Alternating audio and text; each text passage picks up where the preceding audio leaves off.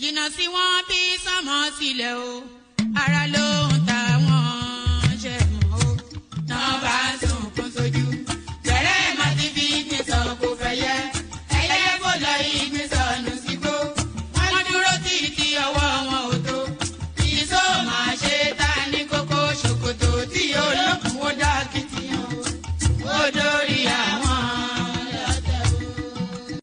àwọn lọ́tẹ̀ o.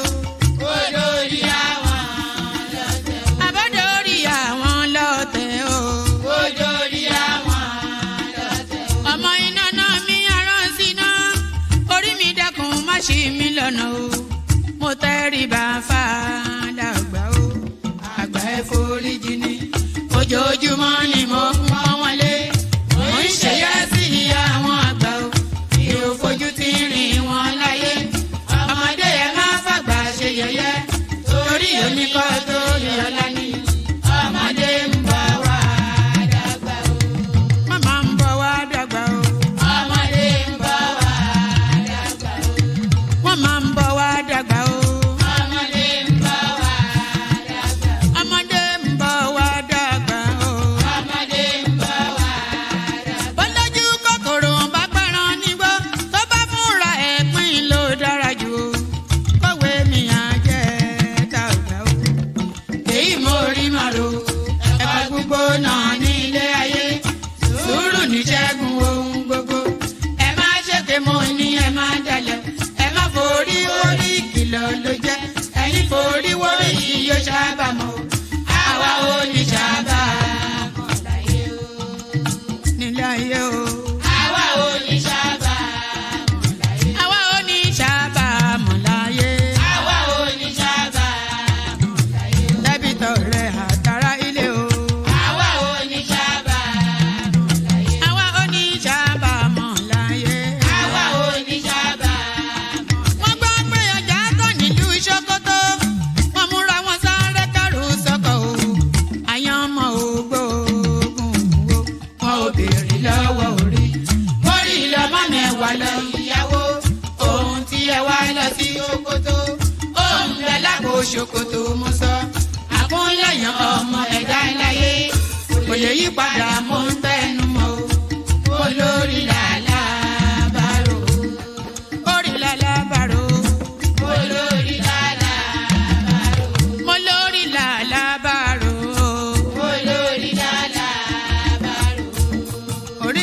mi níjà o.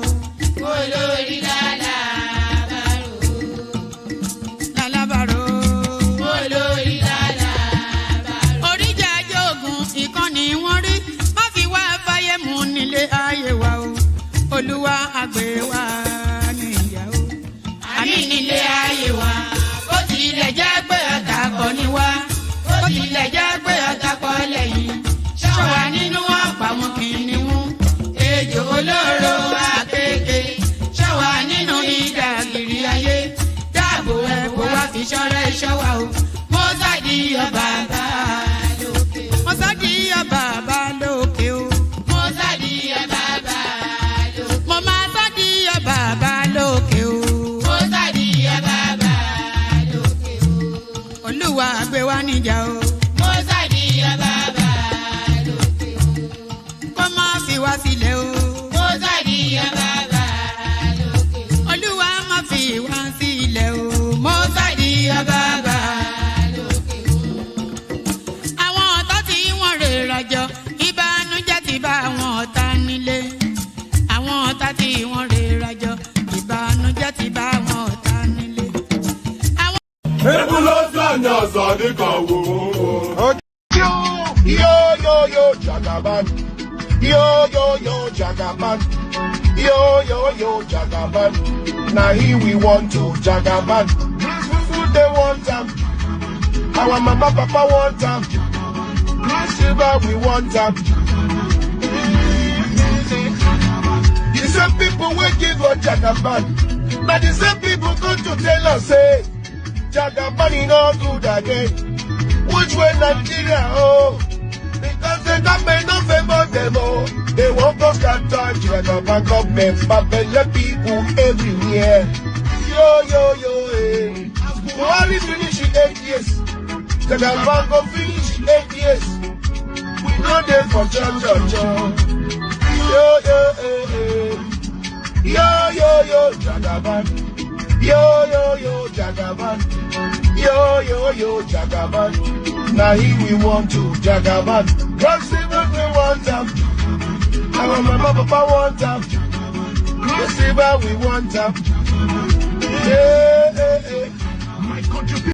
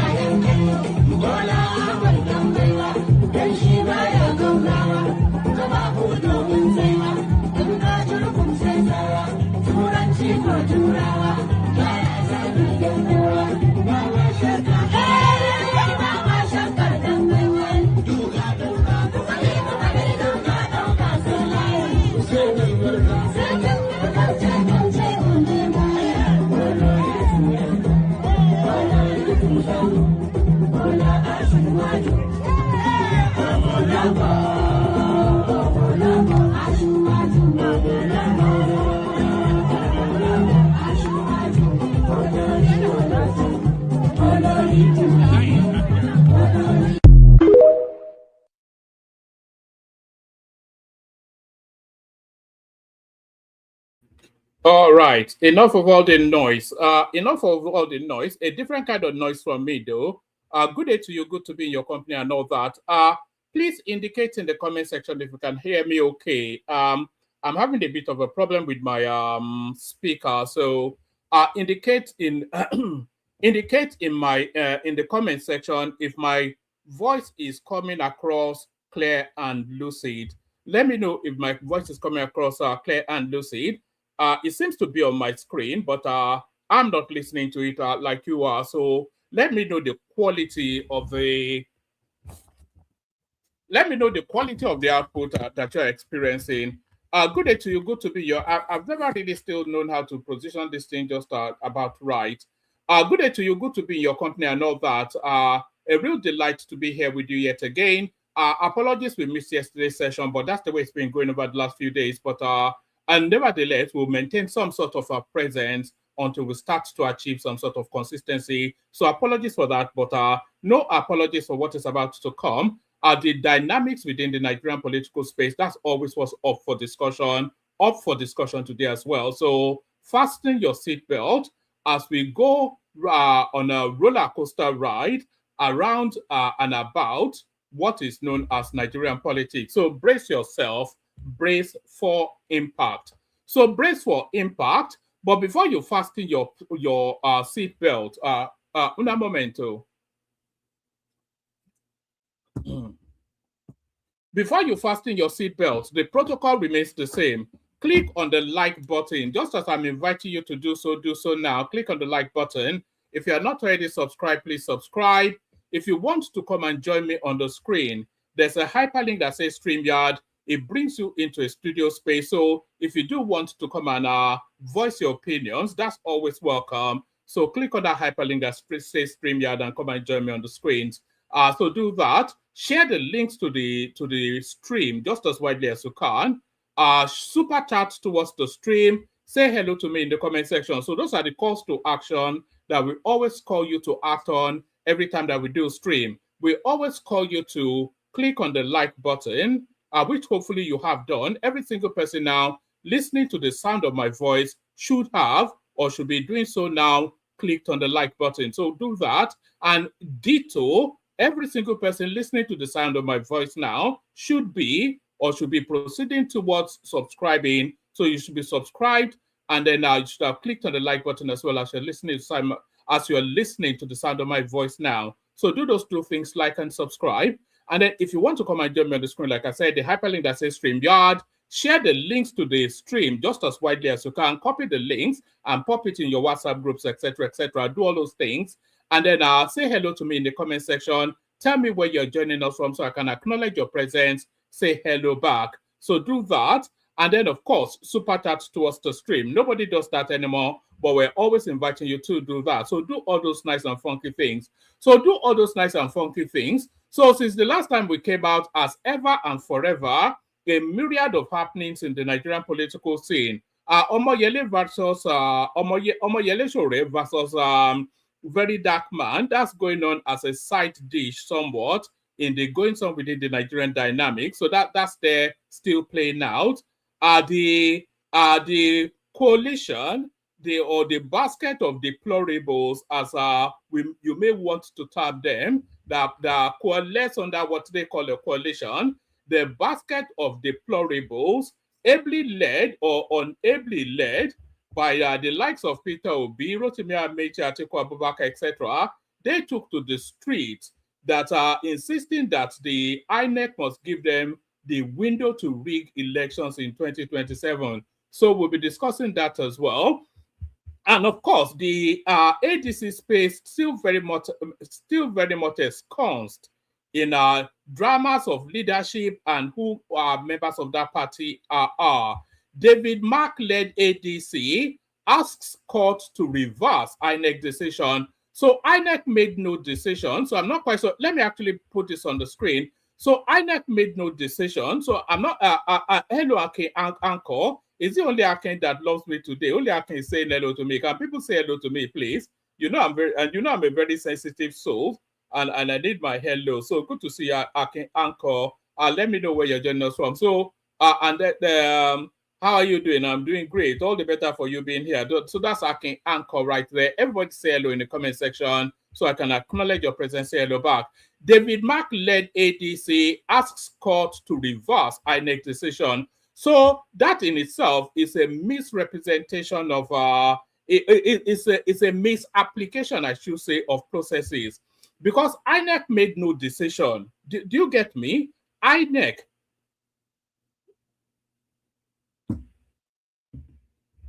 did not make a single decision. The decision was made by the Court of Appeal, and INEC is only adhering to court rulings. So this is why they've landed themselves in where they've landed themselves, by the way.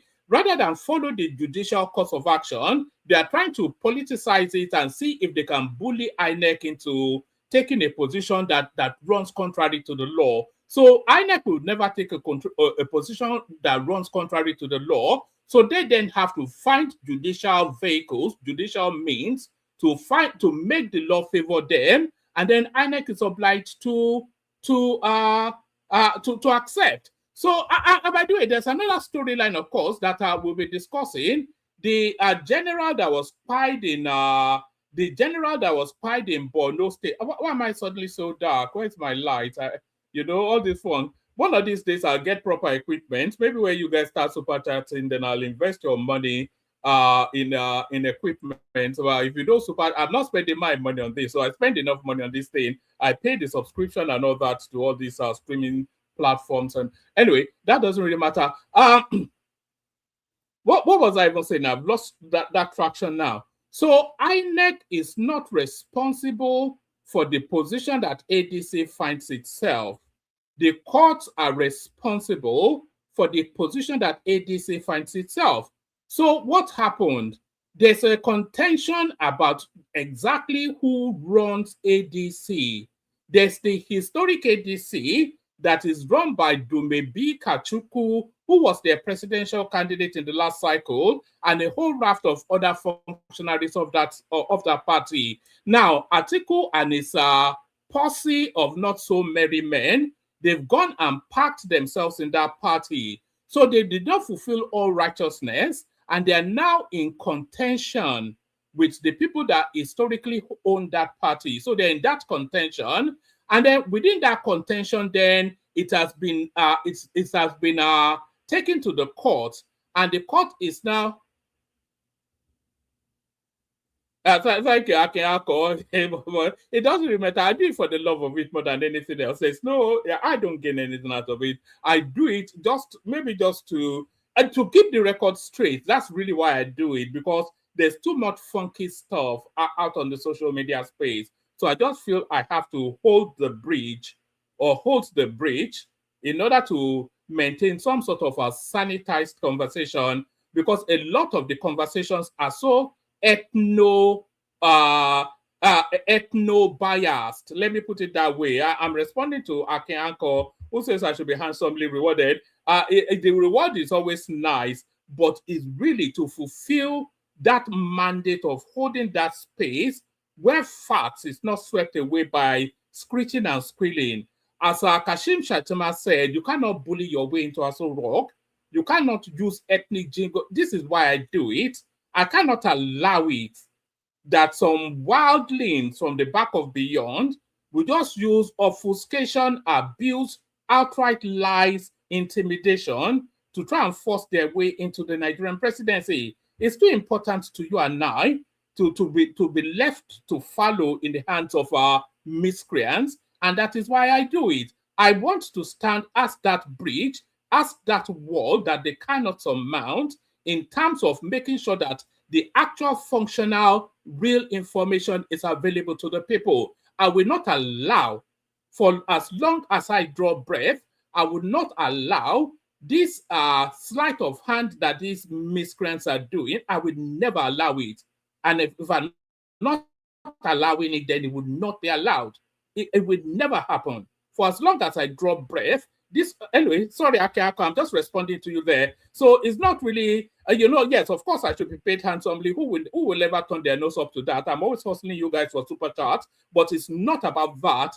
It's about fulfilling the righteousness of what obtains. So we cannot allow it, and we will not allow it. So as I was saying, but thank you, Aki, for that comment. I didn't even want to go down that line, but you took me down that line. David Mark-led ADC asks courts to reverse INEC decision. So I was explaining then that it doesn't behoove.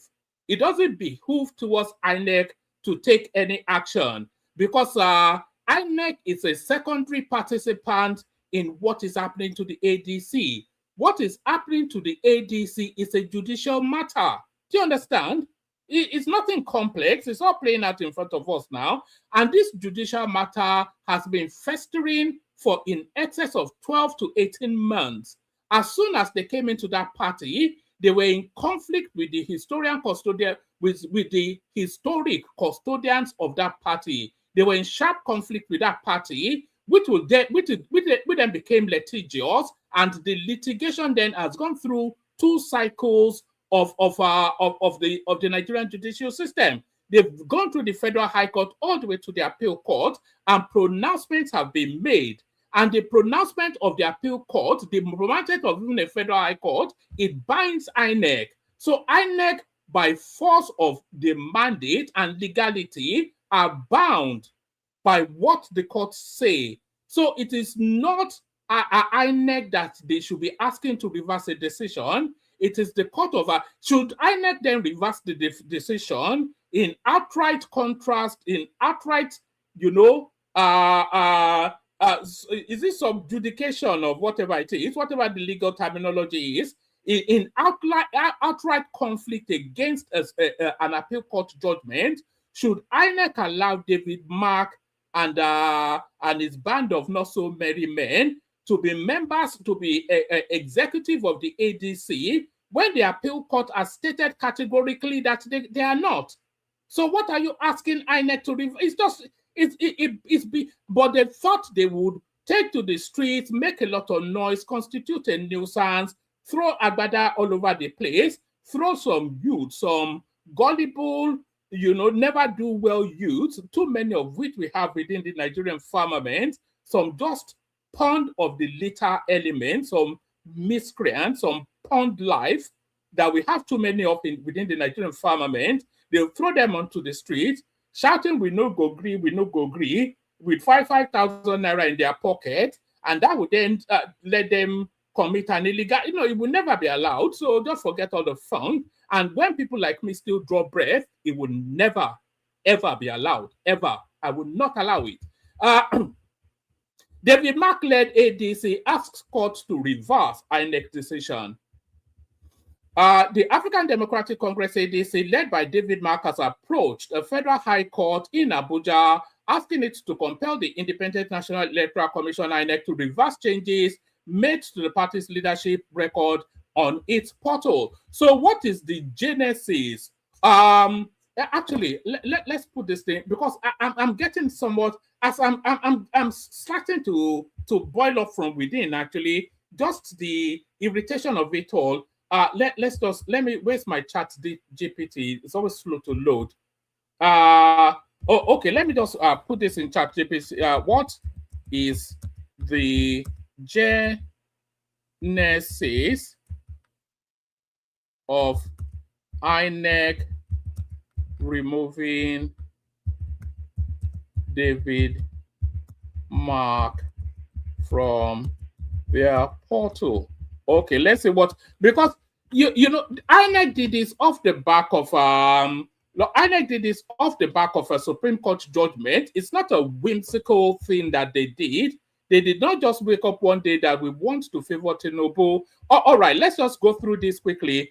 It says, number one, it started with the leadership crisis inside the ADC. The African Democratic Congress has been facing internal leadership disputes. Two factions emerged, one led by David Mark, another led by Nafiu Balagombe. Both claimed legitimacy as party leadership, which triggered legal battles. Number two, the dispute went to court. The matter was taken to the Federal High Court and later to the Court of Appeal. On March the 12th, 2026, the Court of Appeal dismissed an appeal by Mark's camp, ordered parties to maintain a status quo ante bellum, meaning revert to last uncontested situation. So listen to what this now means, reverse to last uncontested situation. So the last uncontested situation for the ADC was prior to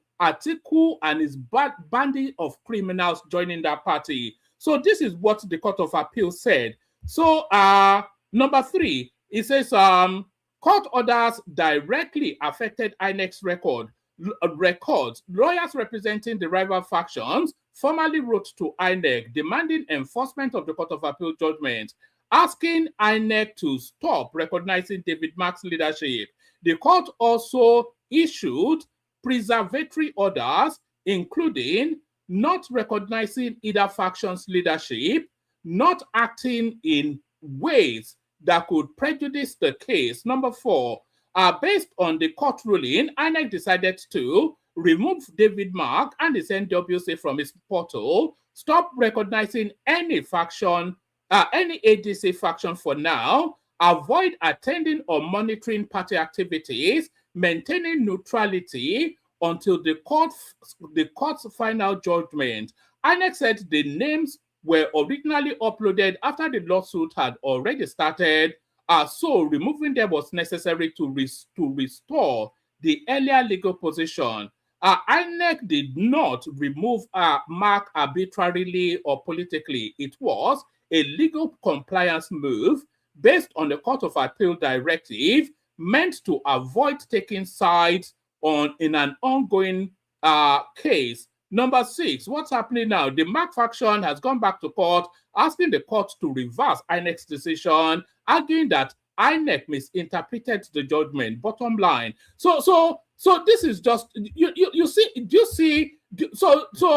so that's my earlier rant. Now, do you see now what that earlier rant means? That people of good conscience must stand, in breach. We must stand as a wall against this Sakama J, this sleight of hand, this 419 sort of nonsense. We must stand firm against this sort of people, and that is why I do these things. So it's just annoying. So it's nothing to do with INEC. Also, I'm not quite sure why it's going to court to force INEC to break the law. The Court of Appeal is quite unequivocal what they said. Maintain the status as obtained before any dispute arose. So the status that, in fact, if they were to adhere fully to that law, they should actually recognize the Domebi Atiku faction, because that was the last uncontested situation of the ADC. So what exactly is David Mark asking the court to do? Just ridiculous nonsense. The guy is 78-year-old David Mark. What does he want? This sort of criminal, they have no other life other than to just repress and loot from the state. David Mark-led ADC asked courts to reverse INEC decision. The African Democratic Congress, led by David Mark, has approached the Federal High Court in Abuja, asking it to compel the Independent National Electoral Commission, INEC, to reverse changes made to the party's leadership record on its portal. In a motion on notice filed before Justice Emeka Nwite, the party is seeking an order of mandatory injunction, setting aside INEC's decision to remove its National Working Committee NWC members from the Commission's records, as well as its refusal to monitor the party's Congress and convention. The applicant also urged the court to direct INEC to immediately restore and maintain the names of all members of the ADC's NWC on its portal, pending the hearing and determination of the substantive suit. INEC had, on April the 1st, removed the names of Mark, National Chairman, and Rauf Aregbesola, Secretary, from its official website and its portal. The motion dated and filed on April the 7th by Mark's counsel, Suleiman Usman SAN, is in response to the March the 12th judgment of the Court of Appeal in a suit earlier instituted by Nafiu Balagombe before Justice Nwate. Even going back to Justice Nwate is somewhat of a muddying of the legal process. He already has a position in the matter. The application, which seeks 3 reliefs, was brought pursuant to Order 26, Rules 1, 2, 3, and 4 of the Federal High Court, etc., etc. The relief sought include an order of mandatory injunction setting aside the decision, act, or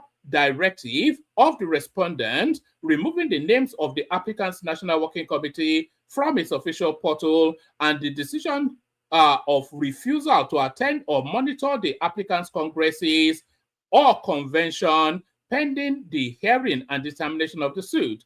An order of mandatory injunction directing the 4th respondent, INEC, to forthwith restore and maintain records and portal, and the names of Senator David Mark as National Chairman and Ogbeni Rauf Aregbesola as National Secretary, as well as all members of the National Executive Committee of the 1st Defendant ADC as they were prior to the institution of this suit, pending the hearing and determination of the substantive suit, an order of injunction restraining the fourth defendant, Inec, whether by itself, its agents, privies, or servants, from removing, altering, tampering with, or otherwise interfering with the said leadership records of the first defendant, recognizing or giving effect to any contrary or competing claim pending the final determination of the suit.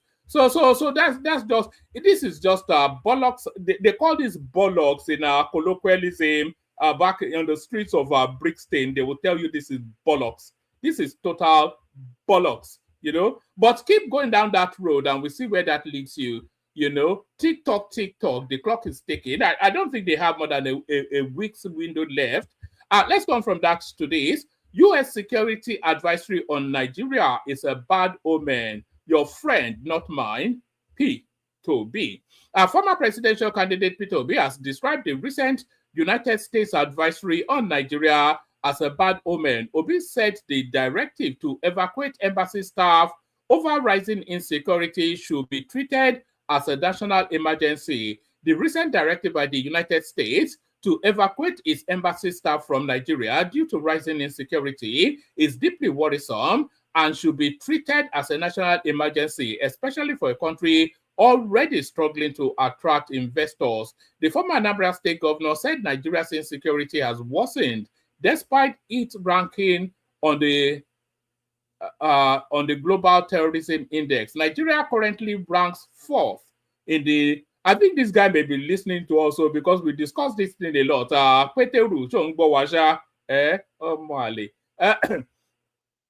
Nigeria currently ranks 4th in the Global Terrorism Index, yet insecurity continues to worsen.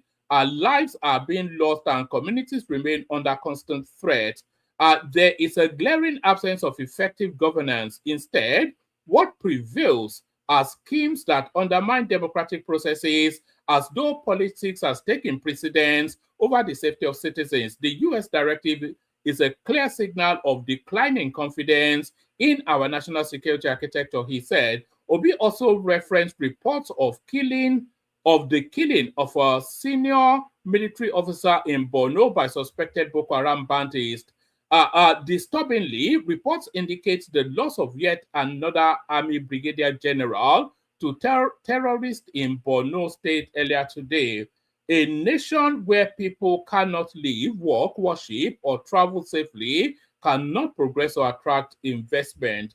The primary duty of the government is to, then it goes on to do other primary duty things. So let's just address this matter now. So, yes, the sad news then of this military top man that was spied by bandits in Borno State. So, a lot of people agitated by that. Let me see if I can. Do I have it? Yes. Do I have it? I think I have it. Let me put it on the screen. Let me put that on the screen. So let's address this immediately and right now. Let's address this immediately and right now. Can we address this immediately and right now? Yes, let's address this immediately and right now.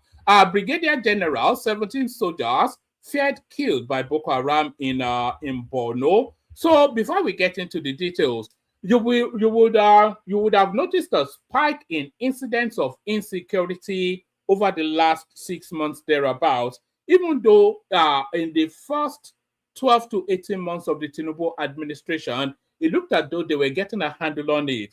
So this spike in insecurity is not coincidental, and it doesn't reflect the lack of capacity of the government to contend with it. It's entirely about politics. It's rinse and repeat. This is what they call rinse and repeat. They did it successfully with Goodluck Jonathan. They are attempting it again. Anytime you have a southerner in charge of the country, this now seems to be the technique. You will see that this will ebb away because this is heavily funded, this insecurity. It will ebb away after the elections, but it will spike quite sharply as we build up to the elections. This is the technique that the North are known for. This is northern politics in toto. This is how they politic there. They will commit this act of barbarism just as a political leverage to pressure lack of confidence in the government that obtains. Brigadier General 17 soldiers feared pied by Boko Haram in Borno. So I think the headline already tells us what we need to know. Jihadists in northwest Nigeria pied several troops, including a brigadier general, in an assault on a military base. Local government and intelligence sources told correspondents on Thursday. The second pieing of a high-ranking officer in 5 months.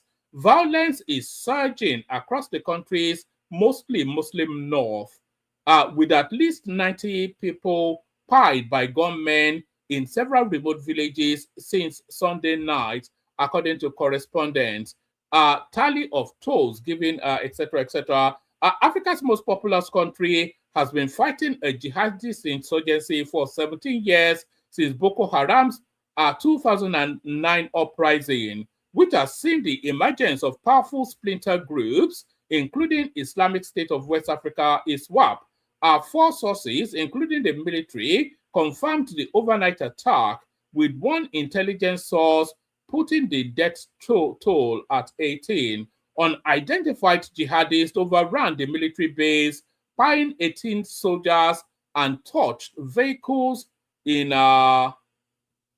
Beni Sheikh, about 75 kilometers from Borno State's capital, Maiduguri, an intelligence source said. So it really befuddles me, because you could take this headline, this story, and you can teleport it to 12 years ago, 10 years ago, whenever ago. It's a recurring decimal that military formations, military barracks, etc., in Borno State especially, is sacked and ransacked by these bandits. They've done that so many times that you are wondering then what the military, what the security forces are doing in order for this not to happen. So they can't claim they caught them off guard. If you have a military barrack in Borno, or a military formation in Borno, then you know immediately there is a high target for the insurgents. We know that. I know that. You know that. So they should know that. But if they do know that, then what are they doing about it? You know, how many times have we read that the bandits sacked military formations in Borno? How many times over the years? And still, and then they will say, oh, we will chase them down, we will hunt them down. The president has given the military their marching orders. Which order did he give them before? You know, it's just on an untenable position now. We want to be hearing that they attempted to do it and the military slaughtered them. That is what we want to be hearing. Tinubu releases nationwide message after terrorists pied many soldiers in Borno. Unforgettable. So he's just come back from Plateau to make all this empty, now what's now seemingly empty promises. And what's unforgettable, we'll forget it by next week. Now, it's not as though it's a new or a dynamic theme. President Bola Ahmed Tinubu has expressed deep sorrow over the pieing of soldiers attached to the 29th Task Force Brigade Operation Hardin Kai. This, however, follows a terrorist attack on their base in Beni Sheikh, Borno. The president extended condolences to the Nigerian Armed Forces and the families of the deceased, describing their sacrifice as both heroic and irreplaceable. The defense headquarters confirmed that insurgents launched a coordinated assault on the military installation in the early hours of Thursday, attempting to breach its defense perimeters. Troops successfully repelled the attackers after what was described as a fierce confrontation.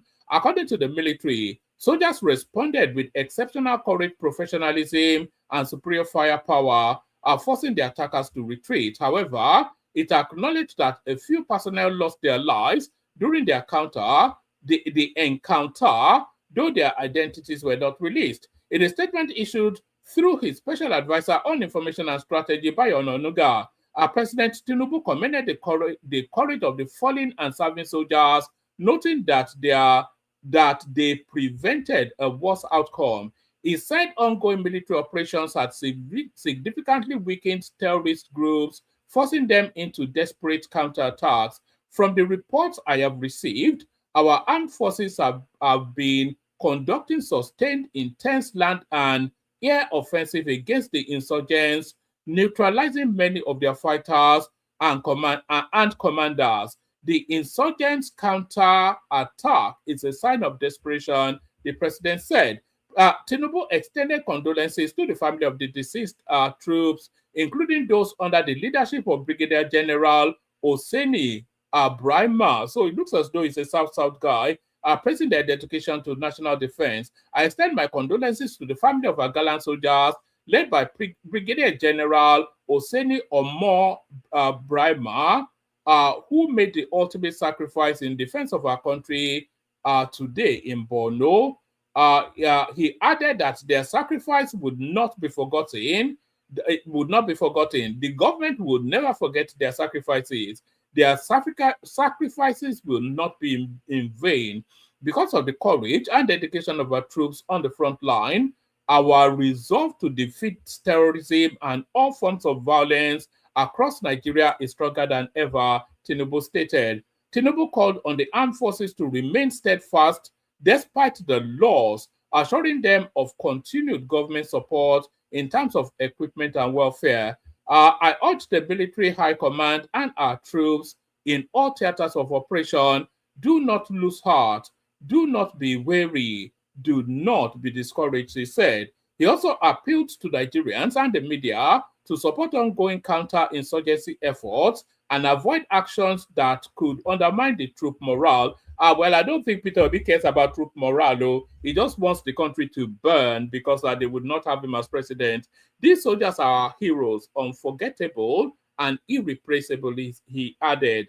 The federal government continued to... the president also sympathized with the government and people of Borno, pledging continued collaboration to restore lasting peace in the region. My condolences also go to the government and people of Borno State. The federal government will continue to work with the state government to achieve total victory and lasting peace, he said. So there it is right there. I'm not quite sure. You know, I feel frustrated, and I also have some empathy for Tinubu, some sympathy for Tinubu.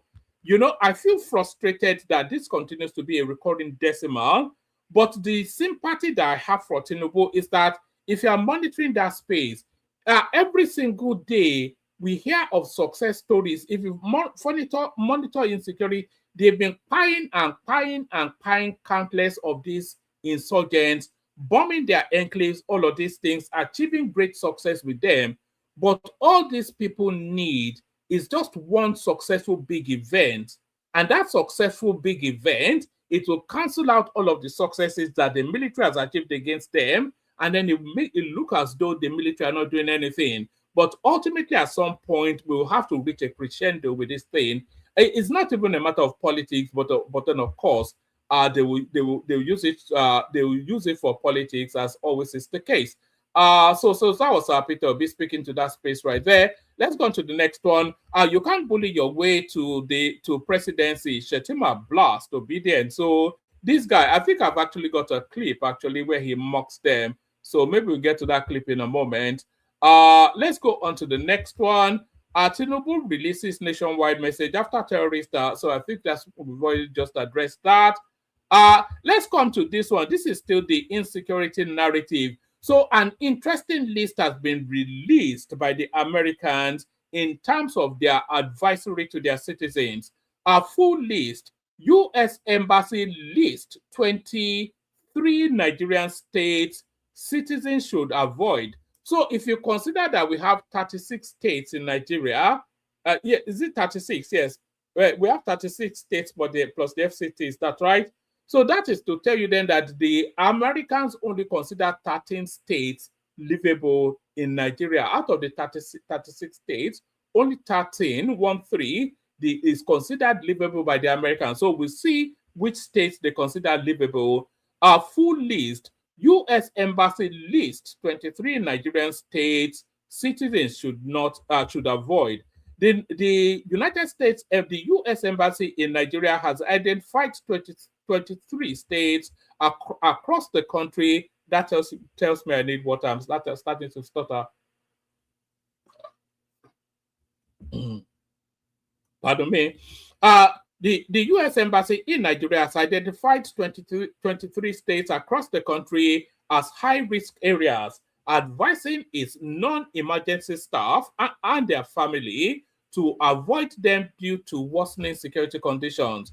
In its latest travel advisory, updated on April the 8th, the embassy urged American citizens to reconsider visiting Nigeria, citing persistent threats like crime, terrorism, kidnapping, and civil unrest. The overall advisory for Nigeria remains at level 3.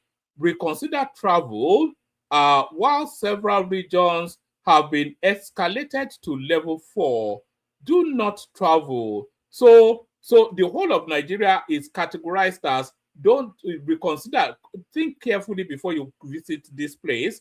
And then there are 23 states amongst that, think carefully before you visit this place, that they are saying do not go there at all. The advisory for Nigeria remains at level 3, and level 3 is reconsider travel, while several regions have been escalated to level 4, do not travel. Newly added states to the highest risk category include Plateau, Jigawa, Kwara, Niger, and Taraba. Providing details on staff movement, the U.S. Embassy, the U.S. Department of State stated on April the 8th, 2026, the Department of State authorized non-emergency U.S. government employees and UA government employee families to leave the U.S. Embassy in Abuja due to the deteriorating security situation, the advisory stated. It further warned civilians, noting, reconsider travel to Nigeria due to crime, terrorism, unrest, kidnapping, and inconsistent availability of healthcare services. Some areas have increased risk, it added. So these are the do not travel to states. Under no circumstances must an American citizen find themselves in Borno, Jigawa, Kogi, Kwara, Niger, Plateau, Taraba, Yobe, or Adamawa state. So northern Adamawa especially. So those are the do not travel areas. Explaining the risk in these areas, the advisory said, the security situation in these states is unstable and uncertain due to civil unrest, widespread violence between communities, and armed crimes, including kidnapping and roadside banditry. Security operations to counter these threats may occur without warning, the advisory said. So under no circumstances go to any of those states. So these are additional high-risk states due to unrest and kidnapping. So these are also somewhat of a do not travel to states. Bauchi, Gombe, Kaduna, Kano, Katsina, Sokoto, and Zamfara. And then in the southern regions, southern states flagged for crime risk. Abia, Anambra, Bayelsa, Delta, Enugu, Imbo, Rivers, excluding Port Harcourt. So you can go to Port Harcourt, but you have to go through Rivers State to get to Port Harcourt. So I'm not quite sure how that works. Highlighting concerns in southern Nigeria, the department cautioned crime is widespread in southern Nigeria. There is a high risk of kidnapping, violent protest, and armed gangs, the department said. The advisory also stressed that violent crimes such as armed robbery, carjacking, and kidnapping for ransom remain common, adding that U.S. citizens are often targeted because they are perceived as wealthy. It further warned that terrorism threats remain high in public places, including markets, shopping centers, hotels, and places of worship. In addition, it noted that Nigeria's healthcare services are inconsistent and generally fall below American and European standards. Despite the warning, the State Department advised Americans who still plan to travel to Nigeria to enroll in the Smart Traveler Enrollment Program for real-time updates. So there it is right there. You would note that there is no southwestern state among the list of rogue states, according to the Americans. Nigerians do not research. They run with what they see on social media. Actor Zach Oji tackles Nigerians who blast the Tinubu government over high cost of living. So whatever I said there probably makes sense. Maybe we'll have a listen to that in a moment. All right. All right. Let's come to this Shettima clip. So this is where you come in now. You have to tell me if you can hear the volume on this one. So tell me if you can hear the volume.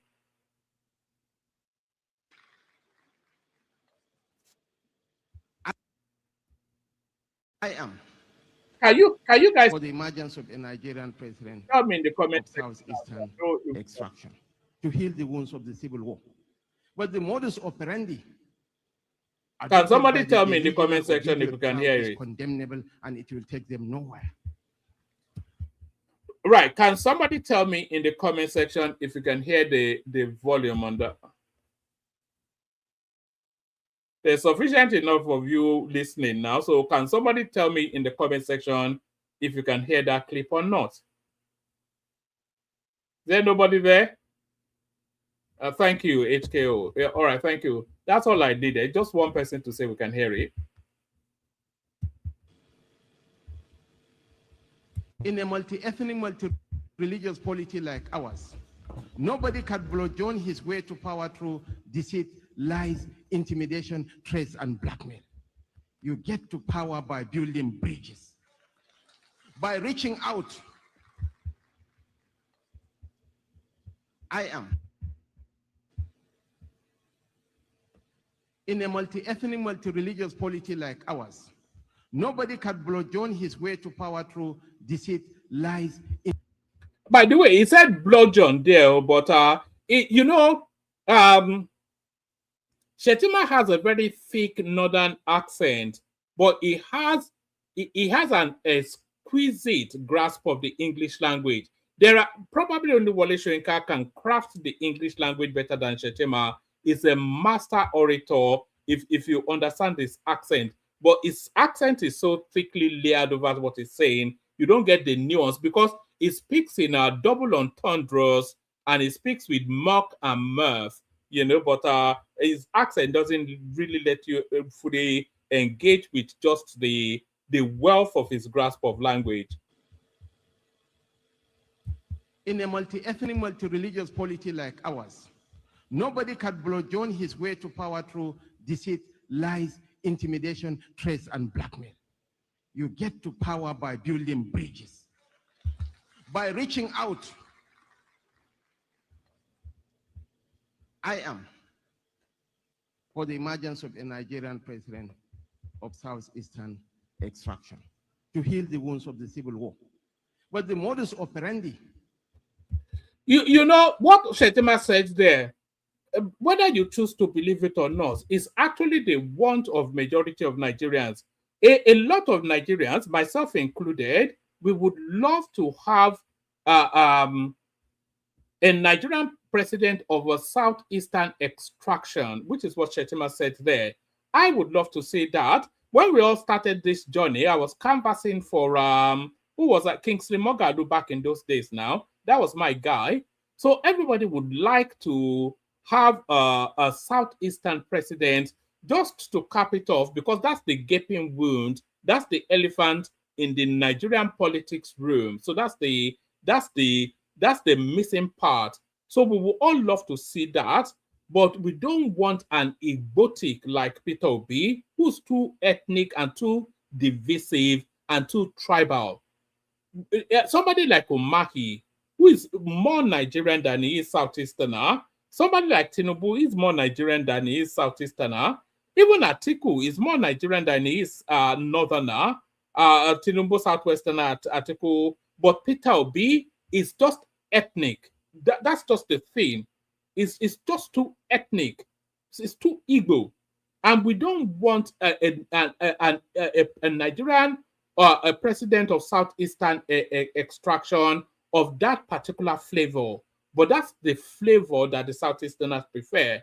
They want a conk Igbo man, but Nigerian, we want a diet coke Igbo man that is Igbo only by tribe, but Nigerian by inclination. Peter Obi, it's Igbo by tribe and inclination, and Nigeria only by some sort of scam.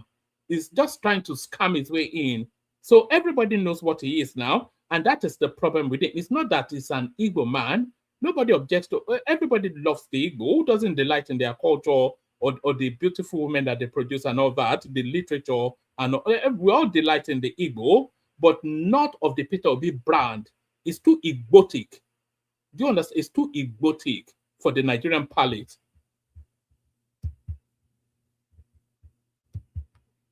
Power by building bridges, by reaching out. I am for the emergence of a Nigerian president of Southeastern extraction to heal the wounds of the civil war. But the modus operandi adopted by the delusional obedient crowd is condemnable. You can tell that politics is in full swing when the vice president of the country is calling his citizens obedient, which is I don't think you can't fault him for that. They are idiots and they are Peter Obi. I think it's part of the entry form that you have to fill in. You have to identify yourself and prove you're an idiot before you become an obedient. There has to be some element of retardation in your cranial functioning before you go into that space. And it will take them nowhere.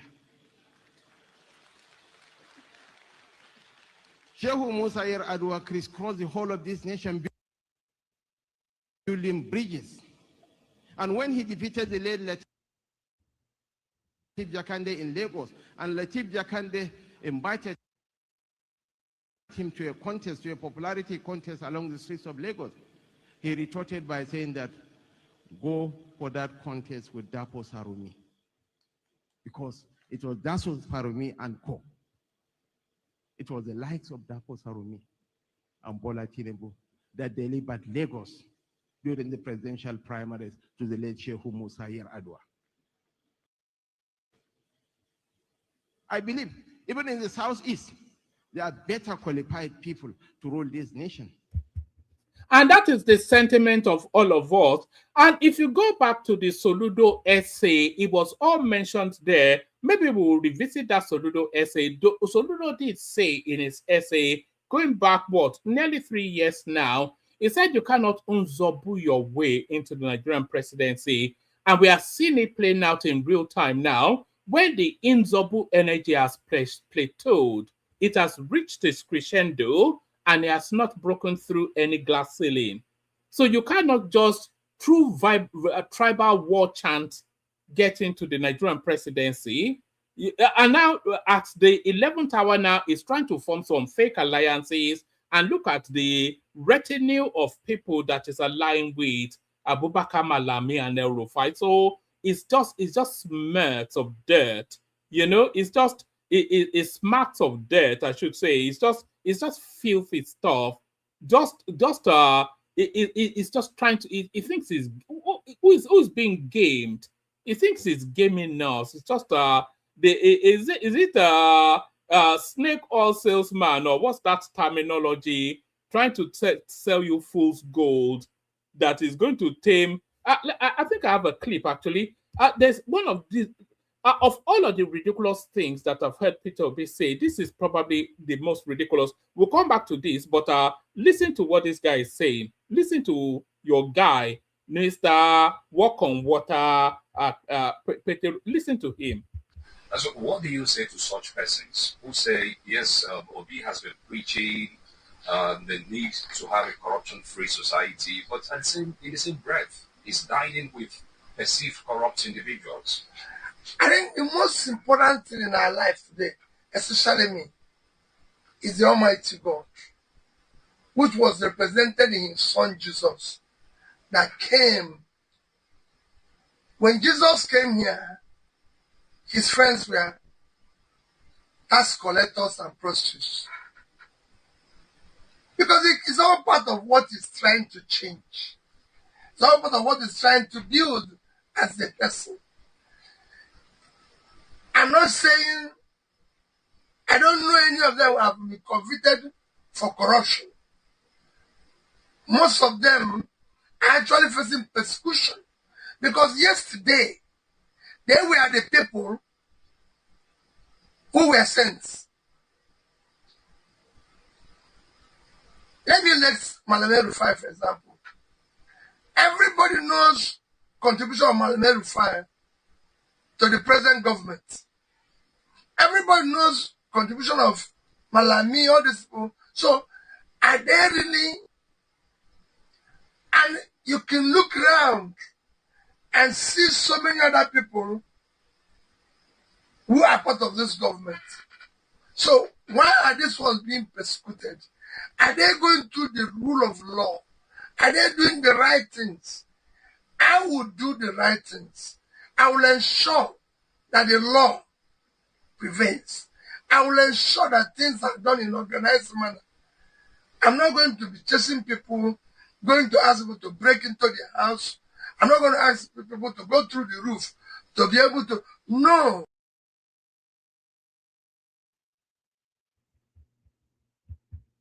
And there it is right there. Do you remember that song, See Me See Trouble? Am I a Yahoo boy? Who was that? Was that who is that Amubo boy that from the UK? Oh, what's his name again? See Me See Trouble. Am I a Yahoo boy? The one that was caught up in the Mobad paying. Yes, it See Me See Trouble. Am I? This is a 419 guy. Now look at that. DVD. Is going to reform them because it's Jesus Christ, according to it's unbelievable and untenable. So this is why people are against this guy now. No ounce of integrity, no bone of honesty, nothing that coheres with anything that rhymes with written or logic. Just jibbity jabada, jim jam, jibbity jabba jabba. Nonsensical nonsense. Than Gringory. Honestly, the idea to mention my friend Owele Rochas Anayo Okorocha. He was born, bred, buttered, and toasted in the north. He speaks Hausa with local fluency. He made his money in the north and in Lagos, and he's at home in all parts of the country. We have Deb Umahi. Yes, you can call him a provincial politician, but there is no governor in the Southeast that has performed better than Deb Umahi. Go to Ebonyi and see the roads constructed by Deb Umahi, then you will come to appreciate this great son of Africa. Then coming to the issue of the North. All right. So that thing is buffeting a bit, but I think we're towards the end of it anyway. So I have to say I concur with what's it called, Kashim Shettima right there. I concur with Kashim Shettima. If you go back to was it 1993 thereabout? No. If you go back to 1999, the Yorubas wanted Olufalaye. But the Nigerians preferred Obasanjo because they found that Olufalaye might be too ethnic, which probably was the case because I think it's part of the Afenifere movement now, and it's an Obana if I recall rightly. So they found Olufalaye too ethnic, and then they chose Obasanjo instead. So yes, we will have a president of Southeastern extraction. But that president of Southeastern extraction will be of our choosing, not the choosing of the Southeasterners. That president of Southeastern extraction will be chosen by us, not the Southeasterners. Do you understand? So that's the distinction, right? So that's where the contention is. It will be chosen by us, not you. So that's Kashim Shettima then sticking it to the obedience, as he calls them. So I think if the vice president has used that terminology, I think that opens the window for us to be able to say it as well. Obedience or bingo even. So let's go from the sublime to the ridiculous, and it's getting increasingly desperate for the opposition space. So desperate for the opposition that they're now doing this. Watch this. Mouth agape. Your mouth will be open throughout this now next clip that I'm about to play you. Unbelievable stuff. You'll be dumbfounded. Jonathan, GCFR. Ebele Jonathan, GCFR. A clarion call on His Excellency to salvage Nigeria. I am most humbled and privileged to lead a delegation of our members representing millions of Nigerians from all the 36 states and FCT to deliver this message to him on behalf of our members, our millions of members. This message is short, direct, and simple. All right, so there it is right there. The opposition space, as though they don't have sufficient enough to be contending with, they're now trying to introduce Goodluck Jonathan to the mix, you know. So imagine the permutations then. Goodluck Jonathan then joins the coalition of the unwilling, or the coalition of the desperados, the Meli, you know. So Goodluck Jonathan gets into that mix. So how does that then permutate? That's a total recalibration of the permutation, isn't it? Because the contention then will be between Goodluck Jonathan and Atiku Abubakar and Peter Obi, even further sidelined.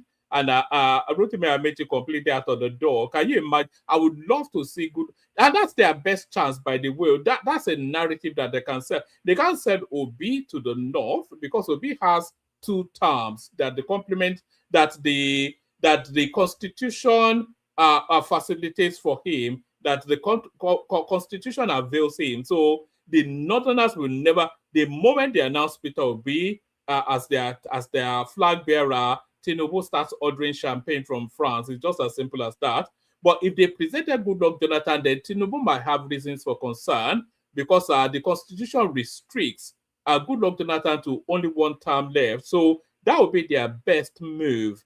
And that will be the thing that will worry both Tinubu and Atiku Abubakar for that ADC ticket. Tinubu for the presidency, Atiku for the ADC ticket. So they are now trying to permutate Goodluck Jonathan. But if Goodluck Jonathan joins the ADC, I wonder what sort of banging their head against the wall the obedience will have to do. But that's where they are moving towards now. They are trying to corral as many of the disparate miscreants of the Nigerian politics into their unwholesome alliance. But there it is. Nigeria. I am most humbled and privileged to lead a delegation of our members representing millions of Nigerians from all the 36 states and FCT to deliver this message to him on behalf of our members, our millions of members. This message is short, direct, and simple. Nigerians have asked us to plead with him to come to the rescue of our nation by declaring interest to contest for the presidency in 2027. Everywhere that we have visited in the course of our nationwide consultation over the period of the last 6 months, the clamor for the return of the ex-president Goodluck Ebele Jonathan to power, to rescue our country, has been loud and unmistakable.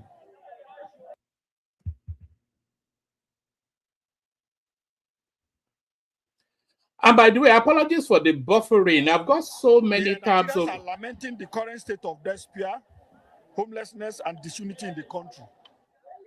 They see the ex-president as the only unifying force that can reverse the impending catastrophe looming over the country. Nigerians are asking him to declare now for the 2027 presidential contest.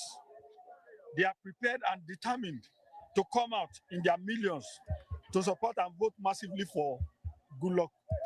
All right. So that's that. I was saying, apologies for the buffering that you'll be experiencing. I've got so many tabs opened on my, because I'm going from tab to tab, presenting what's going on in the news cycle. So I've got so many tabs. That's probably the buffering that you're seeing there. So we get the gist of what he's saying there. So now let's go on from that to this. So this one now, I did not pre-watch it. I only went by the headline. I think somebody sent it in. One of these chancellors of the opposition space having to reverse some sort of false indignation that I was trying to scam the Nigerian space with. But let's have a watch of it together. I've not pre-watched this one. So we're both going vaginally into this. I don't even know why you start one, but let's have a listen to this. Who offered him the things he's been enjoying today? Ask the governors who are abandoning their political parties.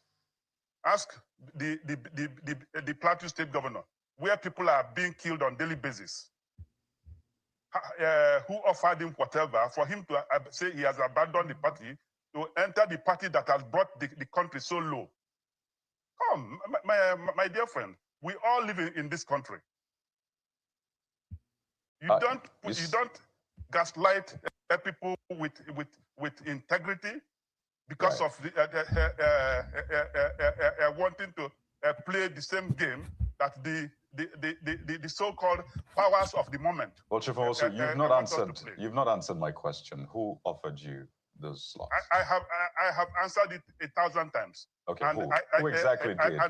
Was it the president or someone in his cabinet or his advisor or a third party?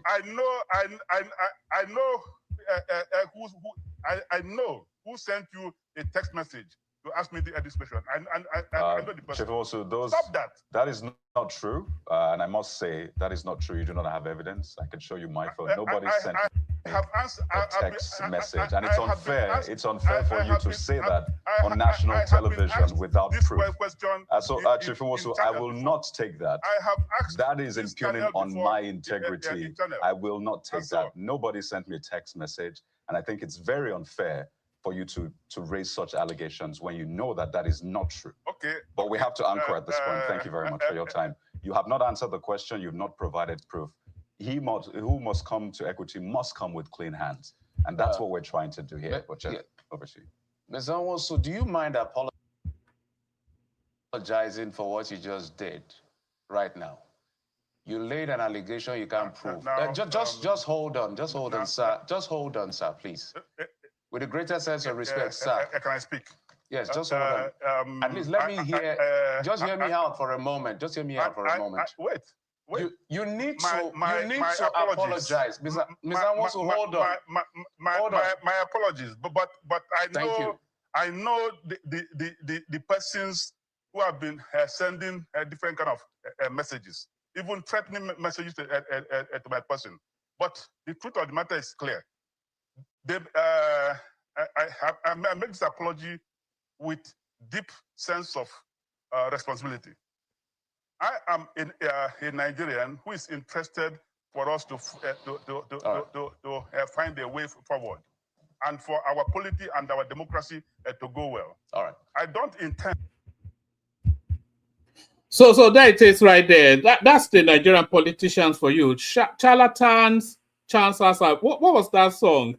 Clowns to the left, jokers to the right. That song should be the national anthem of Nigeria, isn't it? That you are stuck in the middle. Clowns to the left, jokers to the right. And which one would you categorize this one as? Probably a little bit of both. A clown and a joker and a charlatan. So there's still plenty of other stuff that I want to bring you, but I think I've labored. I think you may well tire of my voice somewhat.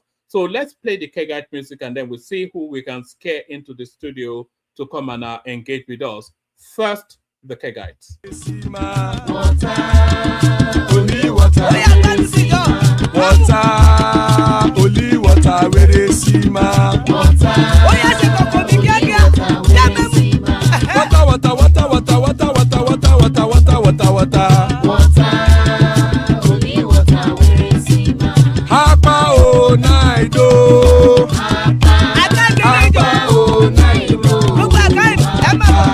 Apa you don't come oh.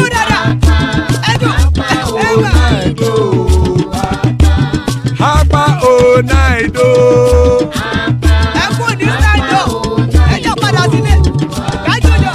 Oro kẹ̀kẹ́ ẹlẹ́mùyé o. Ilé sọ́díyà kẹ̀kẹ́ ẹlẹ́mùrè o. Bobby master kẹ̀kẹ́ ẹlẹ́mùrè o. Chief Wailati kẹ̀kẹ́ ẹlẹ́mùrè o. Eruku lẹ̀lẹ̀ ẹlẹ́mùdé. Eruku lẹ̀lẹ̀ ẹgbẹ́ ẹlẹ́mùdódò jàre o. Eruku lẹ̀lẹ̀ Ghana ti dé ẹgbẹ́ bọ́dì o. Ọmọ ẹlẹ́yẹ ẹyẹ o ó dilé o. Olúyẹ̀lá ẹyẹ o ó dilé o. Petrosodana ẹyẹ o ó dilé o. Petrosodunke ẹyẹ rẹ̀ ó dilé o. Ẹlẹ́kọ̀ ọ̀run mú ìní o.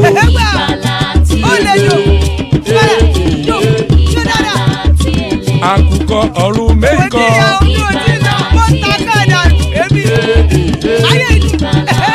Ikú kò ní ríwà gbéṣe o.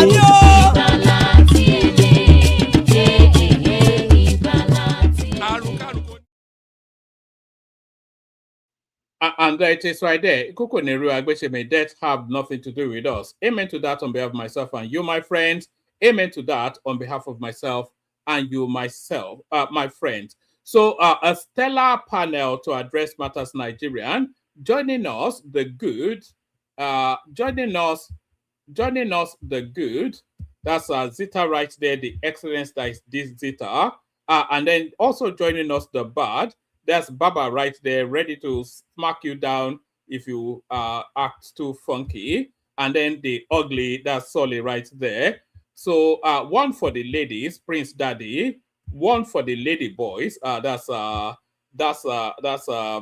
right there. To keep things tickety-boo, that's Thomas right there. And the man with a plan, Bishop. Good to have you, lady and gentlemen. So we'll start it off, kick it off. We'll do a whiz round of 5-7 minutes monologue. We'll be somewhat rigid with the time just because the room is somewhat populated. We start it off with Zita. We go from Zita to Baba Soli, and then we'll move it around. That's the order that people Baba should start. All right, Baba. Salam alaikum. I'm flattered. I wouldn't take much of your time. I salute you, my brothers. Oshibabami, the commentariat, my co-panelist, and our esteemed viewers. I welcome you all. Let me test the knowledge of my co-panelist and your good self, one man.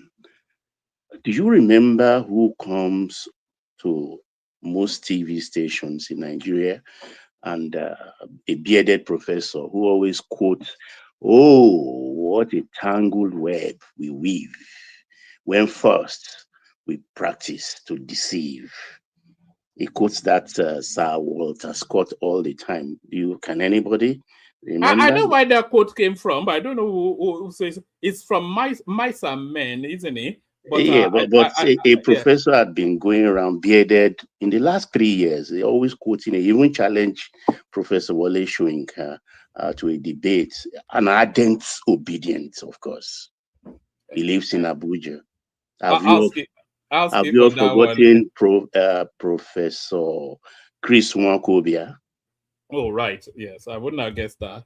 Okay. But you remember him quite all right. Yes. Chris, who always wax lyrical with his prose, and at times is verbose. Do you know, an ardent obedient that he is, they prepared a political party for Peter Obi. Since he refused, he cannot organize anything. They organize. He's the only one I will mention his name, but most of them are from Eastern Stock, Southeast Stock, and they are professionals. Some with international reports. some of them, highly eloquent men. They gathered themselves, dust their books, fill the form, and Inec registered them. They own the party DLA, Democratic Leadership Alliance, and handed it over to Obi. So let them have their own. But he is afraid of intelligent people, and he allowed himself to be deceived by people like Aisha Yesufu and the other Tanku and Tanku. And I'm suspicious of the motives of Tanku and Aisha Yusufu because they are Northerners. Aisha Yusufu may claim Edo stock, but she's schooled in Amadu Bello. She speaks Hausa fluently and she lives in the north. And they fold their hand, just like Ashiwaju photograph you have, the Nwokobias of the DLA, they put their hand on their chin and watching. They know where all this will end. In a matter of 3 months, they want to see, after Atiku takes over, after Atiku won the primary, what Obi will do. They have forced his hands to sign into the VP-ship. So there is a deep divide. Already we know the treasurer has left, a lot of host of other people have left the obedient movement for them. But the Nwokobias with the DLA, a registered political party, you can see there is a silence about it. They are not talking. Have you seen any of them coming out to talk in the last 9 months? Even though they got the registration just about 3-4 months ago. Is Obi aware of this? He knows. Sorry for that interruption. No, he knows. He refused to go with them. He refused to claim new party. DLA, Democratic Leadership Alliance. You know how these people, you know, they are the people who were talking about you must win Abuja to do this, you do that. We know all those gang of people there who were going to court with Obi rapidly. He refused them and rather allowed himself to be persuaded by Tanko and Yusufu. It's pathetic because he doesn't want to do the hard work. He wants to cozy with the established people. If you look at that front line of the banner carrying politicians, look at Kwankwaso. If Obi look at his right or left, you will see Kwankwaso, a man already singled out by America that is a sponsor of terrorism. He looks on the left, you will see an Atiku who Obasanjo eloquently described in a paragraph in his book as somebody who has brought the country to its knees through his corruption. A man who is a pariah in America. And he looks further. He sees Dino Melaye, a man who in his own election, Guba election, did not go out to vote. Rather, he pocketed money provided by the party. He looked at the other side extensively. You will see the pot-bellied, Rotimi Amechi, who stole a jet of Rivers State, not to even mention that, and tried to hide it in Germany, if not for the enmity between him and Wike, he will have gotten away with it. He rather choose to sleep with these fleece-laden dogs. And of course, he's catching fleece. He wants easy route.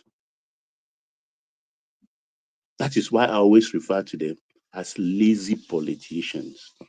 Him principally. You cannot go and pick up the papers of DLA, go with your people and fight for the presidency. Can you imagine? I just stumbled on that fact. And it's so sad because he will end up losing totally. Because it's obvious, we all can see it, that he is being primed. He's being propped up to be slaughtered on the primary day, just like they did Wike, and he will have nowhere to go other than to accept the VP-ship. And that's not even guaranteed. Because when you have a man under the knife, what do? You make him crawl, beg. You make him crawl and beg.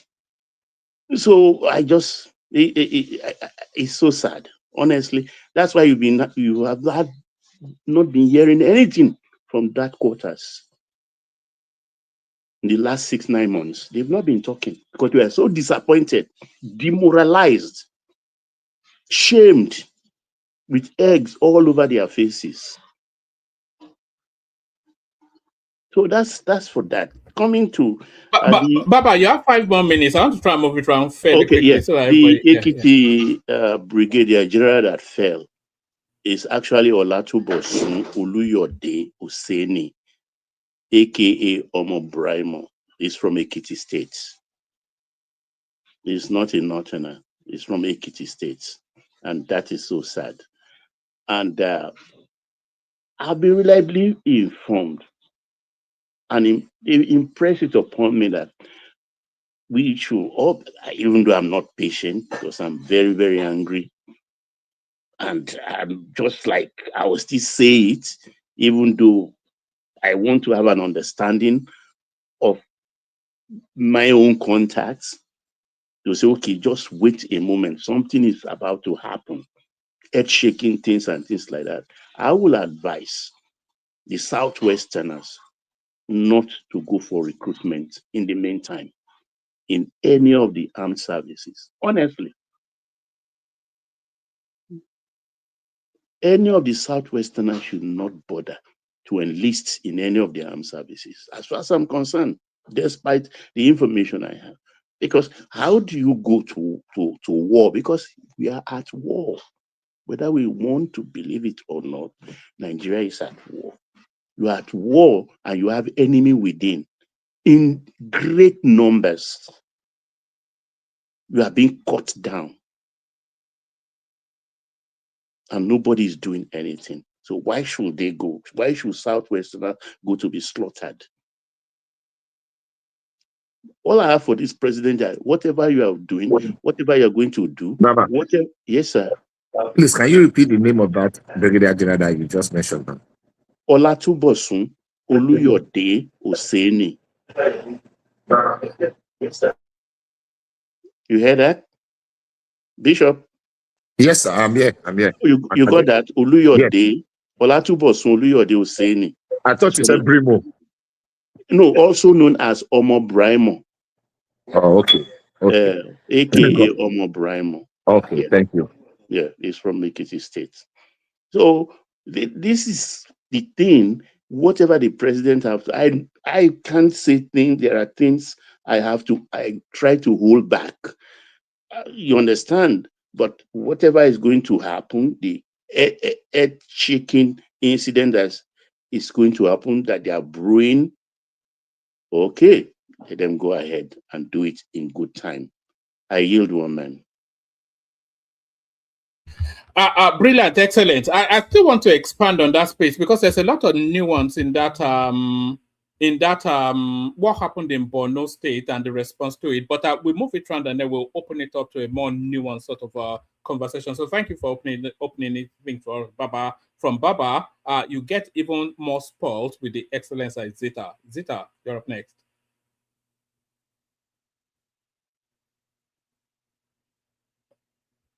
Yeah, that's Zita. Wow, man, I don't think Zita. No, that's Zita. She's just playing games. When I go to the next person, she say, "Never reach my turn." All right. It's not a do. I'm very correct. All right, we go to Solly then. Who came in third? Solly, or my mommy. So I mean. Yes, hello.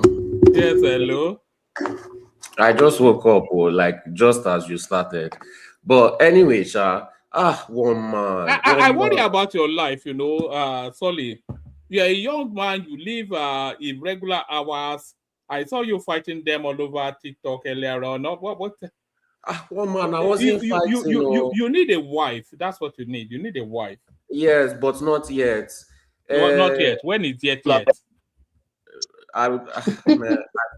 One man, the women out here, they are not marriage material. I will not be. I'll be very honest.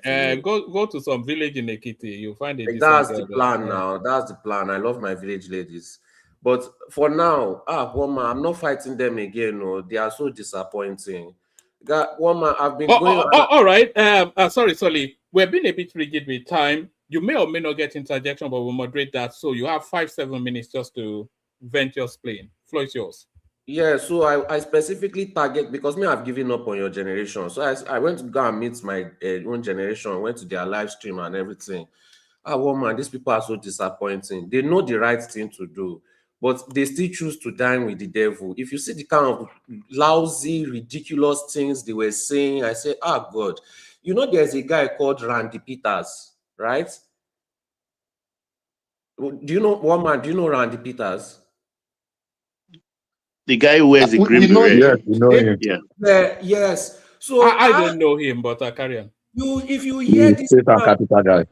They have a gang. If you hear these people, they talk. They are a specific group of youth. They talk. You think that they love Nigeria, shouting, hey, Tinubu this, Tinubu that, APC this one that. They give so many good speeches. At the end of the day, they started surrounding themselves with Atiku,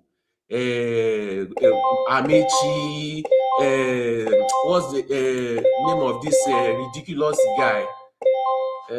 Sorry. Sorry about that. You they play Mario? No, it's just my. You play Mario? No. Dino Malaye. And I was asking that, are these people going to change? They say, no, they have to dine with the devil in order to take power back. I say, okay, you take power back and you give it back to the devil. They say, okay, if it's not that one, we do revolution. I say, you do revolution, you scatter the country, and the country goes back to the evil people in power. They say, they don't care. They just want to collect it from. I say, what kind of plan is this? What kind of plan is this? Even when you look at the people that were holding the banner that want to change Nigeria, they were fighting. One man, if you play a video of those people that were carrying the banner during that protest, they were fighting to hold the banner. They could not even agree to hold the banner properly. One man, please, I beg you, play that video. They are so disappointing. They are so terrible. Anyway, the only good thing that I like is that these Fulani people, they are so scared. They are pulling everything. You can see them shouting for good Lord Jonathan to come back after they chased him away. They should just get out. They are not getting this power. They are so disappointing. They want the answer. They want package work. That is why they ran to ADC. They just don't want to do any hard work whatsoever. Buhari was right when he categorized them. At first, he sounded insensitive, but this guy explained them to the T. Lazy youth. Very, very lazy youth. And anybody that has any other thing to say, they'll start saying, we don't want to hear anything from show. They are so young and classist. That is what I don't understand. How can young people be so classist? Where did they even get that nonsense from? Because majority of the youth are poor. They are poor, and that is a fact. Sorry, Solly. I did say I wouldn't interject you, but you may want to, in the back recesses of your mind, when you enter those spaces, you have to quickly identify that a lot of these people, they are Peter B adherents. There are two things happening with them. They are still smarting from the loss of the 2023 elections. They are smarting from that, and then they are looking to the future with bleak eyes because they cannot see that it comes in again. So it's the combination of that frustration. They would rather burn the country down. That's just, all this. Yeah, but carry on. But they are not burning any country down now because everybody has to agree to burn it down with them. They always have this delusion that they can do everything themselves. Only only their votes can save the country. Only they can vote Tinubu out of power. Only they can destroy the country and to cause revolution. Like, what about the other people? Are we not human beings too, or are we spirits? Don't they count us as part of people in the country also? Don't we have to join them? Don't they need our help and support? So they are very, very foolish, wayward set of youths. Very foolish.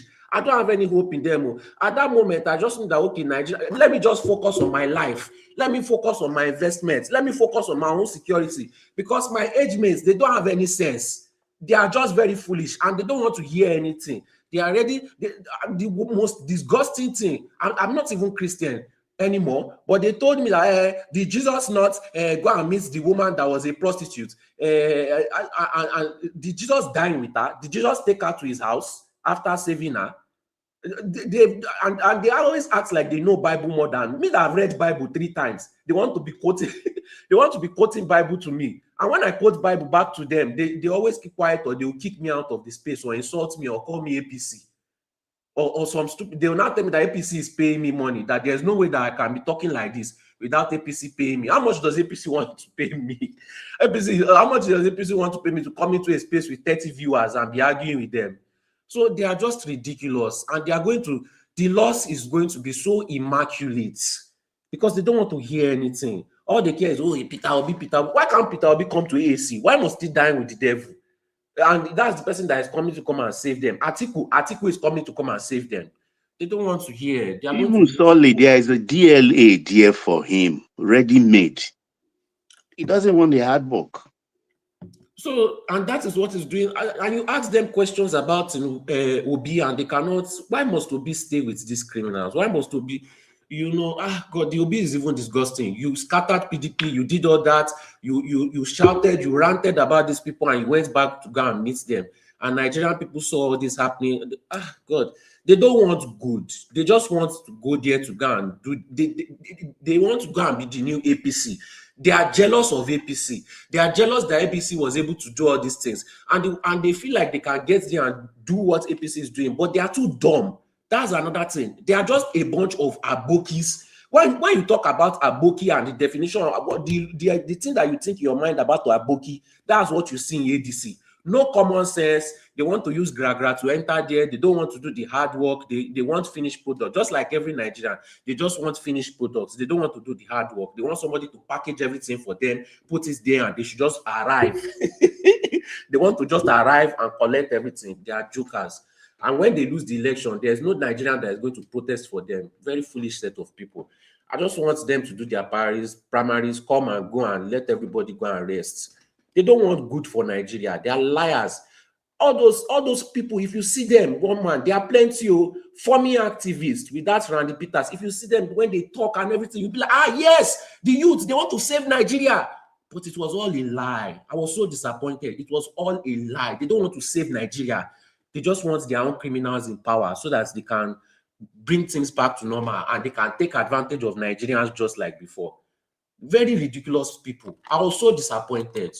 Randy Peters, I don't even remember the name of some of them, but when you see their faces, you'll be like, oh, these are the youths. These are the people that are coming to change Nigeria. But it was all a lie. It was all an incredible lie. God. And they have no ideology. I was asking them, okay, why can't Obi come to AAC? They say Peter Obi and so already don't have the same ideology. And I asked them, so the ideology that Peter Obi has, is it the same as Atiku and Malami and El-Rufai? They could not answer. Very, very, God. 2 more minutes. Buhari was right about them, unfortunately. He was right about them. My generation is just them or us? Are you not part of them? No, when he said little use, he was talking specifically about my generation. It's the next generation that will save Nigeria. This my generation, they are no different from, they are so lazy. They are no different from just in that space you are. Do you know that the selfishness of the Nigerian political class, it has destroyed the opportunities of, there's a generation before me that should have succeeded the Obasanjos, the Buharis, etc. They were destroyed. There was my generation they were destroyed. There's a generation after mine, they were destroyed, and then there's your generation, and you are likely to be destroyed as well. No, nobody is destroying my generation. No, my generation is choosing. It is a choice. That's the thing. One man, all these things I'm saying, they know. It's not as if they don't know. They know that I'm saying the truth. They just choose to not do the right thing. It is a choice. All these things I'm explaining, it's not as if they don't. They fully understand what I'm saying to the T, to 150%. But they are so used to doing wuru to the answer. They are so used to thinking that they are too smart. They are smarter than everybody. They are sharper than everybody. Now then get sense pass. Now then they are the ones that can do wuru and corner everybody. They think they can outsmart Tinubu. They think that they are smarter than everybody. So they choose not to do the right thing. And that's the most painful thing. It is that it is a choice. It is a choice. And the reason why I go there and I say all these things is because I don't want them to have the excuse of had I known. I want them to know that they chose the wrong thing, so that when they lose, they will not have anybody to blame. They will not have any excuse. If they dare come out to say to come and give any excuse or say that somebody did this or God will punish them, I will go there and I will scatter whatever protest that they are going to give after the election. Anything, any live stream that they are talking about that Tinubu did this, Tinubu did that after the election, I will go to that live stream and I will scatter everything. Because what they are doing now, yes, so because it is a choice. Calm down. So you just agree that you'll be scammed now. You now respect what you can write. The most painful thing is that they are not ignorant. The most painful thing is that nobody is doing this thing against them. The most painful thing is that they are choosing it. They are choosing their own demise. And they are willing to take people like me. Stop fighting. No, I will fight. Take it easy now. They are willing to sacrifice all of us. No, stop crying. You are crying so much. Please let me finish. They are willing to. How old are you? Can you mute this guy? This is so rude. How old are you? Please, one man. You're talking rubbish. All right, bring it home, Solly, and then we'll move it around. We want to be rapid. We want to be rapid with the panel today. Carry on. What pains me is that they are willing to take my old generation and sacrifice it for their guru to the answer. They are so selfish. They are so self-centered.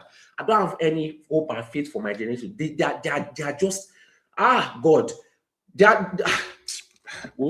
Let me say something about your generation. I wanted to move it on quickly, but what you have to realize is whether they're expending it in the wrong way, we have to be glad that the younger generation are agitated by politics, because they are now seeing the importance of politics and how it impacts on their lives. So that's a good thing. So the fact that they are not channeling it properly is a different narrative, but the fact that they are engaged has to be a good thing.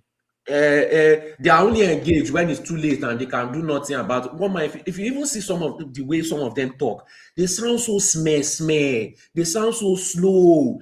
And their attitude towards life is like they have all the time in the world. If you see when they talk, they say, but this is so slow. I'm like, oh my God, you guys don't even smoke weed. You know, Solly, I monitor that TikTok space as well. As you know, we meet in passing on TikTok. And the one thing that strikes me, that disappoints me, is just the level of intelligence quotient of they're just so dumb. It's just yes, and they're willfully dumb as well. It's not being dumb is not a crime if you're willing to learn, but they are stubbornly obstinate in retaining within the cesspool that they just fester in ignorance. I've never seen anything like it. They are willfully ignorant, which is a crime to themselves. They need to be locked up. It's like self-harming. It's like some form of self-harming to be willfully ignorant.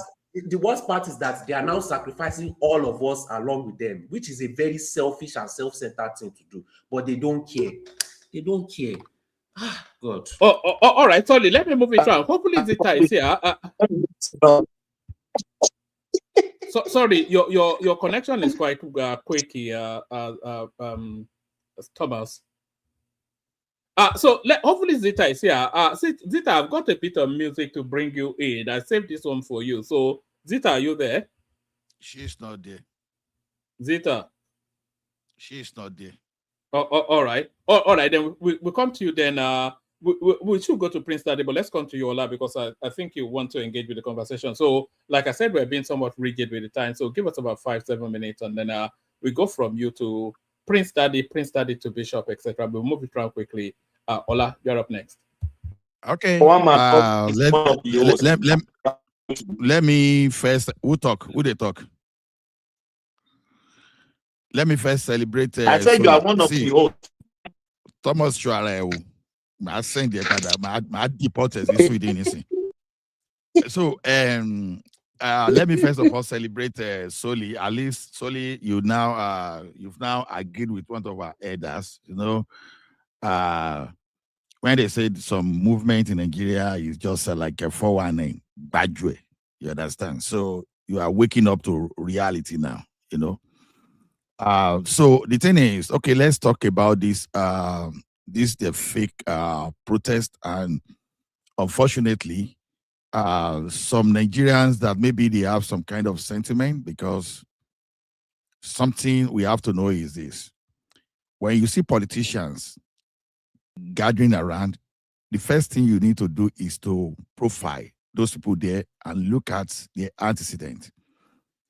For United States of America, where they want to lobby, you understand, where some people were even thinking that maybe they can do Venezuela in Nigeria. Fortunately, some politicians in America started thinking that even if you want to Venezuela Nigeria, to do Venezuela Nigeria for whom exactly? For the gang of Malami, or for the gang of Atiku, or for the gang of Amechi, who exactly, or the gang of Erufai. So, you know, we did this thing before in 2014, and it backfired seriously. And it's still a surprise to me that many people, we are still not learning from this. Now, these guys, they know that some Nigerians may not take a time to look at what happened. And many people too underrate the essence of using a son and a professor of law, you understand, as the Inec chairperson. You know, the choice of Professor Amupiton is beginning to now make sense to me, because in all this one, it would take someone with a legal background to know exactly what they are supposed to do. Now, I don't know the constitution of ADC, but someone should please correct me. I've searched through the constitution, I've not seen it. They said, before you can become the chairman, is it true that you have to have been the member for 2 years? I don't know. Someone Correct. said it. That is the old constitution. But Okay. they amended it. But then they did not ratify it in a convention. They amended the constitution. So it's null and void. Now, thank you, sir. I heard that the man that is supposed to be the successor claimed that the resignation, he came out to say his signature was forged. Now, people should be paying attention. When you are in a political party where you have to forge a resignation letter and someone's signature for resignation, whether true or not, but when you start listening to that kind of crisis, are you not getting the message? What type of good news that you want to know for you to know who to avoid? Then when you look at the whole entire case, you understand.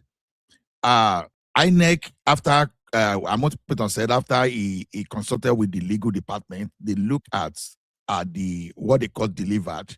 You understand. Based on that, they just follow the court order. But some gang of reckless, I don't, if I could use the model or the model of Crow to define these people, like I call it the model of a democracy. You understand? They gather themselves together just to make sure that that what these people want to do is this: either this power we hijack it, or we make Nigeria ungovernable. That is what ADC. Can I ask you a question, Ola, please? Okay, sir. Look, when the judgment was delivered, rightfully, it's Nafiu Gombe who has the advantage. And yes, sir, whoever is prompting him was clever. They asked him now, ask INEC to follow the judgment of the courts. Yes, sir. Amupiton Isiai is a senior advocate of Nigeria, a professor of law. I think he should have written to Nwite or the Court of Appeal to get clarification on what the court qualifies as status quo ante bellum. Equally, also, don't you think Brigadier David Mack should have also written through his lawyer to get clarification before they all came to town? Yeah. So yeah, while I agree with you, Ola, sorry, Baba. Yes, that sir. question that you are asking, we have precedents. It happens. We have precedents of such judgment before, and the decision that Inec took was the same. So it's not only it's not that is happening now. It's only that the group of people that is happening to now, they just don't want to obey the rule of law. They just want to up sentiment of people outside there to just cause chaos. It happens in Safara. When it happened in Safara, they didn't recognize the end of the party. When it happens even in LP, the Abure group and the factional group, they were not recognized. None of them were recognized. The same thing happened in Rivers. So why is this one so different? What, in fact, if you look at it very well, this one is not dissenting. My brother, go and check. It's not dissenting. Why you not stop this rubbish now? Labour Party and this one not dissenting. One man, I don't know what you want to do. Give judgment, if you not understand that judgment, you can read for court. You can go back to your court, not you. You are not a court. You are not a lawyer. You are Honorable Justice Patrick. Honorable Justice, are not a lawyer. Patrick. You are ordinary Inec. Honorable Justice Patrick, don't insult anybody. Sorry, it's not an ordinary Inec, or like Papa rightly said, he's a law professor. So if anybody knows what antebellum is, he does. He teaches it, and not only that. If you read the feedback, because the guy did an interview with the Right TV, Ruben Abati, not only is he a law professor who would know, they also sought legal advice before they took the decision. So it wasn't a whimsical decision. You know, one man, if you look at it, Nigerians were always quick to go to pass comment or pass judgment, whatever. There was one guy, he called himself laborious. One man, you see this question now, this guy asked, Baba asked this guy. The INEC chairman never answered that question. One man. The INEC chairman never answered that question. One man don't allow this kind of thing. Go and check that. Patrick, we've discussed this before now, many times now. You have to help us out now.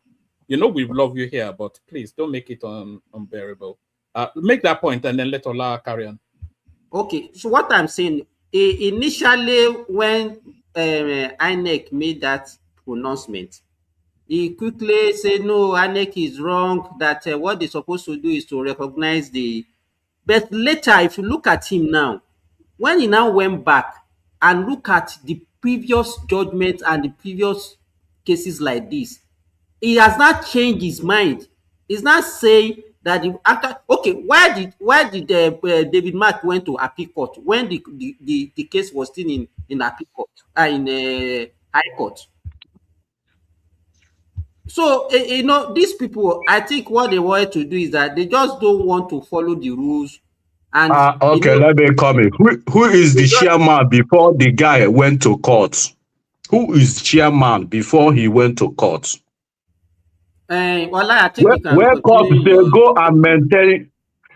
You see, sometimes I don't know, this platform is not only a PC platform. I don't know. Okay, Patrick, just stop that blackmail. It's not your turn. Please wait for your turn. So like as I was saying, yeah, Baba, I totally agree with you. But then, Senator David Mark, you understand, as someone who has been the Senate president of that country, you've been in the corridor of power for a very long time. You know exactly what you were supposed to do. when you wanted to resolve the court case with protest, it's just like a blackmail, and you were just looking for anarchy. You know, when you went to rent crowd just to cross public blackmail to make the government unpopular, you know, that's some kind of that's a gross irresponsibility. You understand? Just because of your self-interest. It would have been better for you when you if you believed or you knew that the INEC chairperson or the INEC as an institution erred in doing the right thing, they made mistake in doing the right thing, then approach the court and just ask the court to interpret. So, but when you went by the way of protesting, then that tells another story entirely. It's telling about your desperation. You know, I've read about this story about Tinubu trying to hijack all the political machinery in the country. Now, your attitude should even be concerning to people because, number one, when you cannot even resolve a problem, because these are the kind of problem you are supposed to resolve. Because if you are saying Tinubu is hijacking, and that's all you can do, is showing that you don't even have solution to the problem of that country. A good opposition, you should be able to stand. Whether someone is trying to manipulate or whatever, you should be able to have a counter strategy. Because why am I saying this? Tinubu was there standing against Obasanjo, and he won against Obasanjo. Tinubu was there fighting against Goodluck Jonathan, and he won against Jonathan. Even Tinubu was there fighting against Buhari, irrespective of the fact that he tried to honor Buhari. Buhari didn't have his Ola, three more minutes, just so we carry on. 3 more minutes. So Tinubu Buhari didn't want to give this thing to him. You understand? He stood against Tinubu, used all the means to make sure that he forced the hand of Buhari's hand without going criminally on the kind of protest to confuse Nigerians. So, to me, I think Nigerians should wake up and see signs of desperation. And those people that are just pandering to ethnic emotion, tribalism. Tribalism can be as a result of your religion. It can be as a result of your nationality or whatever. But then you should have to know that it is all about permanent interest there. What is your interest? If your interest is really good governance, then you should not be blind to David Mark. You understand? David Mark is one of the the one of the worst anti-democratic element you can see in that country. If it was true that he said, I will personally shoot MKO if IBB handed over to him. You understand?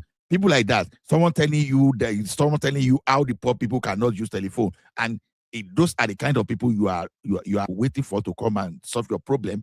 Then people jumping from one political party to another, they are not there to build political structure. Those people that have succeeded politically in the history, they stay with their political party. They don't jump around. Lula of Brazil, even this man we are talking of himself, this Tinubu himself, Obafemi Awolowo. When you see those people, they never jump party.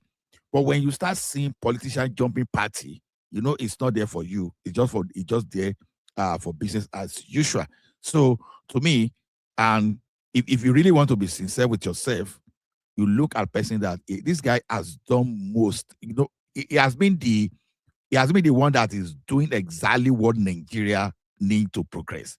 Today we are talking of state police.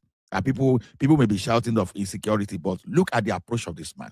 And you just want those people that wasn't your situation in the past. So let me just hang my boot for now. Then later I wear my glove and we go into the ring. One man, can you give me 1 minute?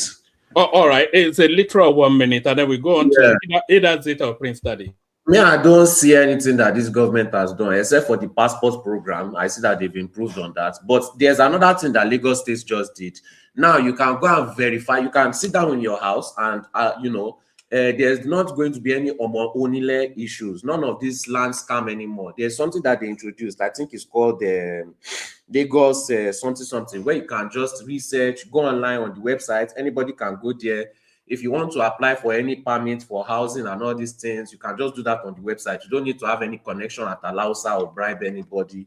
It's called the LAGIS, which means Lagos State Geographic Information Service. So that was very yeah, they have good. that in Abuja as well. Send me the link to it. It's something I may be interested in because I've given up on buying land in Lagos. They have been scammed so many times, you know. Yes. So in order to avoid all these things, they introduced it. You can check who is the owner of the land. You can check the registry, the CFO. You can make applications for governor's consent and all these kind of things right on the website. You know, you don't have to be involved with any corrupt human being. That is very, very commendable. I give them A++. Repeat that. Is that you commending the Tinubu administration? Sorry. No, not the Tinubu, just the Lagos. Now that we are sharing information, Solly, let me add to that too. We started with the Southwest Lagos. That's Obalende and south of Ikoyi, Kefi. Now, all expired 99 years CFO. The new ones are for 50 years, no more 99 years. I would have preferred anyway, it was 35 as proposed, but it's now 50 years. So I give them kudos to that one. That one will help stop the Omonile and the land grabbing and the land scamming issues. So, all right, brilliant.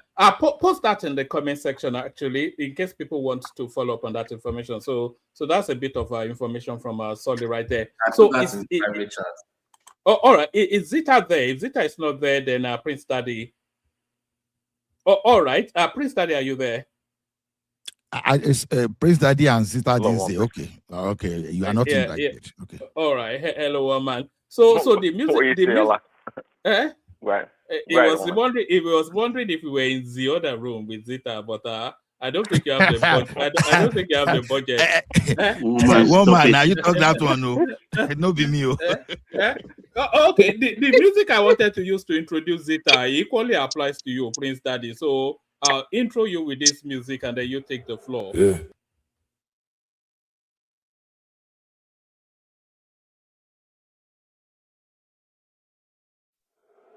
Yeah.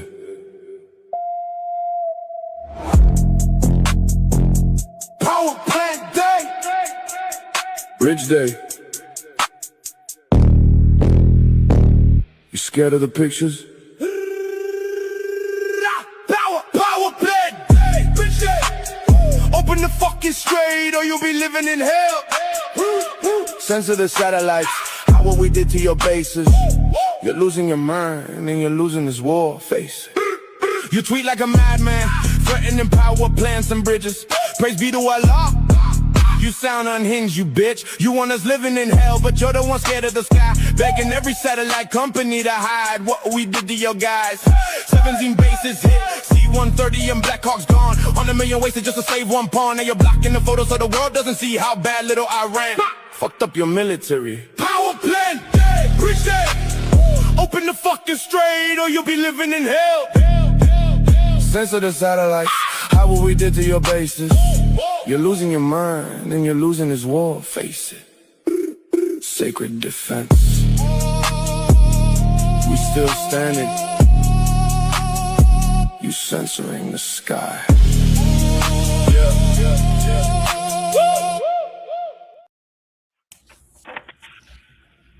One man, that's fantastic. I did tell you. I told you that the Iranians are smarter than you guys. One man, send leak. Even in propaganda, they are pulling your trousers. There's a million of those things on the. They're just laughing stock now. The orange guy that I think they are calling him now orangutan. I'm not quite sure, but but that was a little something for you.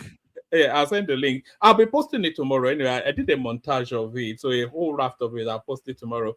But make when you are traveling to America, delete any anti-Trump something. No, they now carry your phone out like Nigeria police. They check your phone. No. They've been doing that since last year. Okay. I don't think I think that music may have knocked Prince Daddy out. Actually, no, woman. I heard it like that version, maybe the latest one. I heard like 3 days ago. I, if it's AI generated, I mean, I guess the rap industry is in trouble. Really, I don't know the quality, the studio quality, the lyrics, the rapping is like on point, man. I was jamming to it actually. It was that good. It was that good. Um, but I don't know where it came from. I don't know if it's Iran. Obviously, I don't think it's an Iranian person that rapped the song. No, But no. The rap was in the whole thing was AI generated, but it's seriously, yeah, it was everything is AI generated, but wow, it's on an outfit called Explosive Media. I think they operate on mainly on Instagram, and then wow. it's also coming out of an institution in Iran, which is the equivalent of the MIT in Iran. So they okay, wait till I publish what they are doing tomorrow. You will No, no, you will I've be in listened to awe. quite a Yeah, few of them. yeah. AI generated woman, that's another level for real. If you didn't say it, I wouldn't have known. It's on a different level. The quality is so good. The lyrics is like jamming, big time. But anyways, what can we say? That's the situation we find ourselves really at this point in time. Um, yeah, my man Trump and he's got the So ball. how realistic is this thing? They want to invoke some sort of 25th to get rid of the orange man from the Oval Oh Office. my, but I said it. I said it about almost a month or two ago, right when the thing started. Actually, that's the whole plan here. It kind of befuddled me really. Trump. I'm not sure why can't see if he's falling into the trap of these people around him. I've said it before on your show many times. The Republicans, many of them hate Trump as much as the Democrats do. So him just walking into that trap is just like I'm like behooved by the whole thing. I don't get it. It's quite confusing right now. I tell you what, man, I don't get it. Of course, they're going to do 25th Amendment, yeah, to impeach him or to declare him unfit. That's what they're going to do. That's what they're trying to do. And if he loses, if the Republicans do badly in this midterm coming, you can when they had nothing on Trump, they tried to impeach this man. They had nothing based on lies and innuendos. They tried to impeach Trump, but now they have a legitimate reason to do so. And not only like the previous time when all the Republicans lined up behind Trump. This time around, I think they're gonna have some defections. People like I don't know, Massey, Rand Paul. I mean, there's people.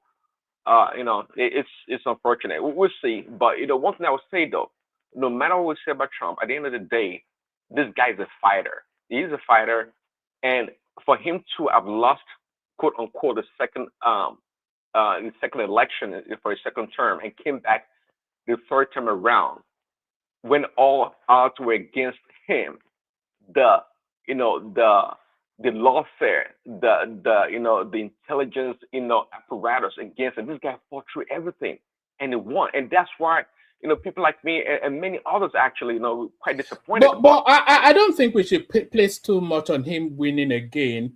If you look at the landscape, Oh man, has it was reached my turn? well, several sessions, several rounds ago, Ah, we called you so many times. It has so always sorry. Oh. but as I was saying, it defaulted to Trump rather than Trump winning that election. He just won it by there was nobody. They couldn't have voted for Camilla, who wasn't ready for anything, and that Trump, the other guy was a dead man walking. So who else could have? I don't think it's no woman. That's trying there was to a belittle strong his candidate. effort. Yeah, I No, don't think. no. I don't think Forget it about really Kamala. is. One It man. wasn't. It wasn't about Kamala per se. It was. Prince, can you give me a second, please? One man. Do you believe Joe Biden won the 2020 election? Well, clearly he did. Okay. As at 2020, Joe Biden was a dead man walking, and he won him. So why are you saying the 2024 election defaulted to him? Yeah, but it was Even deader now hold than on, it was even when they before. have a vibrant Kamala Harris, Joe Biden was a dead man walking as at 2020 when he won him. You said he won him squarely. Now he won. You are saying the election default. Come on now. I know they like go this kind of discussion. We now continue. When you reach my turn, I will speak. All right, but anyway, back to you, Prince. Prince Daddy, can I ask you a question?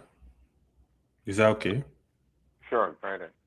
So, quick question for you. So, with the behavior of Trump in the past 2 weeks, the way all his tweets, press conference where he lied, say 100 things, 99 lies, you still believe this man is fit for power, and are you still actually supporting him in your own honest mind? You think Trump is fit to be president of America? Thank you. Well, given the options available, I think he's still fit for power, actually. But right now, I can agree with you if you go that route. That at this point in time is kind of discombobulated in his foreign policy. He's lost his touch, and is obviously not doing very well right now. His decisions are becoming erratic. For the first time, I referenced him as being unhinged, which is a word that's been used many times by his protractors, especially the Democrats. Is that not the strap line that Alex Jones is promoting on social media? That the guy is now is. Well, I didn't hear, Alex Jones is the same bunch of stuff, but if you look in the dictionary, that would actually encapsulate what Trump is doing right now, quite frankly. And I don't, well, of course I blame him, is the president, because his decisions right now, him vacillating, it's just everywhere, and it's really exposing him. And it's the lies as well. It's just tells lies, just so effortlessly. You're right, and there's no one person that's been on your panel that's more elated than ever is Kolata. It's not like Kolata's dream is coming true. All the things he's called Trump may be coming to pass, quite frankly. And again, I would say Trump. I voted for Trump not because he's an angel. It's just a normal human being, but it is more truthful than these other snakes. These other people are just vipers and scorpions. So I don't Trump. I'm not disappointed. I can never be disappointed in any man. I wish that I'd gone a different route, the way I've gone about things, but I can never be disappointed. I thought he would do much better. This guy went through a lot. They almost assassinated this guy 2 times on record. They wanted to put this guy in jail for like 99 years or so. He went through a lot. Now he gained the power. He got the support of the people. Then he came to power and he's saying he is MAGA. That's when I knew he lost it. He can't listen. Just like any political party, he has all kinds of constituents under his umbrella. Yes, you can call the KKK people the racist and this and that. That is fine. Also, you have black people. You have all kinds of people. So in being delusional that we are all the same is not so. We're not all the same. And he can't say, he's MAGA, therefore he can do whatever he wants to do. No, we can accept many of his excesses, but nonetheless, we're not stupid.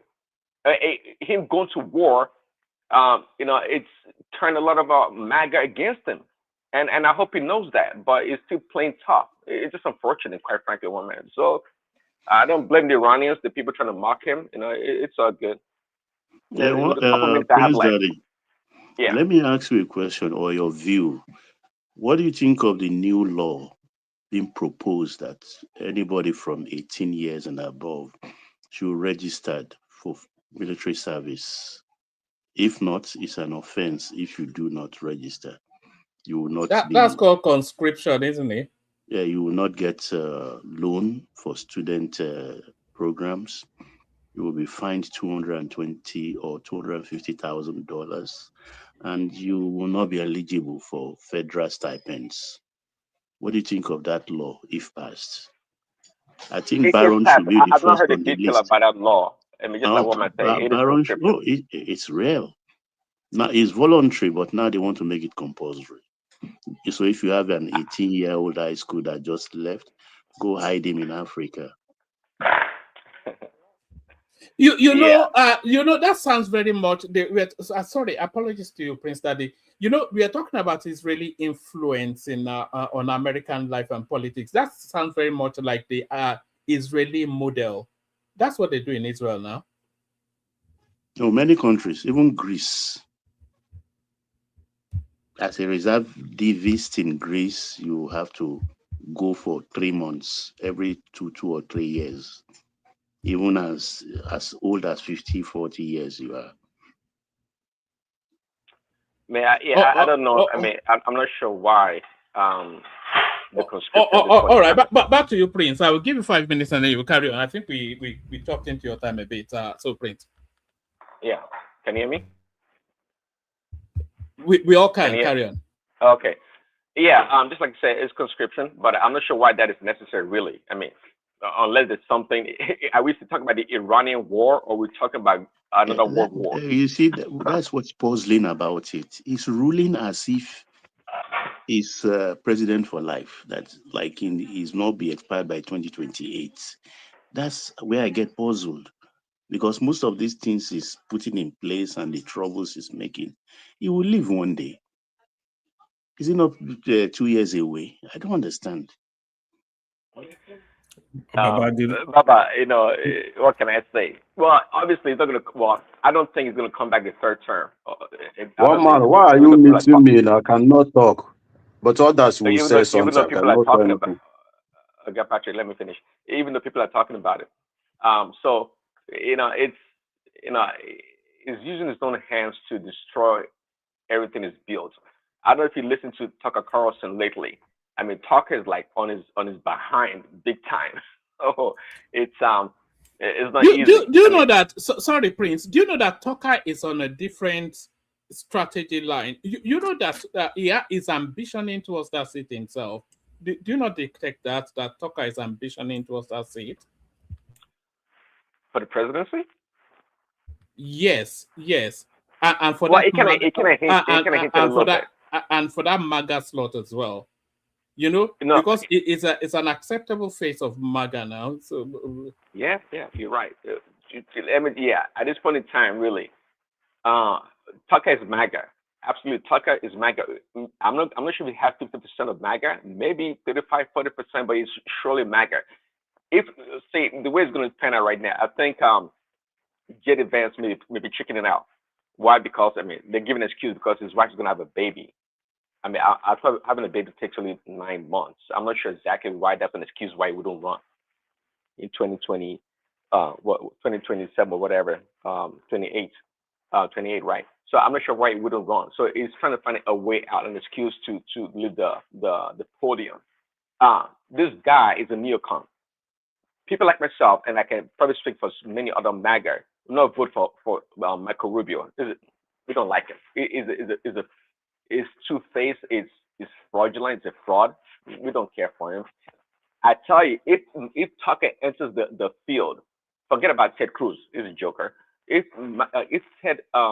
Tucker enters the field, he's going to get a lot of support. He will get a lot of support. But of course, the entire establishment on both sides will push against him. They will go against Tucker. But that's what it is. Let me switch briefly to Nigerian politics. So you were playing a video of this guy. I can't tell if it's a northerner or not. The people talking about bringing back Good Luck Jonathan. Who are these people, by the way? I didn't recognize anybody, but I think they were just functionaries of state or just of the opposition space. You know, they'll be part of the grander coalition to unseat Tinubu. Yeah, right. Jonathan. From the guys reading, I can't tell. He never espoused. He never talked about any accomplishment to the reason why Jonathan will be preferred candidate. And I guess that's what you do in Nigerian politics. You don't have to give any good reason why a candidate should be worthy of the people's votes. You can just say we want this guy to come back and he should come back. Yeah, Jonathan is not going anywhere. Come on. No, Jonathan, there's no future for him.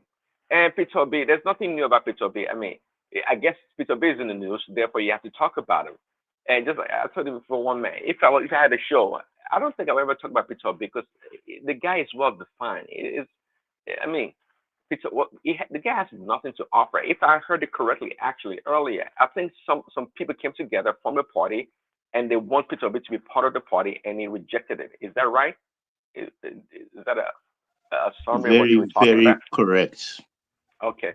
We don't know Peter Obi. I mean, Peter Obi, they gave you a party. It's called the Labour Party. Go ahead, do whatever you want to do with it. He ran away, didn't do nothing with it. That guy. I mean, so what people like our good friend Joel of Nashville support so strongly Peter Obi. I'm like, really? What about Peter Obi? What does this guy has to offer? This guy has nothing to offer. He's not a leader. Again, back to Trump briefly. No matter what you say about Trump, that guy's a fighter. Nobody gave Trump nothing. When he came on the scene, they mocked him. Keep in mind, this guy went through veteran politicians. He went through Ted Cruz, the #1 debater from Harvard in the country. He was one-on-one with Ted Cruz on the debate stage and destroyed him. That's Trump. So this guy, he's earned his flowers, as you guys say, and he's fought against the best of the best. And just like Nas says in his rap song, to be the best, you challenge the best, and the blessing is spiritual. That is Trump for you. Peter Obi is a joker. He has nothing to offer. So, listen, why would you go join ADC when you can go from your own party? After all, he's abused everyone on the ADC ticket. They're all criminals and this and that. But he went back to join them. I mean, to me, again, Peter Obi, I wouldn't talk about him.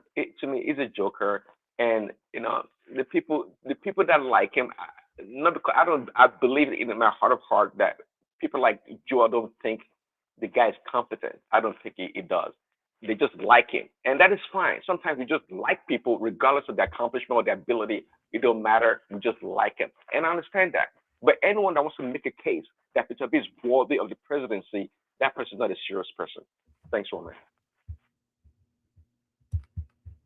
All right, brilliant, excellent. That's the elegance of Prince Daddy. So, thank you, Prince Daddy. One more, can I come in? Hold I on. have a question for that guy. Is it me? Prince Daddy. All right. Hold on, Patrick. All right. I have a little question to you. Okay, can you answer me? Yeah, it has to be brief though, so because a lot of people waiting still to speak. Okay, I just came back now listening to you. You say Peter Obi don't have anything to offer Nigeria.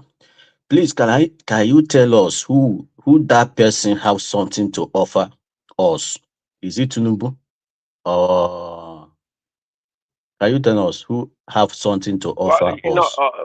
With that question, you may be right in so many ways that there are not that many people out there that can offer us anything.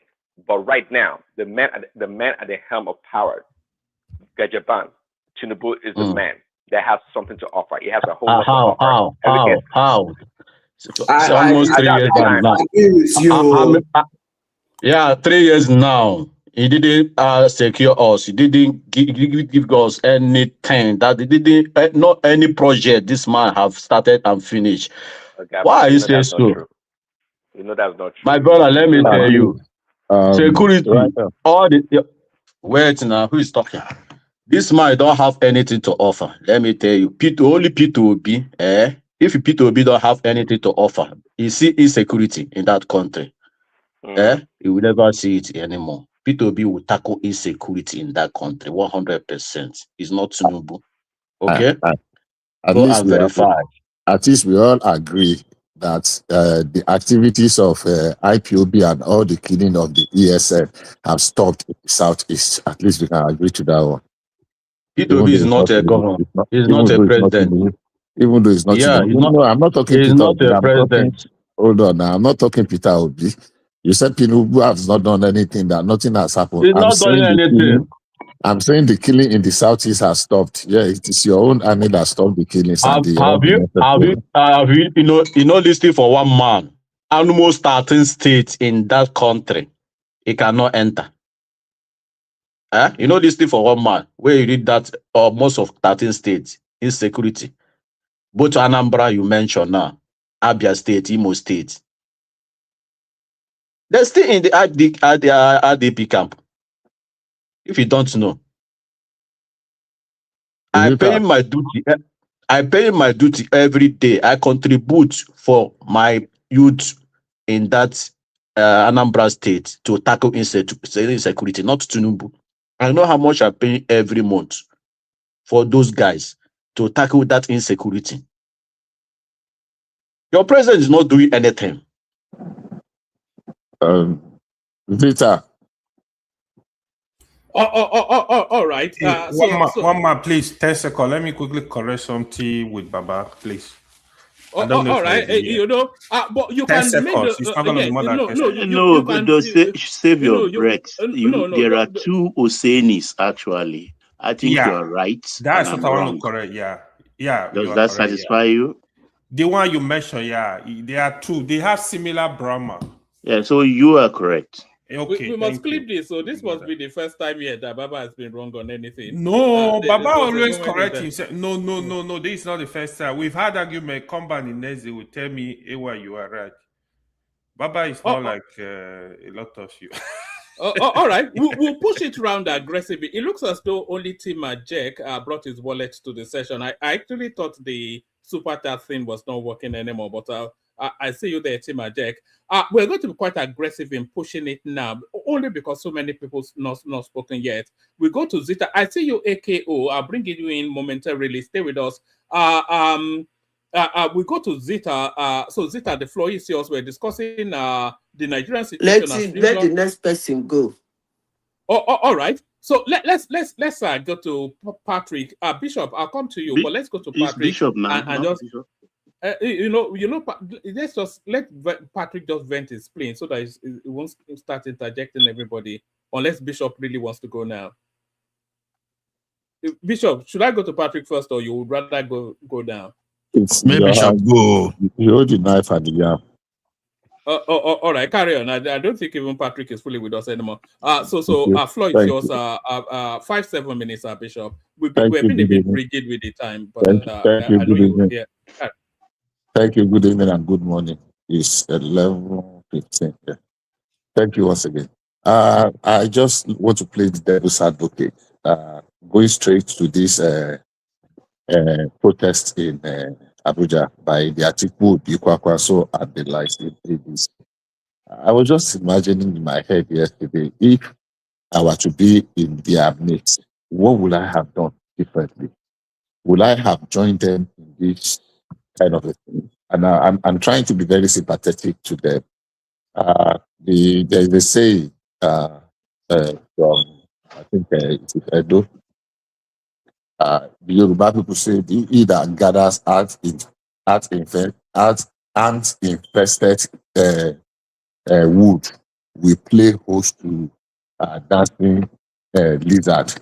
And the other people says that I won't climb this tree. I will say it where my feet are still on the ground. Now, I listened to several conversations on television, especially people in the ADC trying to justify and blame every other person except themselves for the woes and the quagmire they find themselves in. And they sound extremely very ridiculous, very laughable and ridiculous.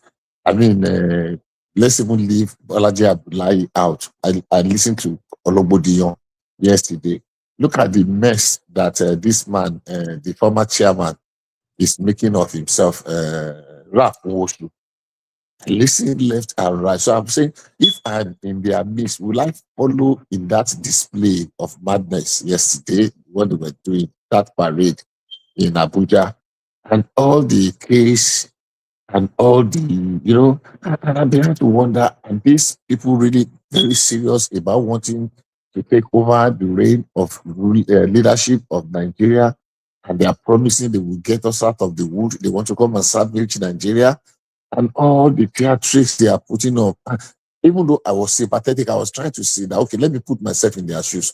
Can I think differently? And there are other ways we could have played this that will appear that we are serious, not this bunch of comedians that we are seeing. And I realized that there are several ways. The only thing I see is either that they even know that they are already heading for the iceberg. We are in a ship that's already sinking. And it's just that because we cannot offer anything, let's just kuku dabarue, as Yoruba people will say, "Kakake kuma jeshishi." If I cannot have it, let nobody have it. Let's just destroy it. Let's just make Nigeria to stand still, at least to vindicate us that we have said that Tinubu cannot move this country forward. So even though we know he cannot move it forward, but let us drag him down so that all of us will remain in the same place, so that we will justify our anger and our opposition and our what have you to him. Because I spent time listening to them, wanting to take note, and I was waiting for somebody to say something different. Unfortunately, all of them were just seeing it from the same, looking at it from the same direction, the same angle, and their argument is just the same thing. Unfortunately, very unfortunately, very watery, empty, vain, unintelligent argument. And when she will put it to Bolaji, that are you not being funny? Are you not being ridiculously funny? That you are blaming every other person for your woes except yourself.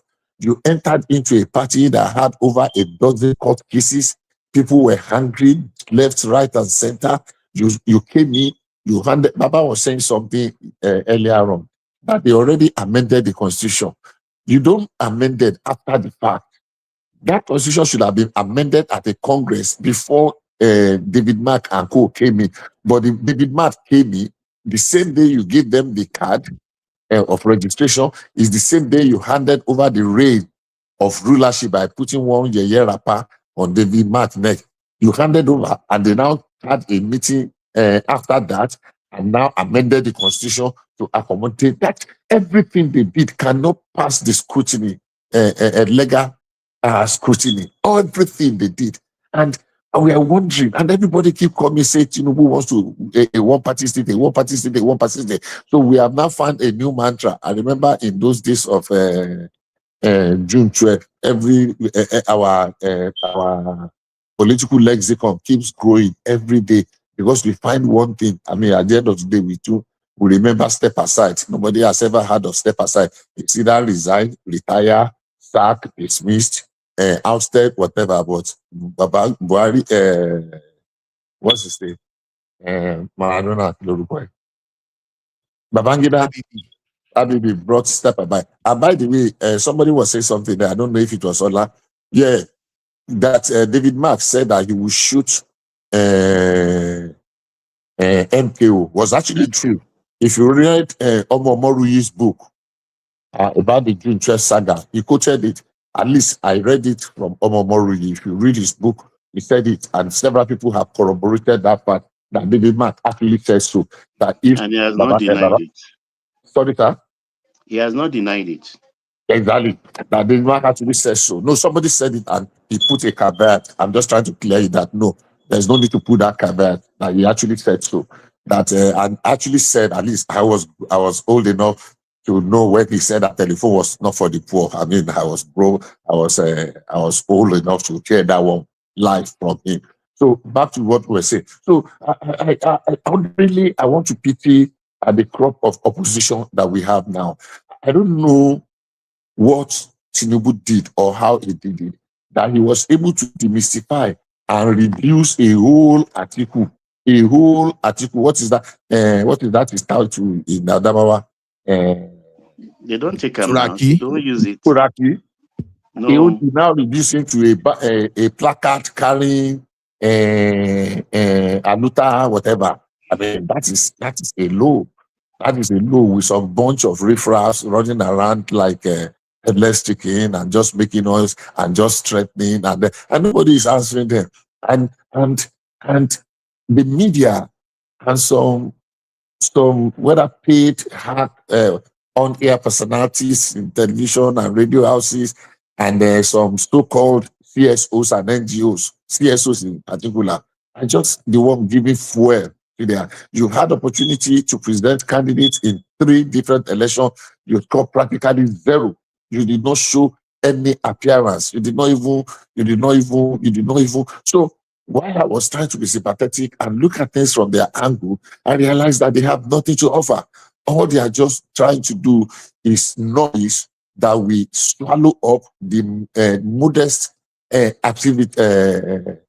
effort of the government at stabilizing the ship of the nation, so that we can know that we are making progress, albeit very slow progress. But it's steady progress, except people that have made up their mind that they will not see anything good. And there is nothing you can do. You can't help them. You can't help them. People that will come and ask that after 3 years, what has Tinubu done? I don't know. What do I want to be? How will I really want to bother myself trying to convince such a fellow? The catalog is full. The list is endless. Yes, agreed that, I mean, APC did not clothe itself in glory, especially the second time of Buhari. After his sickness, he completely surrendered to the wolves and the vultures around him, and he lost control. He was so much in a hurry to leave the office, and he should have just resigned and go and take care of his health. So we spent the remaining 4 years of Buhari, taking one step forward and many steps backward. But even at that, with what Tinubu inherited, because I said a few days ago here that we were actually on the precipice. So I want to end up very quickly by saying, look, APC unfortunately is not giving us a credible opposition. And it is not just APC alone, all of the opposition.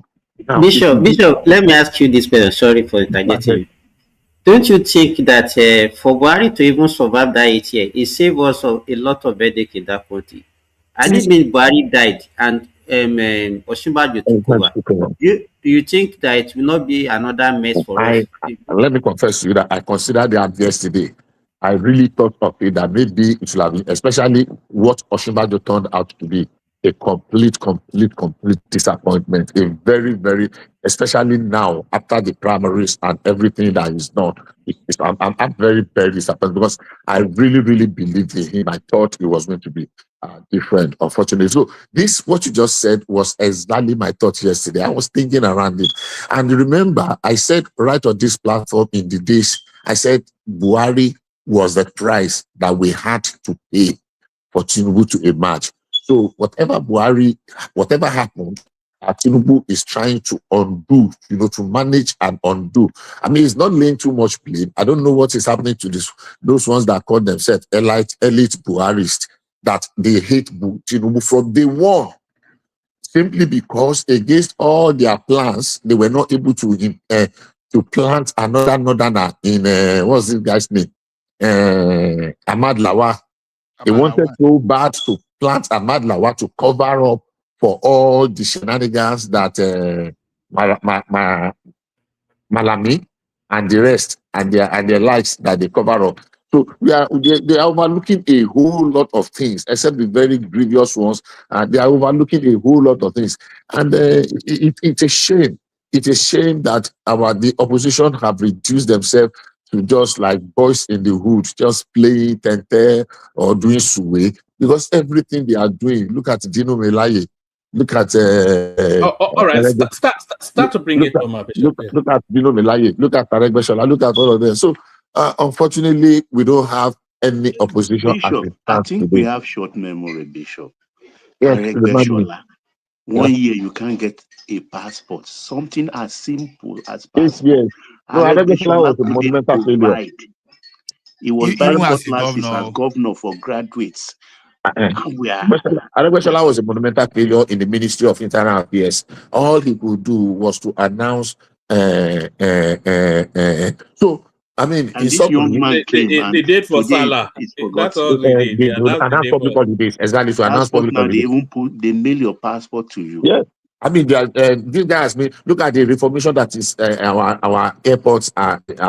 Experiencing. Look at the uplift. Look at it. So, in summary, it's very painful that we don't have opposition. All this bunch of jokers are not presenting a credible opposition, and the last person to blame for it is Tinubu. The blaming that heaping on Tinubu is just like a feather, just to save face. Say, make it not be say we not talk anything. So let's just blame Tinubu. Let's just blame Tinubu. And Tinubu is playing it so calmly. It's unperturbed.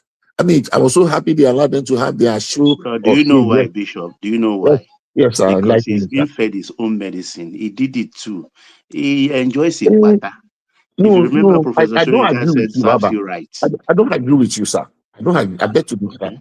You know, I'm happy that they were able to have their, but I'm saying they are not producing, they are not providing credible, they are not making the incumbent to shake. If you Okay, have I Johnny understand thing, that, yeah. that Because even your opposition, the protest, I expect it to prolong maybe today and we love tomorrow. where no be all them I they're told with them. one man that when we text, I said, look, can they sustain this? I know they will not. So I mean, it's painful to me. I'm not jubilating. I'm not celebrating the You fact. said they should sustain it. What will be the outcome? What I'm not. outcome are I'm you not. expecting? I'm not. No, I'm they not raised too celebrating. much a high bar by saying Amukito must go. They know that's not possible. One last word. I am not celebrating the fact that they are not presenting the credible opposition. At least to make the government to sit up and to strategize and to put on their thinking cap and to double their effort. They are just a bunch of jokers, and that is not good for our democracy. Thank you severally to everyone. Oh, all right, Brilliant. Excellently put by Bishop, always excellently put by Bishop. And that last point I especially agree with. The biggest, even Zita was saying the other day that the elections are boring now. The opposition offers nothing. Just recycle. They are recycling the same templates that Tinubu used to chase Goodluck Jonathan out of office. Imagine the specter of Atiku with the sport belly carrying placard with it very dark man or see King and can you imagine? It's just so ridiculous, the whole thing. But we go on from you, Bishop. We go to Patrick. Patrick, we're being a bit rigid with the time. Still, too many people not spoken, and I'm be conscious that people are waiting. So be conscious of that as well as we have from you, Patrick. You see, when you want him to talk, he won't talk. One man, the very dark man. Yeah, well, I'm here. I'm back. One man. Okay. Yeah, I'm here now. How are the lady boys in Thailand? Are you keeping them? Or are they keeping you? I'm not. I'm Japan. Very long time. You left Thailand? Very long time ago. Were you not the one that used to come and tell us about the funky goings on? It's not this year now. All right. Check your. Are you in Japan permanently now? I travel all over the world now. I don't stay right. anywhere. I don't stay any country permanent. I travel all over the world. That's good. Except Canada. You're not been to Canada now. So what are you talking about? I've been UK before. I've been America, New York, you know. I go everywhere because I use my diploma passport. Man of the world. Your diplomatic passport? Wish everywhere. Yes. How come you have a diplomatic passport? Is it Opalinde? I'm a military. You don't know I'm a military, mama. A military A service passport you have if you're a military, not diplomatic. I'm a military. One. That's the blue passport, red, blue, green. No, wait. Where can I show you? Oh yeah. So one man, let us go back to our topic, okay? All right, carry on. Happy stuff, everybody. Yeah, like I said, I'm going to be a bit rigid with the time. If you look at your screen, AY not spoken, AKO not spoken, Zeta still to we don't even has Zeta dropped? I can't see Zeta anymore. But too many people not spoken. So yeah, carry on.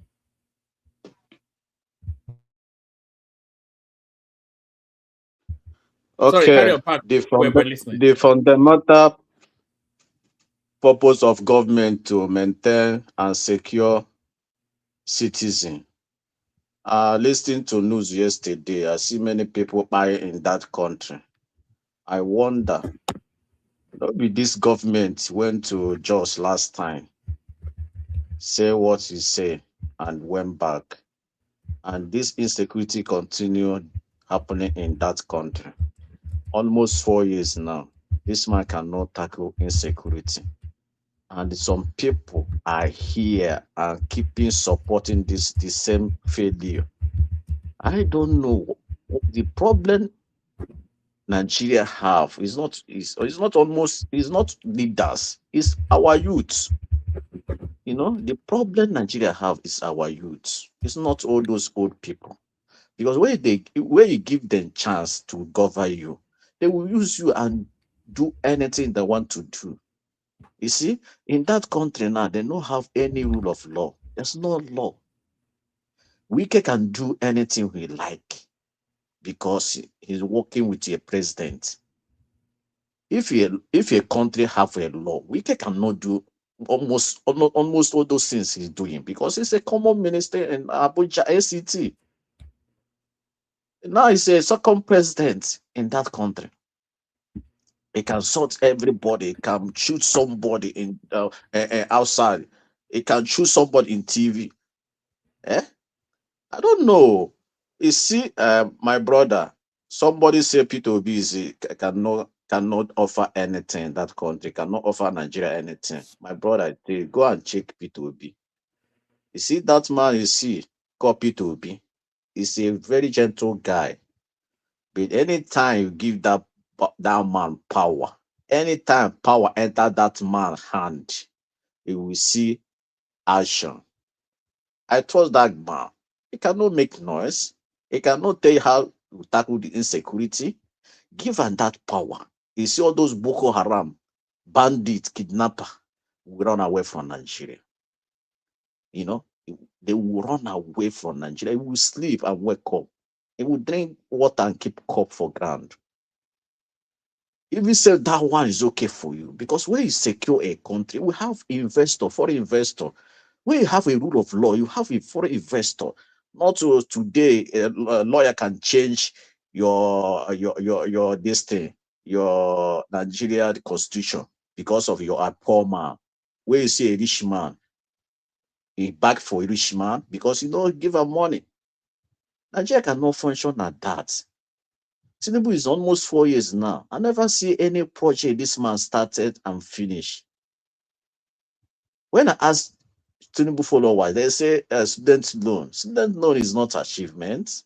If you say here I'm living long time now, they have a student loan almost 90, 70 something. You know, a loan you can pay later when you finish your school. Government not give you that money free. It's not free money. You yourself can go back and borrow money. You can pay back. The same thing, you can borrow your fellow human being money, you can pay back. Now the same thing. That thing is supposed to do. Government do it. It's not achievement.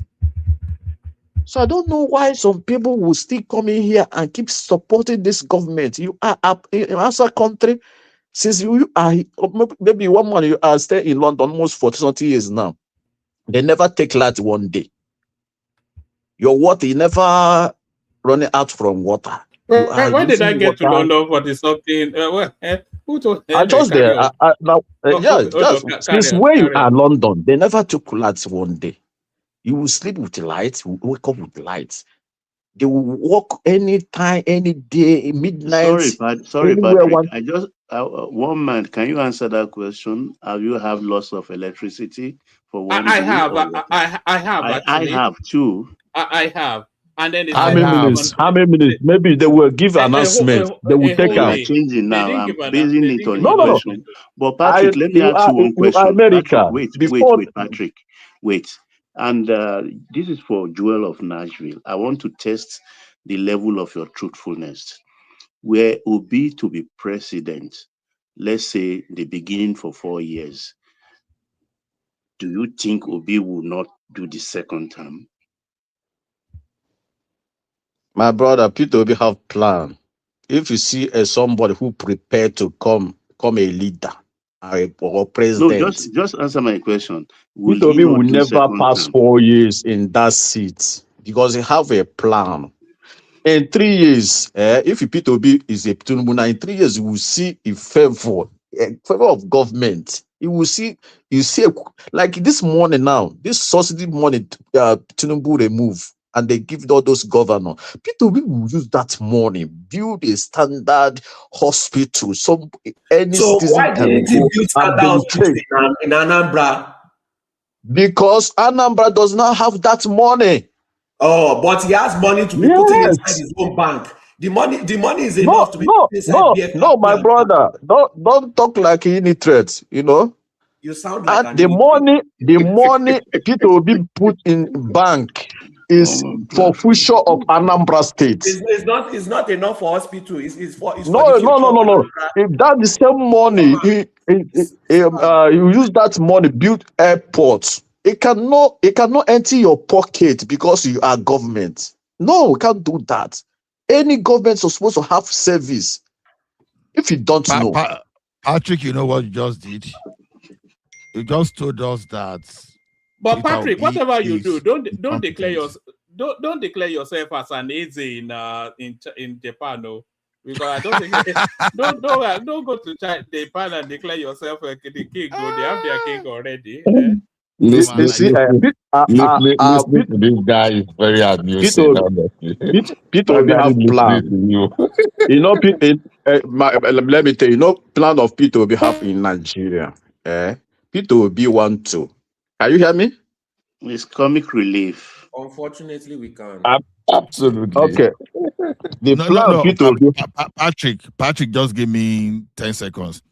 You see what we just done is this. If Peter Obi become the president of the country, he will pile up excuse. You will say he does not have money. Part of the responsibility is that when there's no money, find that money and execute the project. So if Peter Obi did not build hospital because there's no money, then it was a failure. Tinubu was denied of allocation in Lagos and he find a way to fund his project. Olada's not even out to corner that something. You can't have it saying thus that Peter Obi he saved $150 million and then he didn't have money to build hospital. So, but he had money to invest in brewery. Which one is it? Did he save money? Or this is my time, no. This is my time. Carry on. Okay, point of correction. Peter will be build hospital. The standard hospital, I mean, not all those hospitals. Tell me the name. I'll search for it now. Ojukwu Teaching Hospital. Ojukwu Teaching Hospital. No. Go and check in Oka. Peter will be started from foundation to finish. But the hospital, I mean, is the standard hospital. The one like here I live. You will come a hospital, you will see very big, massive hospital. You will see oxygen, you will see every equipment of hospital. The standard of hospital, I mean, not all those 1 decking, 4 decking in Nigeria. No, I'm not talking about all those local standard hospital. I mean standard hospital. You know, any department you want to go and check your body, you can go and check your body. You can see doctor. You will see many doctors. Any department you want to go, now that hospital, I mean, by standard, not to all those Jalaba hospital, Teaching hospital. No, not that type of hospital. The hospital, if the president feels sick, he can go there and treat himself, not wait to our blood. No. So Anambra Peter, we cannot compare. If Tinubu deny government of Lagos State today, you know, to not giving him money, that man will survive because money was in Lagos already. Lagos have money. All those markets in Lagos will generate money. Their papa will generate money. All those banks in Lagos will generate money. You cannot use Lagos compare Anambra State. Let us talk. Let us know those things. Can I ask you a question, Patrick?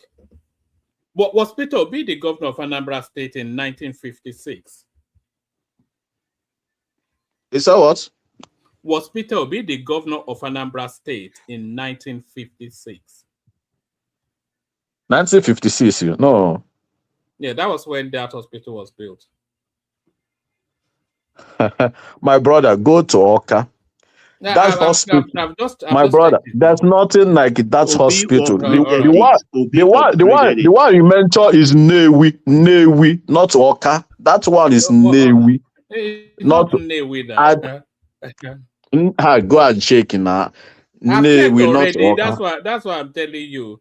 I've checked already. My brother, Obi may have built a wing or something or the other. It will be built standard hospital. All right. For decking.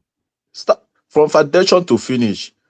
You know? So let us leave all those things. All right. Don't say the man tried. The man used a little money Anambra have and work. And today. So 4 decking is the standard hospital you are talking about, right? No, That that is not the hospital. size of the car park of Mercy Hospital, Lagos. I'm telling you about Nigeria. Want all those money, Tinubu, the West, they give That's governors. You hospital know, no even if reach you Rafael Babalola teaching hospital. If Tinubu use this money, give a commissioner of work in that country, and give a map of the hospital. It's supposed to be any state in 37 states in that country, including Abuja, 37 states. Hold on 1 second, Patrick. By Let me give now, you hold on, well, just 1 second, Patrick, and then round off in about 2 minutes.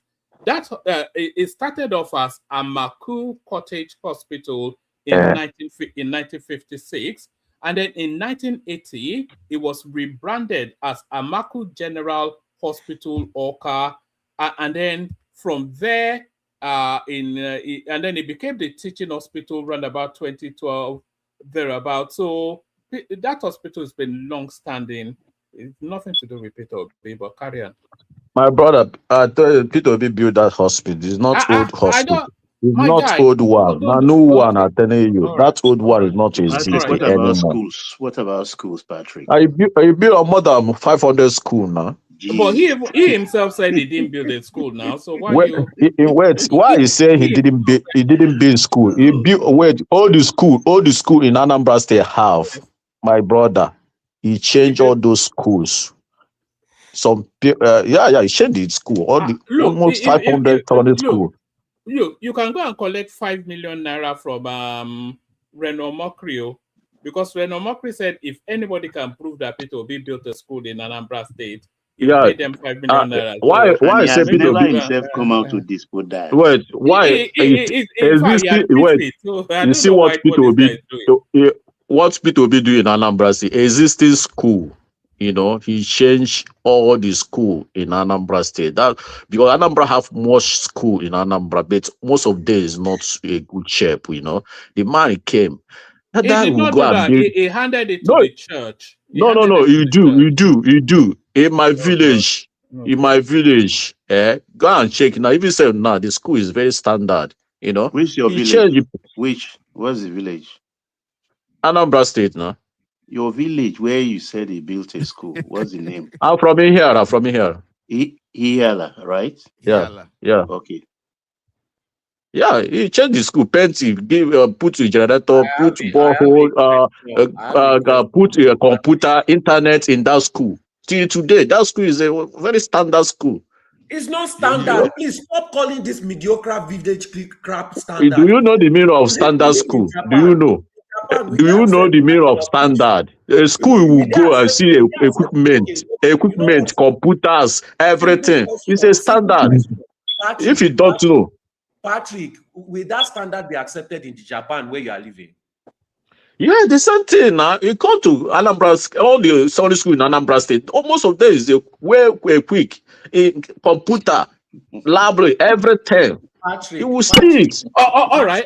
Sorry, because please okay, respond. Patrick, we have to move past that this. Would be accepted in Japan. You would not be in Japan right now. You will be in Anambra. My brother, the problem you have, you don't know the meaning of standard. You feel the standard I mean is a building mansion.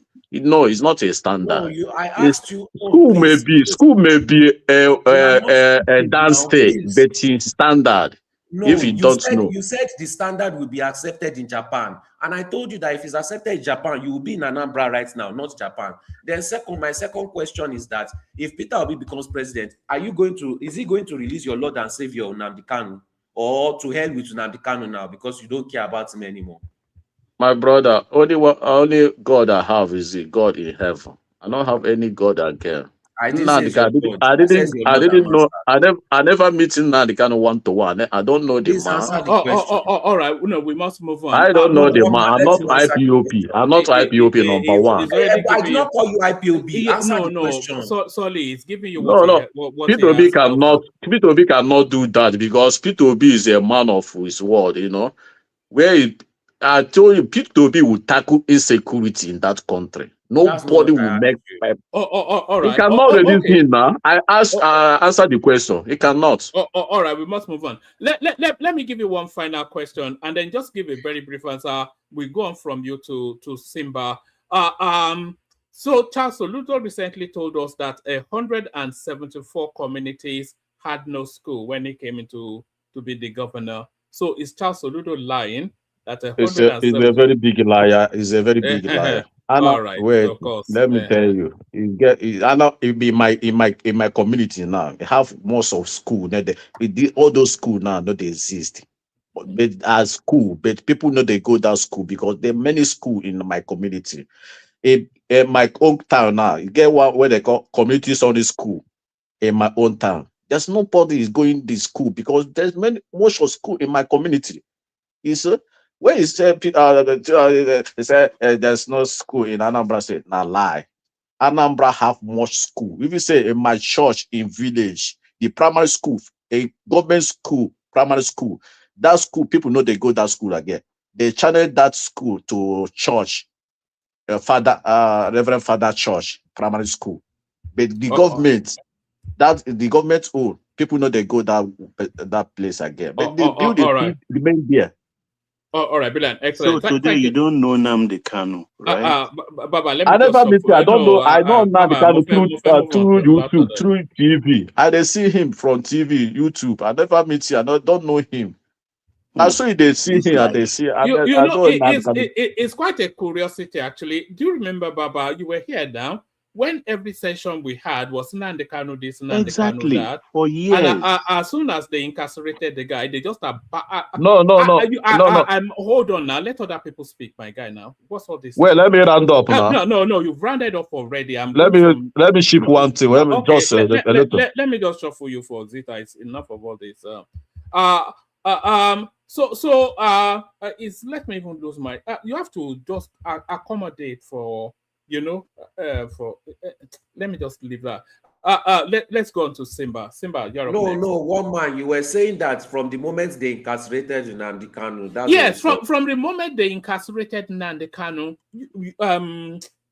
sorry, you are fully online. Baba everybody is fully online.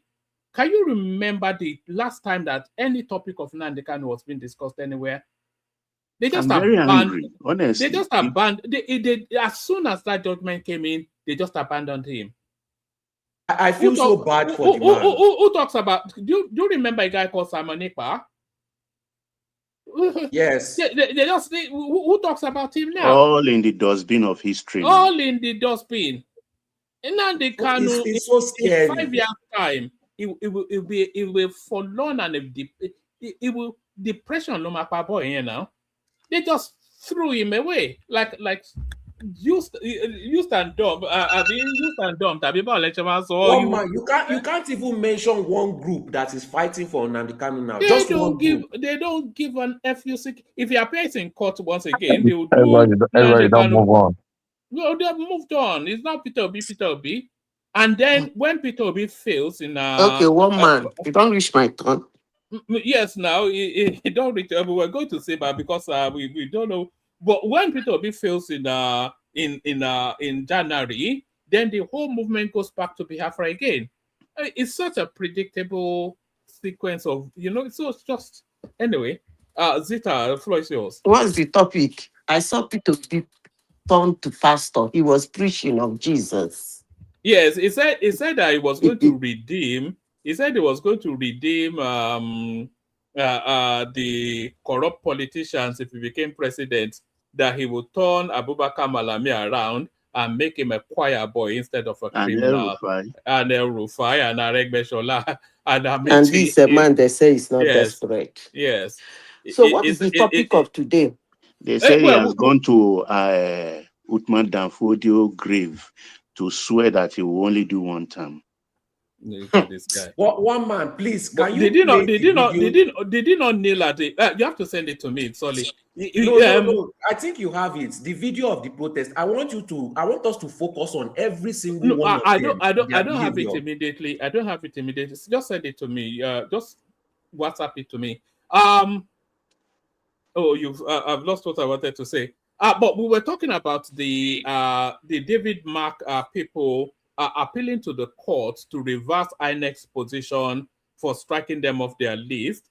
And I was suggesting that it's nothing to do with INEC. It was the court that recommended, and then INEC duly applied.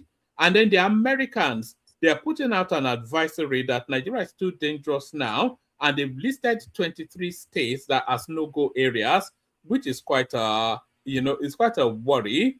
And then there's been incidents in Borno State again, with the top military functionary being pied along with other retinue of soldiers. And we are alarming that, especially that Borno State, they will go and attack a military formation and sack the whole thing. It's been going on for so long that do they not have the anticipation that this thing might be coming, and then duly put in measures for all of the endless billions of naira that they collect from us? So we're talking about that. And of course, we were mocking a little bit of Donald Trump as well. We actually came in with a bit of music for you, but you tried to escape it, but escape no more. So I'll play this for you, Zita. And then after this, then you take the floor. Yeah.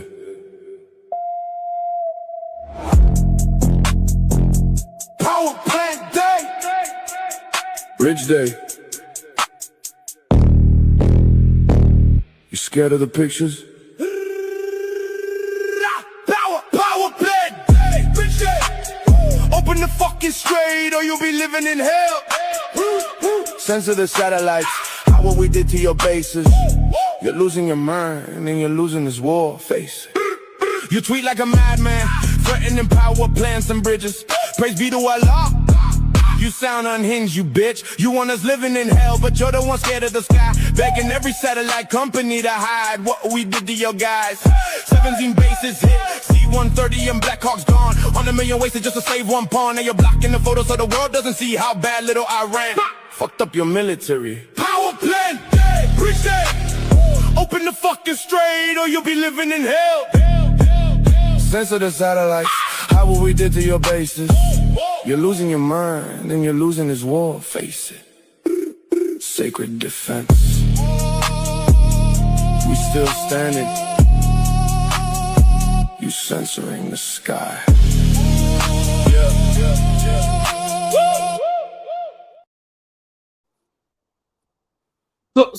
So Zita, I did tell you. You want me to start with this one? I did tell you that the Iranians are cleverer than your American something. They've now turned the orange man in the White House into a ladyboy. Okay, no problem. I never knew that Iranian army is stronger than United States Army.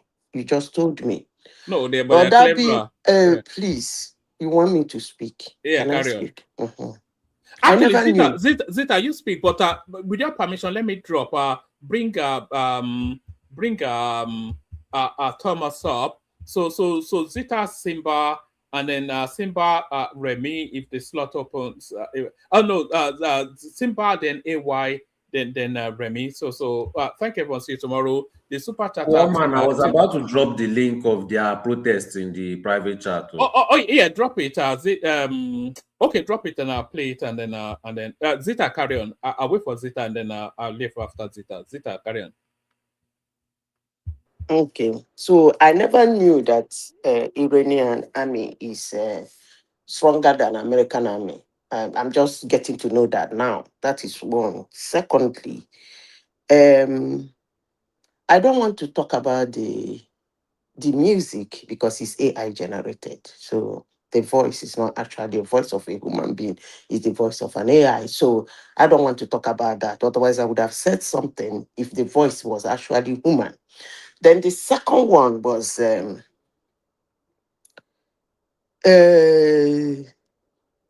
camera is on Donald Trump, coupled with the fact that because of the camera that was on him, that is on him, it has generated a kind of hatred. That hatred, I would rather put it in quotes for him because it's not working. It's not really that they hate him. It's just the noise around it. I will say this, and I will always say this. Honestly, sincerely speaking, when I see people talk about Donald Trump and what he's doing in the White House, the only thing that comes to my mind is that it's either they are new in the way Americans and their presidents function, or they are being blinded by their Donald Trump whatever syndrome, or both. That is the way they are. There is nothing different. The only problem with this one is that whatever he does, he tweets. Now I get to know that he's not actually that somebody types those bullshit for him anyway. That is just the difference. That's the way they behave. And I want to say this because Abby, hello, can you people hear me? We can hear you. Okay, I want to say this. I've been looking for an opportunity to say this. There are a lot of things that are being said by Americans and America and the way they function. Some people even look forward to them losing their hegemony. Let me say this. For those of you who have families in the United States, that live in the United States, that have cousins in the United States, even those looking forward to have opportunity to be part of America, let me say this to all of you. America is so bad. And they have to be that bad and that crazy to give you that your privilege, comfort that you can sit in a country. And 70% of the citizens of a country don't even know that their country is fighting a war somewhere. They have to be so bad. And that's honestly, when I mean bad, I'm not making it as a satire. They are really bad. They're a hell of a country. They have to do that to be where they are today. They just have to do. Somebody might think of the moral aspect of it or the whatever aspect of it. Let me tell you, moral is subjective. If it is in the other way, will they be able to be getting moral? The answer is no, or probably you are not too sure. They have to be that bad to create a country where people have to sleep with their uncle, sleep with their mother, sleep with their father, marry their uncle, marry their father, do all manner of shit to come in and be part of it. And let me say this in conclusion. You cannot.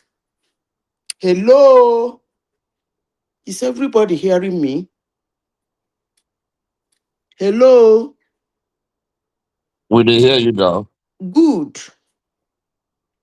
You cannot sit down in that privileged comfort, benefiting from that privileged comfort they gave you, and screw trash about that country.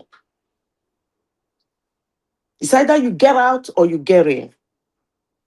But if you wish in your widest dream that I can change their ways to lose their dollar, being the business currency, to lose their language from being the business language, the joke is on you. Not anytime soon. What is the next topic? Please.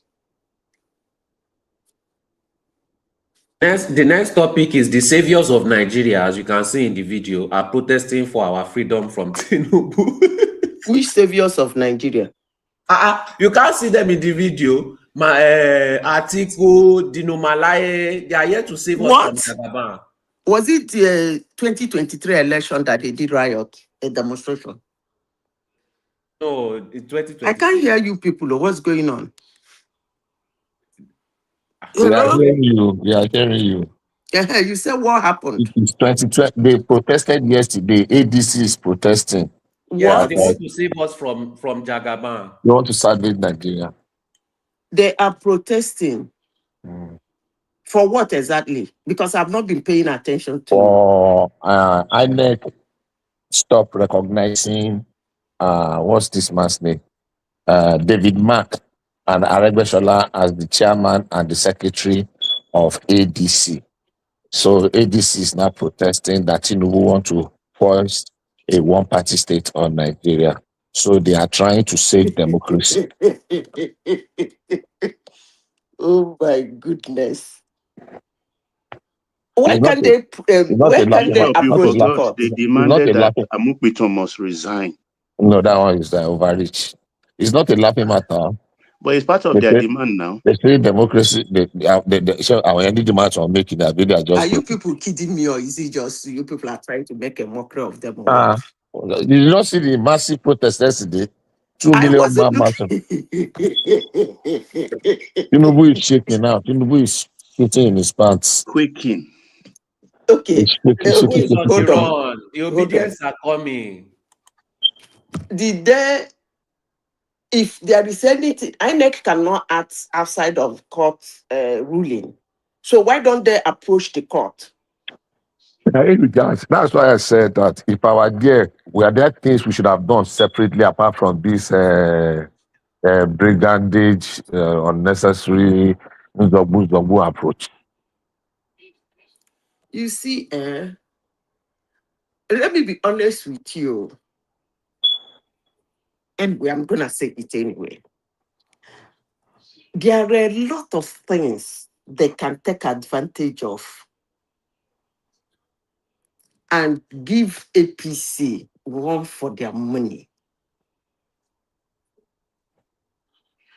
Tinubu might win, because I think he's technically, will I say it, technically cunning when it comes to politics. He might win the election, but they will give him a good stress. There are a lot of things. But I don't understand whether Tinubu is using juju on them. Please don't get me wrong. Sometimes it's good to be a little bit fetish. Dele Momodu said it. I said it even before him that maybe not jazz. Baba, can you hear me? Yes, sir, Remy. So when you talk about the protest, which faction are you talking about? Because yesterday, the other faction of ADC also protested. You cannot just jump in and start talking, Remy, now. No. I just want to clarify the protest you guys. We're talking about the main one by David Mark. David Mark is the main one now, and the other one is the other side. In my own calculation. Okay. I don't know whether Tinubu is using juju, because there is nothing that all over the world anything can happen. I'm not somebody who is blinded by the spiritualism of the world. I still believe there is spiritualism. I think Tinubu is using something on those men. Is there anything wrong in using juju? I didn't say there is anything wrong in it. I'm just saying, I think Tinubu is using juju on them, because I cannot see the reason why grown men should be behaving the way they are behaving. The mistakes are too much. I don't understand this kind of behavior in the first place. Before now, I said they have 3 years to form a party. Somebody came here and abused the hell out of me that Tinubu blocked them from having a party. I said, okay, fine. They have 3 years to talk to 2, 3, 4 smaller parties that have been already established and merge them. I got abused, just like Tinubu then did in 2014. Now, I said again, they still have 3 years, because the problem was that right from the time the election result was called in 2023, they started campaigning. That was why I was saying this. They didn't stop. They started from going to the court to going to Supreme Court. Their all eyes on Supreme Court. They melt. There is nothing they did up to today. I don't even want to discuss the big called Fegment. I don't want to talk about him, because he's been jumping around doing donations, they've been campaigning. Now they have 3 years to approach one small party that have a decent structure, hook them, cajole them into embeddling themselves into it and use it to run. They have 3 years to do that. They didn't. Now, all of a sudden, they jumped to the SDP. SDP was a kind of a stronger party for them to mingle around. They ran out. They went to ADC. From the one they entered ADC, immediately they enter. Kachuku was here screaming that the other man is no longer the chairman, that the other man was the chairman. This one was right from the beginning. They actually started early. They still have enough time to look for another small party to go into that doesn't have what I call foundational problem. But hell no, they couldn't do that. Can somebody tell me the juju Tinubu is using on this paper? Because I need it to. I need it to use on my. Madam Zita, these people are just lazy brains. I think Let me so. push You are another thing right. to you. I think so. These people, they did not come out to protest for anything that Nigerians are going through. Increase in food, increase in rent, increase in fuel, increase in insecurity. So many problems that Nigerians are facing. They did not come out to protest for it. What now concerns them is when they now finally came to come out and protest. That's that what shows you how that's self-centered, how selfish. They cannot even think of the masses. You know, even to gather people that. Hey, Solly, please let Zita continue. You know this is your own. I'm giving her extra spice to add to her speech. That is not a spice. It's different from what. That is what I said. That was why I said I don't know whether Tinubu is using juju on them, because as I said earlier, they have enough thing to make Tinubu run for his. Yes, give APC heat. Tinubu might win, as I said, because he has some technical swag somewhere how he manages them. Let me answer you. Heat. They need to give him heat, but I'm not seeing that heat. You want somebody to give you a dose of the jazz that Tinubu is using. You want me to give you some? Please, because I need it in my office. Okay. So come and consult me, but let me give you a teaser. In my place, wọ́n ní pé pátápátá léegun daṣọ borí àbùbù tán lórìṣà àbòdì ìgbín ẹni ní lóṣọ pàdé àkàṣàwìlì ẹni ọdún ní ró pàtàlásọ. Ex-vice president gbogbo ẹni tó bá borí Tinubu níbi. Zita, Bishop already started the incantation for you. Ògiri àlàpà kó máa wólù wọ́n lọ ògiri àlàpà bọ́mọdé bá forí. No. Bọ́mọdé bá forí Tinubu níbi ògiri àlàpà kó máa wólù wọ́n pa ògiri. Bó ṣàgbàlagbà ló forí Tinubu níbi ògiri àlàpà kó máa wólù wọ́n pa ògiri àlàpà. Because this is the only conclusion I can come up with. I don't know why but apart from the spiritual aspect, let's be honest, those people are not smart. I told people in 2023 that APC took away let me not use it, because being smart is positive, right? They took most of the crooked, rigid, ridiculous, criminal thinking politicians. They took all of them to their side.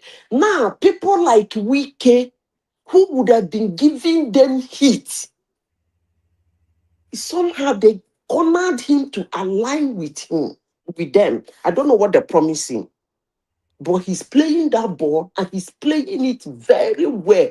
PDP is in disarray. NDC, what's the name of their party now? NDC is in disarray. Showore is running his mouth, creating political content. The whole place is politically gone. And this man is standing. And the annoying part of it is that they keep pointing at him, that he is the one making them not to stand. Just one man. Look, in as much as I'm not let me not, if I say it, most people will not believe me. So let me leave it. There are some few things Tinubu did right, but there are a lot of things too he's not doing right. But his policies are good. But when it comes to implementation, most of them are not being implemented very well. Most of them that were implemented very well has a long time,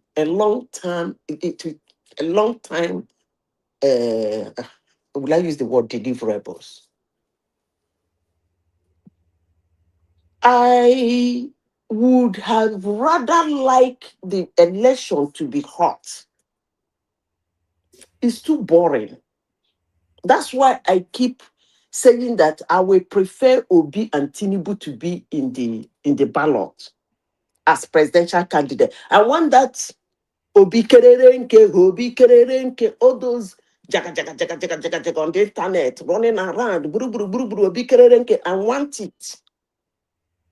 Then that's when you will know who is a politician. And if it's like that, then I will start pointing out to you people. 1 month to the election, I will tell you people who will win. So you don't need to wait 1 month. Just let ADC finish their primaries. Also, please leave our show alone. No, we have our own. See, solid.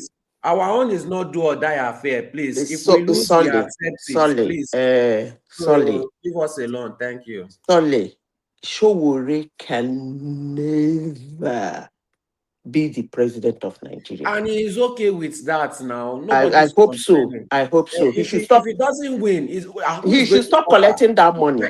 Every year, he should stop collecting that money from Inec.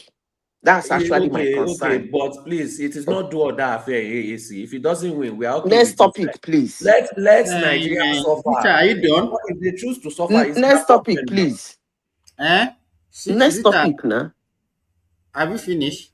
Hello, can you people hear me? Yeah, I think you have addressed the main topic, except for what again was that. Okay, so let's give another person the opportunity. Maybe for 3 hours, you people have been speaking. When it gets to my turn, I will hand over to another person. When you get to, I want to speak now. You want you don't speak for 20 minutes, Madam Zita. You have spoken for 20 minutes. Okay, no problem. But you can still continue. If you remember any other topic. Talking. Just wait. I think if you remember any other topic. Is Ako here? Ako. There's actually one thing I wanted to talk about. No, sorry, Bishop. Let me ask this guy if he's around, so that if he's not around, then I'll give you opportunity. Ako, are you there? Okay, Bishop, you can go ahead.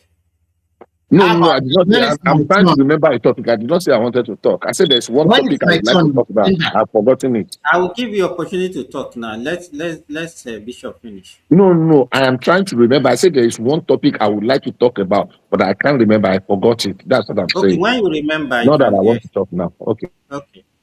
Okay, Remy. Yeah, please, can you refresh me about the topics? Refresh my memory. We are talking about the ADC protest. What else? Let me glance. The killing of the soldiers and the general. Okay, the insecurity. Yeah. Unfortunately, Remy, let me glance through it very quick so that to remind our people. Yeah, ADC. David Madlek led authority this about their protest so that they can reverse the INEC decision, which I don't think anything will happen about that. And US security advisory on Nigeria, there's some bad places. 23 or 18 or something states. 23 states. 23 states. Yeah, that is very dangerous for somebody to go. I don't know who gave USA that authority to say that. Yeah. Tinubu. Yeah, and yes, and you can't bully your way to presidency. Shetima tells obedience and Peter Obi. So, and also Brigadier General 17 soldiers fairly killed in Boko Haram in Borno. So, and other topics that are interesting. Yeah, you have the floor.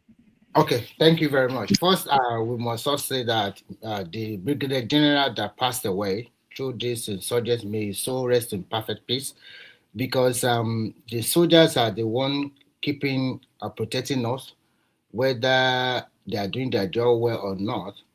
And it's quite unfortunate that I'm sorry, a lot of Nigerians are unpatriotic to their country. They can just give away anybody just like that.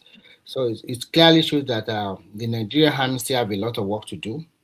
They have a lot of moles inside that they can just. And I don't know when they were being attacked that way. Is that not a backup call so that they can send more helicopter or army to help them? Well, it clearly shows that we still have a long way to make our military forces to be better, and I hope that in the nearest future that we can work on it, and they can also increase or improve on their remuneration in terms of salary bonuses and the rest, so that it can attract more young people and experienced professionals to join Nigerian armed forces. May his soul rest in perfect peace. So let's talk about the ADC. ADC is already factionalized into 2 or 3 or even 4 or 5. So it's quite unfortunate that this set of politicians, they are doing copy and cut. I don't know why a person that is experienced since 1999 or before 1999, you have been into various political parties, you have, and then you cannot form your own party. And at the end of the day, you have to go and buy another party. And when you are even buying, you are not buying all the whole executive. You only bought 1 or 2 person. And then the same day that this guy also resigned as the national chairman of the party, he already resigned. That means he's no member, or he can be a member of that party, but he does not have that executive power anymore. It's the same hour, the same minute that he now gave a card to a membership card to what do you call it, David Mark, and also to Aregbesola. There was no election. Nobody was carried along. In fact, those people that were in that party before, I think they are even more smarter than them. They waited for them very well. And they have a lot of court cases. Even as we are speaking today, about 15 court cases is hanging on their neck. So there is no way out. And as you know, because they want to ride on the gullibility of Nigerians that, okay, Nigeria don't know anything, sentiment and rare. But unfortunately for them, Nigerians are smarter now. What are you doing? Why can't you put your house in order? Everything happened to you, you tell it's a ruling party. Let's reverse the case. If you are the ruling party, what will you do? Then, so at the end of the day, if care is not taken, they might not be on the ballot. And those people that are talking about Nigeria as a one-party state, I think they're just talking out of ignorance. If you look at the Nigerian political party, we have more than 18 political parties. So Labour was there for a long time. Obi uses to contest and he got 6 million votes. So what is stopping them from moving to another party if they can play along very well? And they have opportunity to register a new political party. Why can't they move to NDC? At least NDC is there now for them to move to.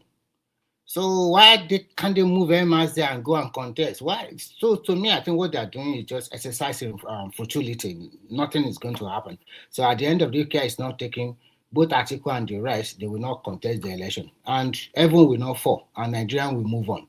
Maybe it's also a good omen for Nigeria that these expired people, this is their end politically. So it's good for the country, so that from 2027, we are going to have new set of leaders.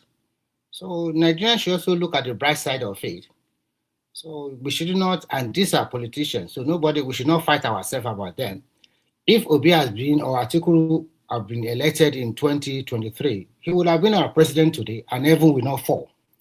So the person that is there today, if you think he's doing a good job, you can vote for him. But if you think otherwise, you can vote any other candidate. We have other 18 political parties. So people should stop talking about one party state. So you should just forget that one. So what other things, Thomas? I think these are what other topics are we, so that I can quickly round up and another person can talk. Thomas, Simba.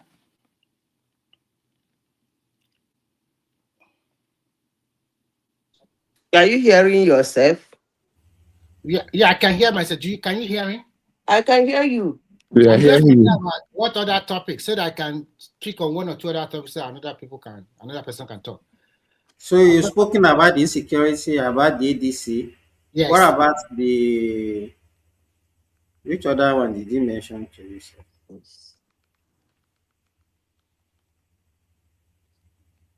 Okay, it talk about what Shetima said that Shetima said that the No. opposition cannot Probably bully that is just the political angle. Is the VP can say whatever, but I'm just interested about what is going on around the world. So it clearly shows that the war or the crisis that is happening in the Middle East is all about interest, and everybody want to position themselves very well. So it clearly shows now that at the end of the day, violence does not bring any solution. A right thinking human being, we know that when you have crisis or trouble, the best way to solve it is to sit around the table and iron it out. With all this destruction that has happened in the Middle East that affected the rest of the world, now even the ceasefire, none of them can even hold on to it. It's not even can last 1 or 2 hours.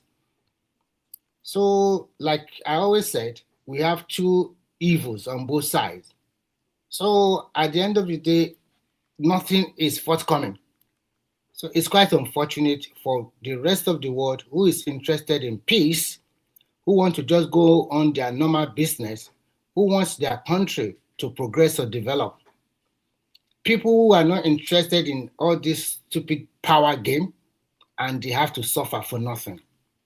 And those called big boys that they also went there to drop their bomb or whatever, losing millions and spending billions of dollars every day. Released his hold on her in case she had reached her limit.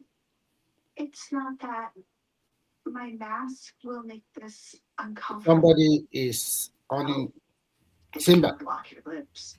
Yeah, I can hear you, Remy. Somebody is listening to his radio or TV. I'm just trying to see who the person is.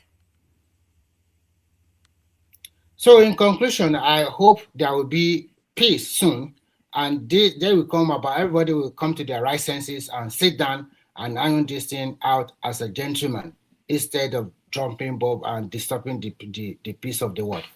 Thank you. So that another person can talk. Thank you, Siba. Okay. Bishop, are you there? Yeah. Have you remember what you said? Well, let me just add to it about the unfortunate killing or attack on the army base. Sometimes what is happening is very unfortunate, but I will not cut any slack for the government because I don't think those attacks are invisible. Attacking army base strikes differently. I don't know how it is impossible to have sentry or even eye in the sky to monitor certain distance perimeter so that before these people will come, it's a playing ground. You should be able to monitor them. You should have devices, not necessarily people on patrol, but you can have sentry in very critical places that they will be monitoring so that people will notify them that, look, these people are coming. How can people ride motorcycles in their 100 and they storm an army base and they are able to penetrate and kill people? I know that they are desperate. They just want to make a mark just to, for propaganda purpose. But hey, there are cheap drones that can be sustained, that can monitor, cover hundreds of kilometers. At least you can cut this, you can catch these people in their tracks before they attack. What are we not doing right? It's getting too much. Unfortunately, too, I don't know what is wrong with us in the north. Don't you think that it might be a setup? No, that's what I'm saying. Then for how long are we going to allow this setup to be go on? Mr. Bishop, let me tell you, see, you're outside Nigeria and you'll be outside Nigeria for a long time. So you don't understand the psychology of people in Nigeria. People in Nigeria love to do wuru to the answer. They always think they can game the system and they can game life. All these things we are talking about, somebody would have gone to go and use it to eat bully. They will be thinking that, no, just leave his job, don't worry, No, but nothing we are happened. seeing, but we are This one, seeing real, there is we are there is seeing real. literally there is no urgency in Nigeria. There is no due diligence in Nigeria. Even when it comes to their life, there is no due diligence. They always and there is nothing you can tell them. They No, always think that they can game life. no, They I'm always coming. think that they can outsmart life. They I'm always coming. think Hold that on, they can play life. hold on. So this thing, Hold. sorry, just 1 minute. Let me finish it. This thing would not start like this. They would have started small, in small areas, removing money from here and here. This one does not matter. That one does not matter. Before you know it, they are defenseless. Some of them don't even have bulletproof. Do you know that? What I'm saying is this: let us put ourselves in their shoe. Now, this is not the first attack. This is not the second attack. This is not the third, not the 10th Bishop, attack. they don't learn. I'm They don't coming learn now. I'm coming. And people are dying. So the people there are just sitting like lame dog waiting for some Yes. rat to come and just slaughter them. To what end? No, Yes. no. To what end? Yes. It sounds unbelievable, but it is true. No, This is I don't think.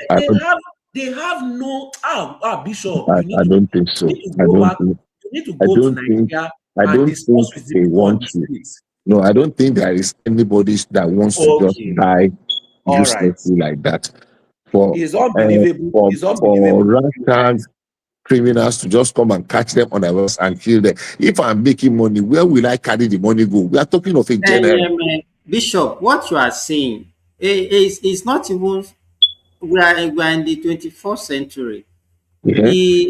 When we use, even those days when we used to even watch film, you see that when we have a military setup like that, there will be one, some people will be on somewhere very tall. They will be using telescope to watch around, to look at what is happening around them, just to give hint to the people on ground if there is any threat. Yeah. So what we are saying is, and probably I might also agree with Solly. The people shadowed with that responsibility might just neglect their work. What I'm not saying is this. Let's understand. What I'm not saying is the cost of life, losing 17 soldiers, In including Nigeria, they don't value life. No, I don't they don't. understand. They don't You value are not. life. You are not getting what I'm saying. I understand that you don't value life, but it is not for somebody not to value his own life in general. Bishop, they don't value easy. their own life too. No, I don't think so. Okay, all right. I don't think so. You don't know the country that you are from. Do you know that they have to buy their own bulletproof, and if they cannot afford it? I don't think No, you have started this your show. So you are listening to that's I don't even know whether it's still in the army. That interview. That's what you are saying now. Solid. Yes. So what that thing that is why is it doing what it's doing itself? He's exposing them now. What is he exposing? I beg, stop all those things. Okay, Mr. Simba, do you think that they Simba, sorry. Wait, just 1 minute. Let me ask Mr. Simba a question. Do you think that money for bulletproof was not disbursed to the military? Which money? The money allocated for bulletproof. Was not disbursed. It was disbursed to the military, but the military did not give them that money. Did not give. There is nobody on the how do they call it, in the theater of war that does not have bulletproof. No, there was one interview, Bishop. I know what Solly is talking about. One army officer came on the glitch this former Nidu show, and he was saying that they use their own money to buy bulletproof, buy uniform, buy boots and all those things. They don't give them all those things. That's what Solly is talking about. Because I don't think bulletproof is something that you can go and say you want to buy like clothes in the market now. Oh, okay. You don't know Nigeria. There's nothing you cannot buy in Nigeria. If I say I want to buy rocket launcher It's unfortunate. Simba, the other time you asked why Shure was doing whatever he's doing. You to calculate it, when you collect money from Rockefeller and the rest of them in America and the rest, thousands of dollars every year. You don't need to work anymore. You just rent a 5-star hotel and continue to give the follower peanuts. Let's go and protest every time. So he's collecting cool money for more than 10, 12, 15 years now. So that's it. But let me ask you guys now. So how do you think this opposition can actually wriggle themselves out of this problem that they have The now? only way They are not smart enough. They will never go out of anything. No, they are not going to wriggle out of anything. But what will happen is that all of them they will divide again. Everybody will go their own way soon. Simba, let me answer your question with a question. Are you talking for the 2027 election or 2031 election? 2027. I'm talking for 2027 election. Why can I be talking for that election now? 2027 election have been won and lost since 2023, and I will tell you why and how.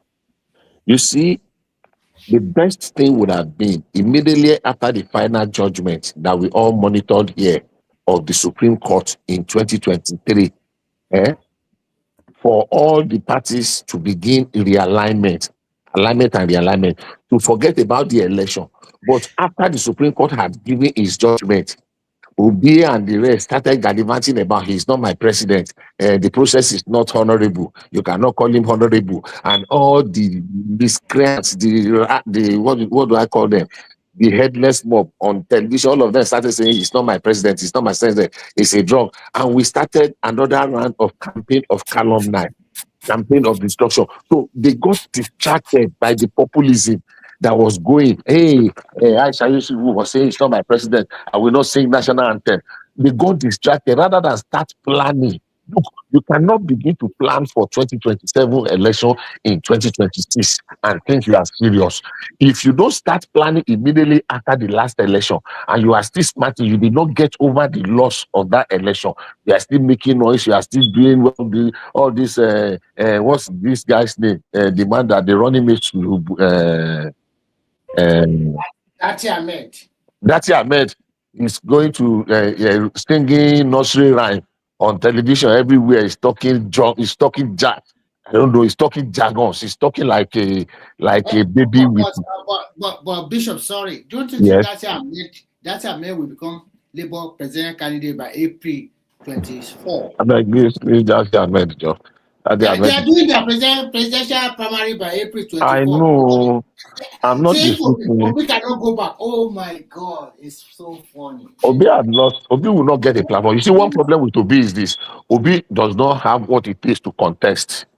He does not want to contest for any primary. He wanted the primary to be the ticket to be handed to him on the platter of gold, on the platter of whatever. So what you guys are saying in essence is that there is no way for the opposition. Is that because you know what I think? Wait now, I think one of the problem that we are also making in Nigeria is that Nigeria, they are only looking at ADC as if is the only opposition party that we have. So when they are talking about ADC, they be talking about opposition. The next question I want to ask about, why can't we just before we can dethrone any ruling government? Because if you look at what APC did in 2015 was to collapse about, let's say, 3 or 4 parties together before they can now mount a serious opposition to dethrone the ruling government. So if that is the only way, why can't we now just maybe change our electoral law and have maybe practicing the 2-party system instead of what? As it is now, we have 21 parties and people are still talking about 1-party system when we have 21 party. Let me answer you, Simba. And then we are only focused on one. Let me mind them, Simba. They are doing fear mongering. They are lazy. Their brain is so lazy. I don't think their brain is ever working. Let me answer you. Let me answer you, Simba. Number one, APC was not just a product of ragtag, hurry arrangements. That APC that manifested, that metamorphosed, the alliance and the rest, started way back in 2010. No, not even 2010. Bishop, no. It started since 2007. And where the 2007 was not an alliance. You know, it No, was okay. that's the way. Let me First, even tell you, they've the been first planning merger. it. They've I been know. planning it since then, but they, No, the disagreements, or uh, then they have to. So it no, was delayed till 2010, no, 2011. no, By no. The real 2011, the no, only hold on. problem. Let me answer you now. You have asked the Okay. question. You see that one that happened that AC made metamorphosed to ACN when Atiku joined was a different thing. I'm talking of the two principal legs of the Buhari and the Tinubu. That Okay. conversation was in 2010, but it did not manifest in 2011 election. That was why Tinubu pulled out and supported Jonathan. No, I think the reason why it was not actually come to place in Uh, 2011 I'm not is saying the why. because they have a disagreement on who to become the vice president. I'm not saying the why or this that. I'm just saying that it did not. I've not gotten to the why yet. I'm saying it did not manifest. It did not materialize in 2011. You are right. But You are that right. conversation now continued in 2013 after Jonathan won. So when it now continued, two major factions, CPC and ACN, were now the real one. Then they were able to get the buy-in of ANPP. Then a faction of APGA, represented by Owele, Rogerson, Anayo, and the breakaway faction of PDP with Atiku, Rotimi Amechi, what's this guy's name? Bukola Saraki, who again, there were 5 of them. The ones that walked out of their convention. So they just became like a supporting because they did not come with the whole of PDP. They just called themselves NPDP, New PDP. So it was a merger of those 3 legacy parties with 2 factions. And the legacy parties are CPC, ACN, ANPP, with faction of ABGA and a faction of PDP. So, and they came with ACN alone came with 5 governors. CPC came with 2 governors, several House of Rep members. ANPP came with, so it is nothing compared, and it took 4 years No, of solid work. as at the time they are going for the Election. election, they have about 15 governors. Exactly. So it was not just the kind of ragtag arrangement that we are having now. You can see the difference. So this was one is too soon, and before you know it, they have started fighting for even the ticket. Even before they look, I told somebody a few days ago. I said, "Do you think Atiku is stupid? He will spend $1.2 million to lobby and do PR only for you to hand tickets to Peter Obi." And the way Peter Obi supporters are saying it's either Peter Obi or nothing, as if he was the one that started the coalition or the coalition or the coalition, whatever. When Atiku was the one that donated the one that just came to join them because when he saw that Labour Party was not working out and the time was closing out on him. So unfortunately, it is too short for them. Now, one of the biggest problems we have is this. It is not every time you form a party that you must win the national election. No, it is not. Sometimes maybe you keep going and going, and maybe by 2nd or the 3rd cycle, maybe you will have been strong enough. But everybody that wants to form a coalition today, the only purpose for forming their coalition is not because they want to have a good opposition, but because they just must seize power. And immediately they are not able to seize that power, they will scatter again and go and look for any rata. If that is how they want to continue it, almost because Tinubu probably is the first president of Nigeria that is a thoroughbred politician. All other ones are just accidental politicians, from Obasanjo to Yar'Adua to Buhari to Jonathan. But Tinubu spent how many years? 15 or 16 years in the trench, perfecting, strategizing. And if people say he's not a strategist, I don't argue with them. And he's not the strategist. You need to go and replicate what he did and come and seize power in 2027. As far as I am concerned, 2027 is already a foregone conclusion. Let them go and queue up for 2031. So Just to add to what Bishop said, and for all the people that that are just jumping around, jumping the bandwagon. People don't know. Now, look at even the people you are even supporting. Before you support someone, you must see the prototype of what the people have already built. Now let's start from this. Apart from Atiku being a co-founder, at least the name of a co-founder, even when we knew that it was Jaradua Senior that formed PDM. You understand? And Tinubu was even a member of that PDM. So now the question is this: tell me, what has any of the people you want to join, what has any of them built in life? Now, point to one of the governors, a point of one of those senators that, okay, these senators through Atiku, through Obi, and through David Mark, that's why they are there. You can find. When you go to Tinubu, at least you cannot deny him of all the governors that came after him. You understand? You can't deny Fayemi. There's no way Fayemi will say he became governor of Ekiti State without Tinubu. What of Ajimobi? What of Aregbesola? What of Aregbesola? What of Ibukun Amosu? Yeah, even Ola, Ladoja, he helped Ladoja to get back when they impeached him. Ladoja in Oyo State. He has been supporting, has been building his structure, not that we say, okay, someone that just want to blindly just say, okay, it must be me, it must be me. If it is all about it must be me, it will have become Atiku that has been contesting since the days of MKO. And you see someone like that, and you still cannot respect. I don't know how to explain to people. You think that, okay. Ola, let me ask you this question. If you want to have an opposition, must opposition have a target election, or you must, okay, we have a plan, or if you cannot get it this time around, we can get it next election. Okay, this party, we don't want this party, so let us form an opposition that be, if it's not possible during this election, the next. But the kind of opposition that we are talking about in Nigeria is that they are just group of desperate people that want Nigerians to turn their own personal grievances to national discussion. You see, the people you call opposition, you should be able to see through the lens. You understand the intention. What's the intention? The intention is some of them, they've never done anything good for themselves outside the government. Tell me, how did David Mark become multi-billionaire, for example, to start with? Tell me what he has done in his life.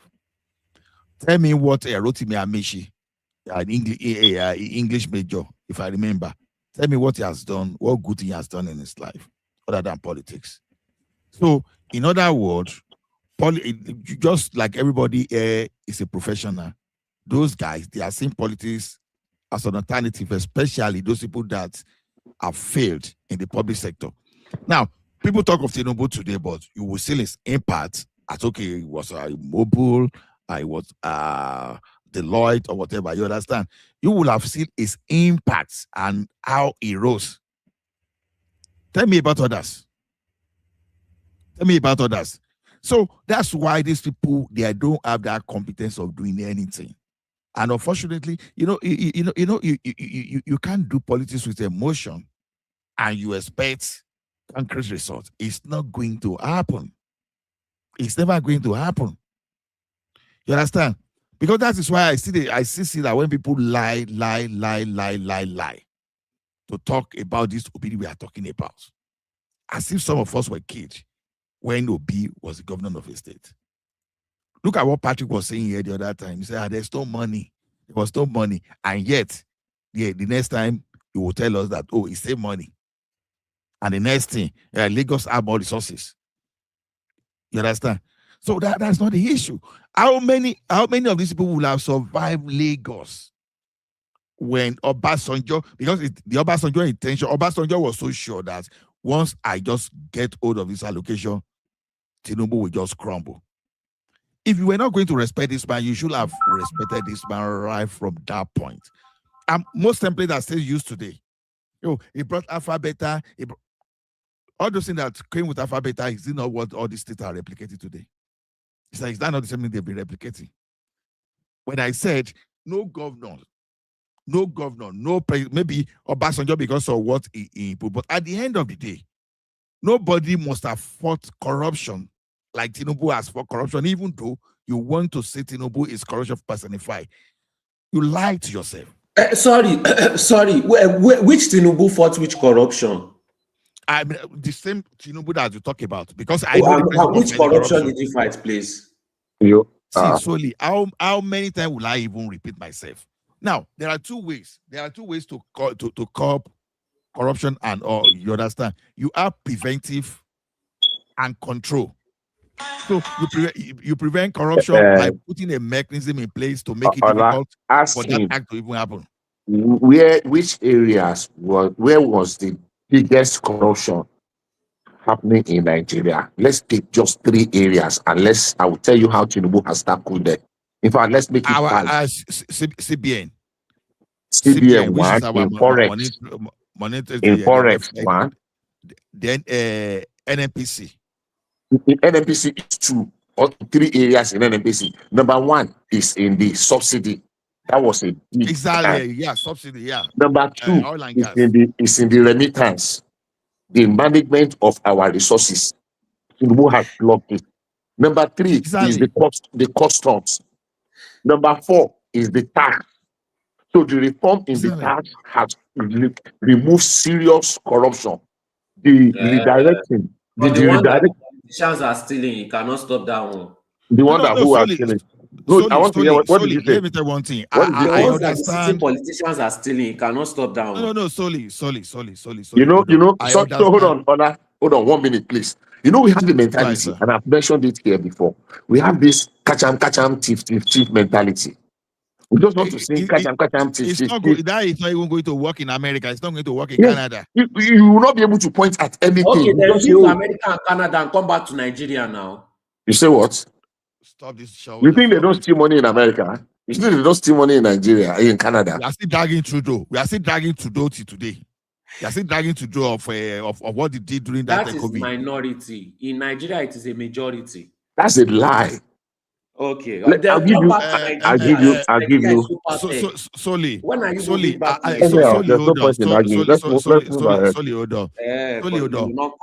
experience.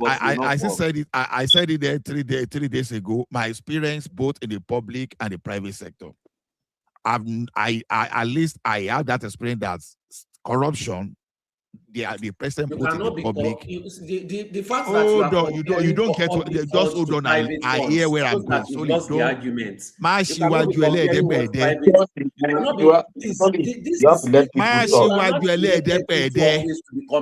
Comparing yourself to the private citizens.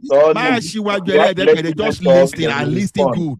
Sorry, can we have a conversation? Let's stop one after the other now. Argument I want to listen to. Talk after one after the other. Listen, Solly. Let me tell you one thing. You understand? I'm talking of my experience in the industry. You have your option to listen or you don't listen. It's a choice. I've worked in both public and private sector. In the banking industry, the type of stealing that is happening in those private sector, you will bow. And I said something there the other time that the type of corruption that I have witnessed in NEPA, you will think that police are saints. Now, what am I saying is this? The argument of public and private sector. Listen, I'm driving at something. That's why you have to listen. Very argument. And this argument, you can only have this argument with Nigerians. You can never have this argument with another person from another country that is educated. You can never have this argument with educated populace. Let me answer him. Arguing about government funds and private funds. Obviously, if a private individual commits crime, that one is normal. That one, we already know how that is going to be curbed. We are not expecting anything different, and we're not going to be surprised. Now, you take public funds, and that is in China, they chop off people's head for stealing public funds. Do they chop off people's head for stealing private funds? Because they know the difference. Please, let's stop all this. We are not stupid now. I don't like when somebody is trying to give me low IQ argument. I feel like you are insulting my intelligence. You are insulting my intelligence by making arguments. Hold on and listen, because if you don't listen, arguing with Biafrans. Solely, if you don't listen, I'll be forced to put you to But the you are background. insulting my intelligence by giving me that. Listen now, let other people express their view now. Listen now, you have said your own. Listen. Let's talk. You're not even listening, you just want to argue. Listen now. Sorry, Hold on, you have to let people talk. Let other people talk now. Please. Now, It's not by shouting you win He has the dropped. He has argument. dropped. No, he hasn't dropped. Maybe it's maybe Thomas put in the background. Now, Yeah, this put is him what in the I'm background. So we never listen. This is what I'm saying. You have to let people talk. You You understand? I have idea of what they call control. I learned something about control. When you see auditors, external auditors are coming to come and audit both public and private. It's just because you want to make sure you have the principle in place for accountability. Now, this thing happen in the private sector. They put what they call internal control. Internal control is for people within inside not to steal. And despite that, man, a lot of stealing are going. They keep on improving. Now, anytime anybody stole money, because at least I participated in trying to probe and uncover fraud in the system that time. Right. At the end of the day, even when we caught thief, okay, let me give you an example. We caught a boy. That boy was an IT student. He stole enough that his papa brought his house documents. Say, okay, please release my son. Okay, I give you these documents. Go and sell this house and bring the money. The bank look and say, okay, it's not our duty to sell. Even if we sell, how much are we going to gain? At the end of the day, the bank could not recover that money because the cost of litigation to get that money back is too much for the bank. So what they do constantly is to make sure that they make it difficult for you to even see that money. So they put mechanism in place. Preventive control is far away cheaper than damage control. The one you are thinking of now, you understand? You are thinking of, okay, when they discovered 210 trillion missing in NNPC, you think you can easily carry all those people and put in jail? Good luck to you. They will sponsor insecurity. You understand? You think all those banditries that are going on there, you understand? The people, they've stolen enough money that they have enough money to sponsor bandits against the government. So the first thing you want to do when you are fighting corruption is to stop it. Obasanjo said when he wanted to be picking people and putting them in jail, he said Bill Clinton advised him that, look, when you fight corruption, corruption will fight back. Focus on making life better for people. He said you will soon lose Nigerians by the time you are running after those people, because those people, they have resources to retaliate. So one thing I've learned from control people, the auditor is this: they are not interested in damage control. You understand? Because you are looking at maybe there are about 500 ways of them stealing. You want to, as much as possible, reduce that 500 to, let's say, 50. From that 50 point, you reduce the damage control in case you need to do damage control. Now, when I told you that Tinubu has fought corruption more than anybody, I've explained over and over and over here. When Tinubu became the governor of Lagos State was only making 600 million in internal revenue. Now, people will say it's taxing people. It's a lie. The money was in that system. Individual private auditors. Oh, okay. Some auditors, some tax people, you understand, they will go to your company. You are supposed to pay, let's say, 100 million to the government. At the end of the day, you end up paying like 1 million. I will pocket the remaining. Those individuals.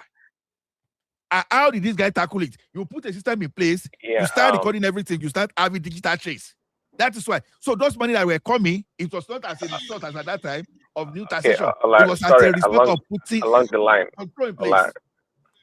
Along the line, what you're talking about. So tell me, what part of the court system about people? You are breaking. Because I think You are breaking very heavily. You are breaking very heavily. Oh, okay. Sorry. Am I better now? Yeah, you are better now. Yeah. Slightly. Okay. Okay, if you can hear me, I was asking what part of the court system has been gamed by these corrupt people. Okay, there's one thing. I know it's going to cost a lot of money to go after these corrupt people, but at the same time, I think they have the court system under lock. Okay, from the police to the judges, that's part of the problem. If they know that they go through the system and they'll be persecuted, I think they'll be more careful. Now, the situation in Nigeria is this. You understand? There's a difference between when you have like 3, 4, 5 people that are corrupt, that when you have the corruption that is fragmented. Maybe you have like thousands, thousands of people corrupt at the same time. So how much resources are you willing to allocate to 10,000 corrupt people? You understand? Just imagine probing some government officials that are corrupt in Ekiti. You are doing that in Lagos. You are doing that across the country. Then don't forget that lawyers will have money. Then you have resources. No, see, you have to make a good example of a handful. You can't go after everybody, but you have to make an example of a handful of people.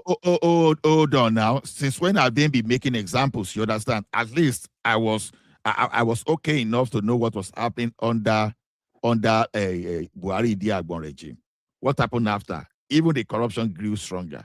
Now you would think that corruption will be gone after Obasanjo introduced EFCC, when they made the example of Tafa Balogun, when they make an example of Alamesier, when they made a good example of the like of even Ibori. At the end of the day, in the long run, under Jonathan, when they push him to United Arab Emirates to UK, he still suffered those things. You would think Nigeria will stop that corruption. No, the thing never stopped. Even Bode George, even was jailed. So there were a lot of high profile, and this thing never stopped corruption. It's not going to stop because the people that are giving the system too, they are advancing. They are finding okay, look at what Malami did, for example. Look at what Malami did. Look at what Desiani did. So those things will not stop. The best thing is this: don't let them have chance of laying out on the money first. Because they steal the money, there's opportunity cost. When they even when they stole the money, maybe you were supposed to have constructed 10 roads and someone stole that money. And 10 years down the line, you are even spending half of that money stole already to even recover all those things. So why don't you stop that from the beginning? That is what Lagos State did. And that is what Tinubu is doing. I tell you, that the approach you're proposing, it's kind of it's a no-win approach. See, if you're always going to look at the cost to recover the stolen funds, you will never go after anybody. That's the problem. No, Prince Daddy, this is what we are saying. We are saying the approach of this catch-am mentality, that punitive has not worked, just like Ola has explained. And that's why I was saying, I started by saying several reforms. The aim of those reforms is to streamline and to reduce the propensity of corruption, opportunity for corruption in those areas. That is one, which we know have been there. The second one that this government has done is to see how we can expand the belt of what do you call it now, of middle belt, by making things what makes people to steal, really. The ordinary people, because, I want to build a house, I want to buy a car, I want to send my children to school, I want to do this, I want to do that. They bring a lot of pressure, and people want to collect all manner of bribe and manipulate so that to stay. Look, credit card. People are not richer in America. That's the fact. It's just that people have access to credit. If you are working, you want to buy a car today, you can decide walking to a store, you have good credit. I'm coming. Bishop, the people that steal most are the people that have a lot. The people that steal most. The people that steal most are the people that have a lot. I'm coming. Because that's where the attention is. That's where the attention is. There is stealing is pervasive in every facet of our national life. Everywhere. I mean, I was involved in an audit process. I was involved in an audit process in Kwara State, where a level 8 officer. I'm glad you mentioned Kwara State. You see, that's when Saki and his family can steal a whole bank and nothing happened to him. I'm coming. This was probably about 20 years ago or thereabouts, where a level 9 officer has about 16 different ghosts, because she was working in the payroll, has names, all manner, her name, a lady with hijab, with everything, had all manner of names on payroll. She was collecting 16 different accounts. A level 8 officer. There was one level 14 officer in Abuja that has 62 properties in Abuja, because she was in FCDA, whatever they were allocating. So if we look, we say, oh, it's only the people at the top because they are owners. So hold on, 62 properties. So that person, is that the kind of person that needs credit to buy, stuff? You see, that's one. I'm saying if you are using one now to make a generalized, if you make things, for example, credit available for people, majority of the people at the lower level will be able to access basic things that they need. If we make stealing if you not do that one, you now use punitive method for anyone that is caught, and you make a show of that person, it will reduce it. We cannot eliminate. Let me land. We cannot eliminate corrupt tendencies in human. We cannot. We can limit it to the barest minimum. And I am going to end up by saying, by the time you look at the records, go and look at OECD, whatever they call this organized crime, whatever, and corruption. By the time we look at the volume, the amount of money that is stolen in America, whether in the banking system, in the government system, in the contract system, in the software, the electronic system, it's like times 10 what we are crying off in Nigeria. It is just Bishop, let me tell people that are still see Jonathan. He did not even carry anybody before he used wallets. Through this AFBN man, Akiwumi. It was a digital wallet. They used to stop fertilizer subsidy scam. They stopped that. Do you know how much ghost worker we used to have in Nigeria? When Tinubu first introduced Oracle in Lagos, the ghost, oh my goodness, you know that number of that ghosting. See, when I work in NEPA, you understand, when they started computerizing the billing system and all those stuff, did you know how many people sent out of those corrupt stipends that they used to get? Because see, we are talking of where you have, let's say, 40 employees, where you have at least 30 of them so corrupt aggressively. I'm not just saying this thing. Sorry, I'm sorry. I'm so sorry. I'm so sorry. Right, the one you even said is small. When Tinubu came to Lagos State, do you know how many schools that were only existing on paper? A full complement of school, principal, assistant principal, vice principal, with children. Can you take your children to those schools? You say what? Can you take your children to those schools? Did you understand what I'm saying? Okay. I'm talking about the corruption that they were only existing on paper. They were using it to siphon money. The schools were not existing at all. I don't know if you understand what I'm saying. That the schools were existing only on paper. That there is a school called Okelangbodo Secondary School. But that school has no location. But salary was going to like 30 teachers, principal, assistant principal, cleaner, this, maintenance, and they have been doing it for years until Tinubu introduced that Oracle something. And it was not just one school, it was not two, several of them. Go what's this woman there? So it is pervasive, it is every facet of our national life. And we cannot just say, people just see opportunity, especially when they have the access. Look at this issue of custom. Why is it that people want to die to go and join customs? Why don't they want to join police or join army or join immigration? But they want to go because customs have access to money. But now that they are removing custom, that your core duty is not revenue collection. We are moving the revenue collection to under the FIRS, national now called NRS, under the, what do you call it now? Ministry of Finance, under the Minister of Finance for State. You will see that customs will change. Because it will not be as attractive as it used to be before. If you know how much people were bribing in those days, 20, 30 years ago, 40 years ago, just because they want to get into customs. People are paying millions because they know, say, immediately you just get to a level, maybe they just put you go semi-border. Not be there, Atiku steal all the money, way become the multi-billionaire.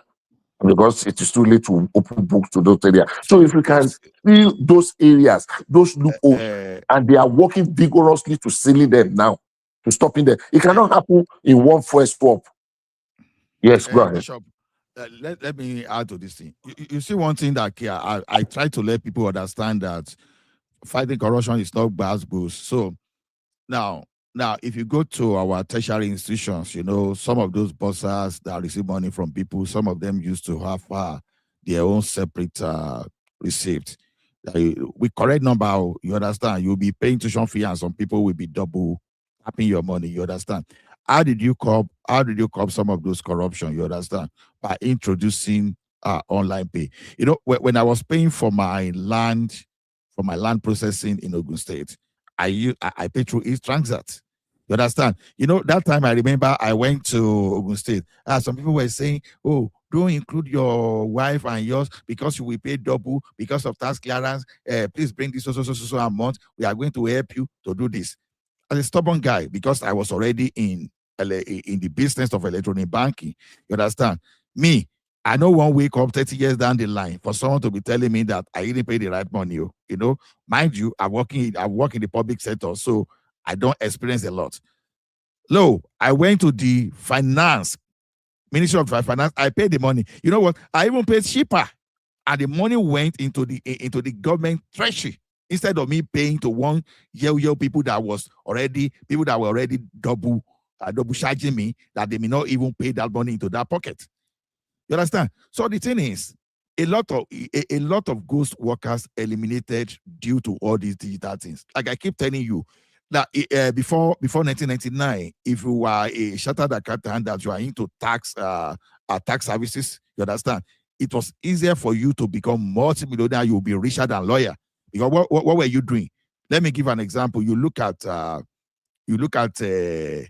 one company that is making let's say 200 million in a year.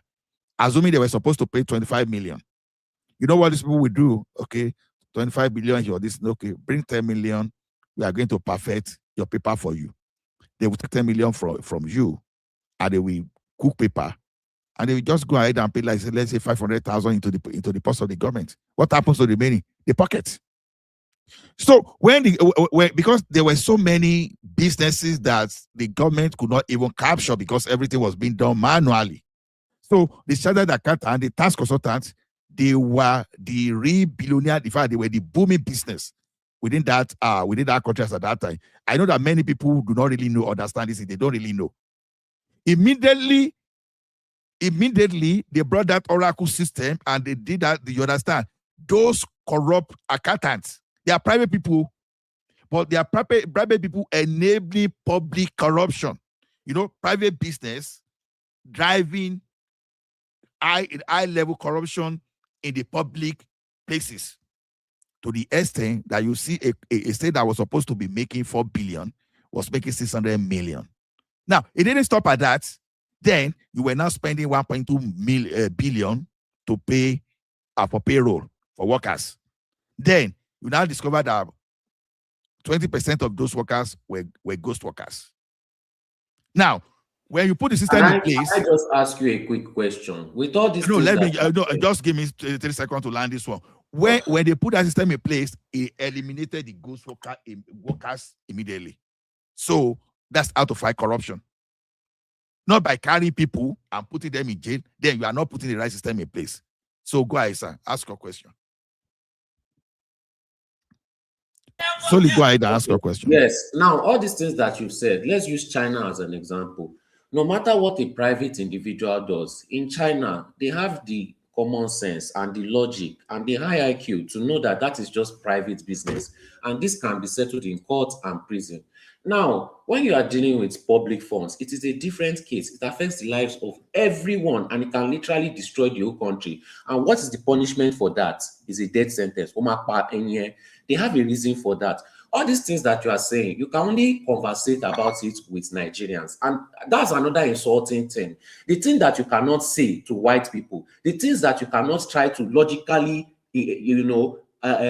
conversate with white people, when it becomes black people or especially Nigerians, you start saying some things that you would never, ever say in front of white people. Because please now, I give you the chance, please. Because you know that they will look down on you. This is like me arguing with the Biafrans. You see how some of their arguments seem and sound ridiculous. and you stayed here, you sat down, you giving a long speech and defended the indefensible, something that you cannot do with other people's races, something you cannot do with other races because you respect their intelligence. But when it comes to our own intelligence, you don't respect it at all. That you are giving argument of private corruption and governmental corruption. It is very insulting. It is very intellectually insulting. I feel disrespected intellectually, and I feel like I don't know the line of your argument. I can ask you a question. You're intentionally doing it because I am a Nigerian. That is the only reason why you are insulting our intellect, because we are Nigerians. So you can continue if you want. But if hold on, sorry. I hope you are referring to Ola. I can ask you a question now, and you were asking, you were interjecting and asking a question now. No, it's referring to me. It's referring to me. That's I wanted to ask you a question now, and he's saying that, I mean, you cannot just call your commander did something now. Simple question: has executing corrupt officials in China, has he stopped corruption? It has reduced corruption drastically. How? Oh, so you can go to China and try to be corrupt. I don't need to go to China. Tell me the data now. Has he stopped corruption? You say it has reduced drastically. By how many percentage? So, okay, you know what? Are the data? I want this conversation, Mr. Bishop. Let me show you how you are insulting my intelligence. Stop saying I'm insulting your intelligence. Stop saying this insulting. Stop saying this insulting your intelligence. Come on, no. Stop using that word. Insulting your intelligence and how we are having a conversation. Hold on. No. You keep throwing this word. You keep throwing this word. No. We are having a conversation. You keep throwing these words. You dropped me when I was doing this. No, now you interjected someone. You keep throwing words. I am telling you, stop throwing that word. Who is insulting you? What do you have to do? That is what you are doing. Please let me respond. You are doing this thing intentionally because I am a Nigerian. So let me respond. Because you are a Nigerian. Yes. Please let me respond. Guys, good night, Ajo. Are you going to let me respond? Come on, see you another time. I will still respond. Whether you stay or go, I will still respond. Now, what you are trying to say is that because of punishment, people will stop. If people will stop doing crime, they will not be jailed because they've punished them already. If people will stop doing crime because they have been punished before, they will not be police. So it is disrespectful for you to give me that question. You are insulting my intelligence. That is an insult to my intelligence. Because you think I am so stupid not to understand how that works. You can only try this with a Nigerian. And this you said it about 6 times. Now, Mr. Ola, when I was doing this, you removed me from the platform and you muted me. I was not the one that removed you. Just hear that one. Let me tell you that one straight away. I was not the one. Even though I shakara you, I was not the one that removed you. So go ahead. So asking me that question is very insulting because I see Nigerians doing it all the time. The thing that you will not tell white people, the moment you meet a Nigerian, you will start saying it in front of Nigerians, and it's always so painful. What do you mean that did that stop corruption in China? Which kind of insulting argument is that? Okay, sorry. Permit me to respond to you. Argument is that? It's very painful. It's very painful. You don't respect our intelligence because we are Nigerians. Sorry, okay. Permit me to respond to you. Please, if it's a white man, you give them so much respect. The way you respect them is always so unbelievable. Solely, hold on. Permit me to respond to you. You see, one thing is this: the fact that you are emotional is different from whether you are digesting the content very well. You see, something is this. This thing, when we are talking of intellectual argument, this thing, you understand, nobody is insulting your intelligence. You are failing, you are falling for active listening syndrome. Instead of asking questions for you to understand the point, you decided to go on blackmailing and emotional outburst to say someone is insulting your intelligence. Hold on, Solly. Everybody passed through different stages in life. So whatever you are doing today is not new to me. Tomorrow, your view will totally be different. I'm telling you today that if we were to perform audits in country today in the public spaces, that those people that are corrupt, you probably be bringing out at least 500,000 to 1 million people in the civil service that are stealing government money. All right. You understand? One way or the other. You understand? But now, what's the workforce? What type of capacity? Do we have institutional capacity to start probing all the thieves in that country? Oh, people will say, okay, make sample of 2 or 3. Now, even before we were born, even when we were born, when people stole, there some people used to be by firing squad at the Babish there, some by hanging, and this thing has never deterred anybody. Over time, what has deterred people is preventive control. Don't let people even have access. Okay, if I know that I'm keeping 10 million in the vote, and I know that if I don't control that vote very well, that someone can go there and take that 10 million. And you and I say, okay, since someone has stole that 10 million now, I should just go and hang the person and do that. The question is this: I've lost money. The money was no longer useful for that purpose. You understand? When we are talking of the opportunity cost, you understand? You are doubling up on the opportunity cost. You understand? You are unable to implement as we are speaking. Then you need now money now to prosecute that person again. So at the end of the day, the 10 million stolen, by the time you now look at what I've lost, even trying to recover that money, probably I've lost close to 25 million to do that. So the first step of stopping that kind of thing is that, first of all, put something in place so that people cannot stop that money. Why will I even allow you to stop to steal my money first of all? And then later I will start running after you. I don't want to do that. I want to keep that money. If that money is meant for sponsoring, let's say 100,000 people out of school, I want to sponsor 100,000 people out of school. I don't want people to see that money and those 100 people will no longer be able to go to school. At the end of the day, when I want to recover that money and I spend another 10 million again, affecting other people that are supposed to benefit, I don't want to do that. What I want to do is, from the beginning, I want to restrict your access to that money. So I don't even want you to steal. Even if you are going to steal, I want to reduce 1 million thieves to, let's say, 50,000, and I'll be able to manage the remaining 50,000 very well. That's what I want to do. That's the essence of preventive and damage control. Damage control is very expensive. Preventive control is cheaper. That is why I made an example of that fertilizer subsidy. Now, what we are doing in the petroleum industry today by removing subsidy now is an example of a preventive control. All the subsidy they've stolen these days, are you able to recover? How many people are you able to put in jail? Because now you won't be able to do that. But stopping them now, nobody will now go to the account in Nigeria and say they want to pay subsidy tomorrow. It's not going to happen. And we are even benefiting after. What are the benefits? The industry that these people killed in the past, the industry are beginning to develop now. That's why we have Dangote. That's why you have Bua. That's why hello, sir. Uncle Beno. No, finish. I just want to follow up with what you are saying when you are done, sir. So the thing is, I understand you when you say China, they pay people because China put a mechanism in place to reduce that corruption first of all. You'll be shocked today as big as China is. If you line up the corrupt people in China and count their number and compare to Nigeria, you'll be shocked that Nigeria is like a million years ahead of China in terms of corruption. You will see, have proportionally. This is all those kind of insulting intellectually. Okay, Uncle, yes, sir. Can I speak, sir?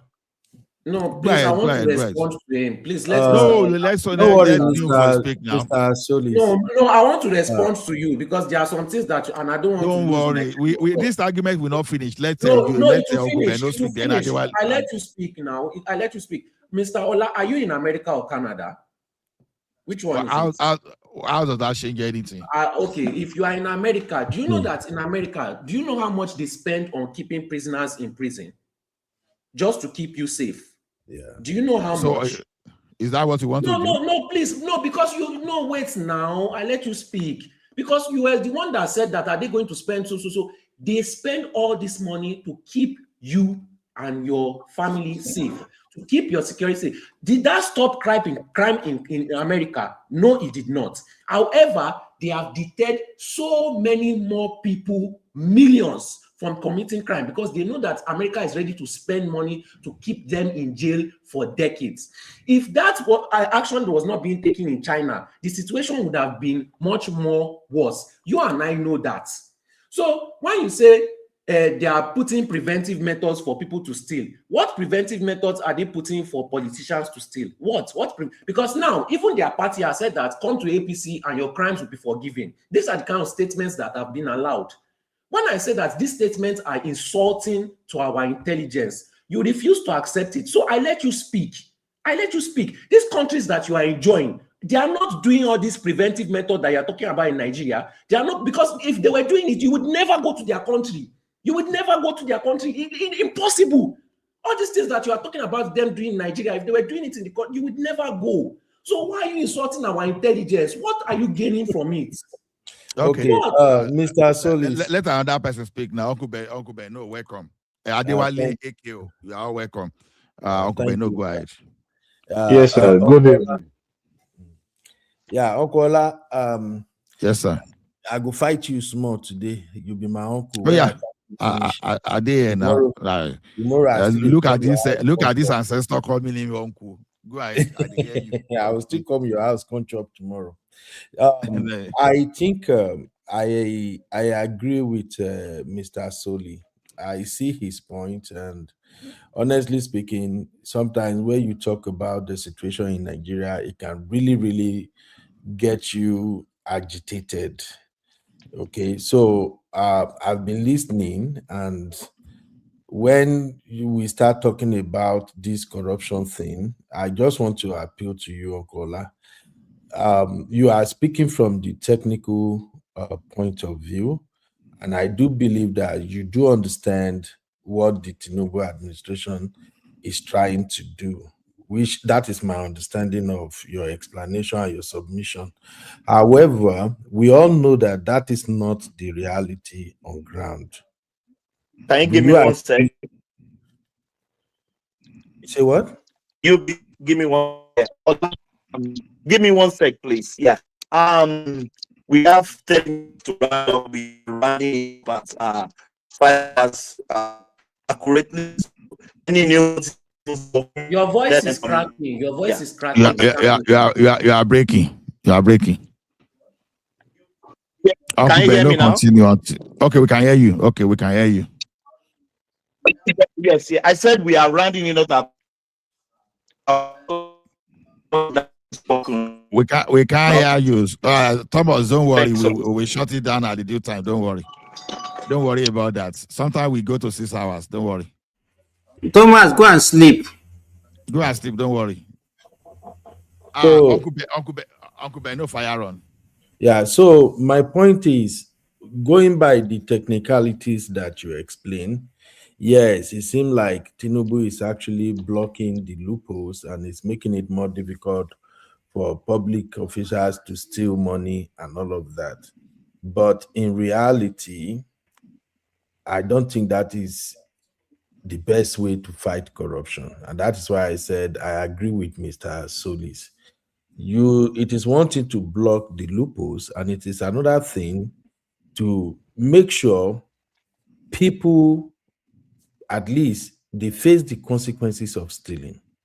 You can't have a growth in a country if you are saying, I'm only blocking, I'm not punishing anybody, because at the end of the day, your own people will still be doing the stealing and you can't do anything. You remember the case of that lady who was, I don't even know what portfolio they gave her at the beginning of Tinubu's administration, the lady that stole about 500 million or something. That yellow lady that danced, that fine girl, that fine lady. Yeah. Now, if I want to agree with you, Okola, that yes, Tinubu is blocking the loopholes, is making it impossible for them to steal money. Okola, if I put it to you right now, are you going to tell me that Tinubu himself is not stealing Nigerian money as we speak? You will have to prove it. You defend him that Tinubu is not stealing. I don't defend politicians, and I don't even defend public servants. But you that you allege, you will be the one to prove it. So because the way I look at me, let me tell one thing. and this is not an insult. If all of us we are here now, if I were auditor and I work in an organization, everybody here is an asset to me. And the asset that I'm talking about is not necessarily positive. Every one of you, I'll be suspecting you. Only the day you left my organization without you going with a pin. That's the only time I trust you. That's how internal control person work. You understand? Everybody's a suspect. Can you hear me now? You escape. We can hear you, Thomas. Yes, yes. I'm just trying to pass the message. Yeah, we are rounding it up at 5 hours max. So any new voices that haven't spoken, let them speak, please. Thomas, who said that because we extend beyond 5 hours, we close anytime we want to close. So that's why we are saying who's saying if one man saying that, just ask one man to come here and shut it down himself. So I'll shut it down in 5 hours exactly. Yeah. Thomas, Thomas, if you want to wait, Thomas, you can't do that. When you are not even around, we've been handling this platform for 1 month. I am around now. I just let you take the we are both here. That is the information passed. What we are saying is that if you are tired, we can extend it to 6 hours. If you are tired, you can go. It's not about tiredness. I am not tired. I'm here. But because one man don't want Thomas, as we see orders from above. If they chop money, why you won't shut down for 5 hours? Hold on. This thing need to be made important. You understand? Where you can't go. Ola, you know, I have a boss. I can't go more than my boss. Hold on. One man asked my contact. He asked Simba's contact. Yeah, but I'm the one that he handed over to. So and he told me 5 hours. No, that's not true. That's not true. I was saying even when he was handing over, we are all here. I was saying. So that's not true. Do you know the conversation we have back then? Why are you arguing with me? Thomas, we can shut down now. We can shut down now. Let one man that will disagree with you. He asked my contact. Ola, just follow Thomas. Follow Tom, please. I beg. What are you guys saying? Continue speaking. When it's 5 hours, I shut it down. I'm just taking excuses from you guys. Okay? Yeah, you can take it to the backstage, but he doesn't want it to pass 5 hours because he has to. I know, Thomas. Is definitely going to have consequence. You know, when I object something and you move ahead and do that, there'll be consequence. Ola, please, I beg you. Don't take it. I am not answering to your authority. I'm acting what one man told me. I'm saying it online. If I'm here and Simba is here, and one man decided to tell you to go and shut down and override us, then there'll be consequence. Ola, please, don't. No, Remy, hold on. What are you talking about? What's consequence? What are you talking about? I don't understand. Thomas, what does it? Well, I don't think. What does it even take away from you if you go beyond 5 hours? What would it take away from you? 1 man will not kill you now. Why are you saying it as if it's sacrifice? So why are you bossing me?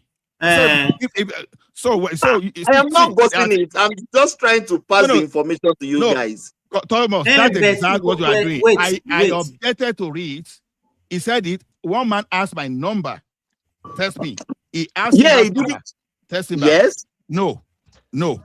So if you will be the boss, all this argument you are doing, people could have made their opinion. When it's 5 hours, I will shut it down. And I'm now telling you now that if you just shut down at 5 hours, there'll be consequence. I'm just telling you. That's all right. I don't Ola, Thomas, can I say something? Both of you are gentlemen. Both of you are gentlemen. Thomas, please. No. See. I understand what you are saying. No, Ola, hold on. Thomas, let me say my own. Thomas, I don't think I don't think there's any harm. If you extend by an hour.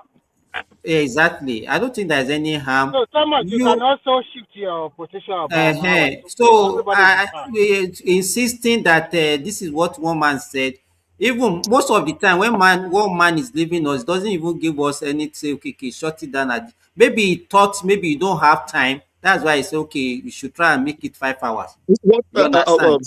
Simba, Okay, so in conclusion, so Thomas, yeah. please, I beg. Thomas, I don't think 1 hour Just give us extra one. will do anything, and one man will not be Give angry with another you. additional This 1 is one of hour. the shenanigans that make me stop coming sometime to this channel.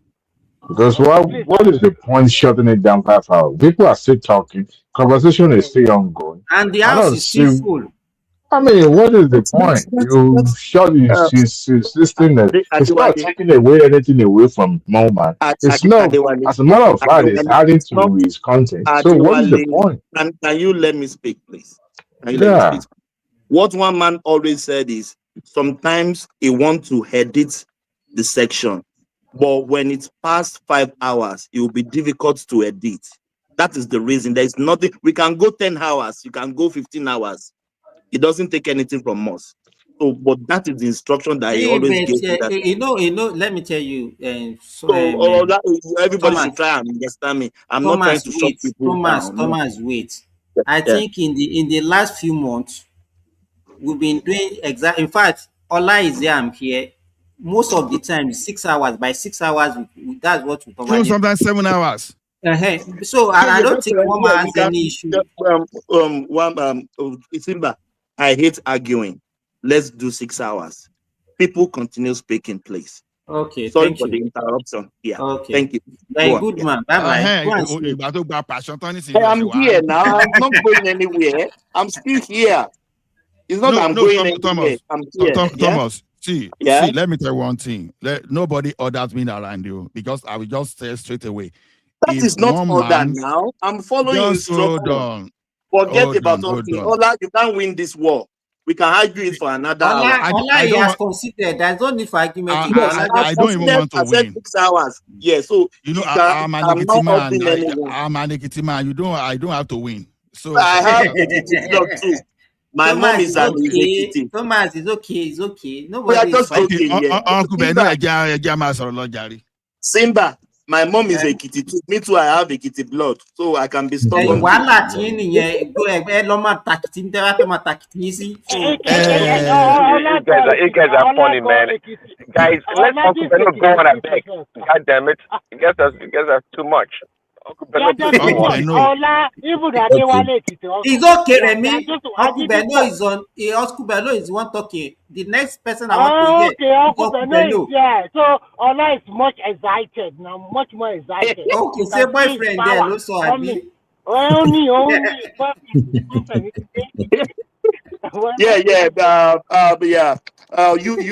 You go on, please. Yeah. Thank you. Yeah. Sorry for thank the you. interruption. Yeah. No worries, sir. Thank you very much. So, Uncle Ola, what I'm saying in a nutshell is that why are you calling him uncle? I just tell you, Ola, my dear, say it in a more, I know, me man respect our mommy, ẹ̀gbọ́n wo ni ẹ̀gbọ́n tó di ẹ má máa dá ancestor yẹn lóhùn o ẹ fi ancestor rẹ nílẹ̀ o. Oh God. So, Uncle Ola, okay. the point I'm Yes, making is the technicalities of what you explain, it sounds great, but sometimes the way you explain it, it sounds like you are defending Tinubu to the core, like what Tinubu is doing right now is the best. Nothing else can work than that. So, and I'm opposing that view. You can't progress in a nation when people don't face consequences for their actions, and especially when we are talking about corruption. Corruption is what led Nigeria to where we are today. These people are stealing like mad, and the politicians are the one at the top of it doing it the most. And right now, it is obvious to many of us that we know the reason a lot of people are running to the APC is because of the umbrella cover that APC provided for them, because they know if they really have to like investigate each and every one of those people that are crossing over to APC, all of them are supposed to be in jail. So I don't agree with that argument that the best thing to do is you stop it. So it's not working for me from my own perspective. Why? Tinubu's style, since I've been following him, Baba I'm sorry, Baba sometimes operate like, I don't want to use this derogatory word on him, but Baba operate like Alpha and Omega.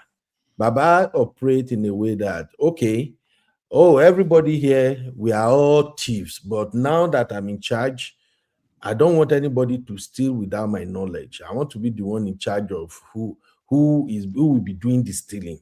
And if we have to steal at all, it has to come through me. Let me disburse to everybody what they can steal. That's the way it seems like Baba is operating. Now, I've Okay, heard so several. Okubeno, sorry. Let me just finish my points, sir. Then I will take the questions, sir. Okay. So now, why I said I'm supporting Mr. Soli, when Mr. Soli mentioned how China has been able to curb corruption, one of the argument, or I think one of the questions that were asked of him was, how exactly has that benefited China? And to be frank, the way China tackled corruption has restored public trust and stability in their country. And we see how that. Who is selling you that story, sir? Sir. Who is selling that story to you? I'll quickly Sir. give you one sentence, and then you can go ahead.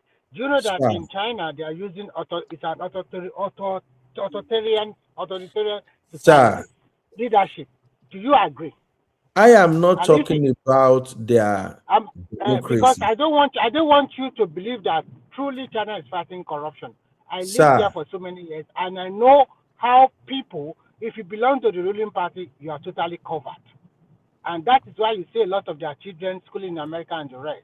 So don't, okay, you can go No, ahead that is not true. That they who are is the telling you children, that Ah. that is children not true? schooling I'm abroad telling are you the ones from that fact could even and pass Mr. the figure. exam in Remy, I'm China. telling you the truth. I'm telling you the Mr. truth. Remy, I'm not a Remy, victim of you if should you that. have can you allow should me have to let Uncle finish. Ben know Uncle, let Uncle Marshall Bello his finish. I will point. come Hold after on. him. I will come Okay. after You him. should have let him marshal his point so that I respond to his accusation, or you allow Simba to respond to him. Then it Okay. comes to your So turn when it is. if you will allow me finish, because I do understand why Mr. Soli was kind of really pained, and why he used that line over and over again, that is insulting our intelligence. Let's just be frank here. We knew where China was 30, 40 years ago. I still remember vividly back when I was in Nigeria. You can't bring any China products to Nigeria and people will buy. People say, it's a fake, it's inferior, and all of that. Then, out of the That's blue, a just lie. wait, sir. That's a lie. I will Mr. give you Remy, examples. Mr. Remy, But can it's a I lie. finish, sir? Go ahead. But that's a lie. That's what. Look, let's not do this. We are having a conversation, okay? The way I see it might not be the way you see it. So if I finish, you can counter my point, okay? So we all know at a point nobody want to buy stuff from China. Their economy was terrible and all of that. And all of a sudden now, I live in America. The phone I'm using, everything, most of the stuff we use in America right now, majority of them are produced in China. There is a reason industries are moving to China and all of that. And if China have not put a measure in place to punish people that err, people that steal, people that even practice any sort of embezzling public fund and stuff like that, China won't be what it is. So if people say no, that is not what it is, I agree, but I'm just speaking from what I do understand about China and how they move. All right. Now, the way China fight corruption, it also serves as a deterrent to their high-level graft, which we also know. We know that the way they fight corruption has somehow consolidated political discipline in their own country. I can go on and on and on. And talking about America also, because that is another point that Mr. Soli was making earlier. Here in America, I can give you names of politicians who are either in jail as we speak, or those that have been jailed and they are out for embezzling public fund. Bob Menendez, you can Google him. Joy Santos, Dr. Hunter. There are many of them. These are known politicians from both Republicans and the Democrats that they are in jail. So if we want to use this approach of, Tinubu, the way he's doing it is the best, he's blocking. Tinubu don't block shit. If Tinubu is blocking the loopholes, we will not have our military complaining that there is no arms when they are budgeting billions upon billions of dollars every year to fight Boko Haram. That's why I quite understand where Mr. Soli was coming from when he said sometimes the way we are defending this thing is insulting our intelligence. Okay. Honestly speaking. Okay, can we respond now? So finally, Remy, do now. It's come to you. It throw this thing to me. I don't know whether he has finished or not. Okay. So Uncle hold Ola, on, Remy. finally, Wait till we call you. Go ahead. Finally, this is my understanding of how Tinubu operates when it comes to fighting this corruption. Tinubu is a boss. If you are not submitted to him, you are not getting nada. If you are loyal to him, yes, you have free hand to operate. And we see how that is going in the country right now. So please, sir, it's okay to say, okay, based on what he was doing, this is going to be the outcome. But that doesn't mean that it's effective or it's working. It's not working. Right now, I will ask you a simple question, sir.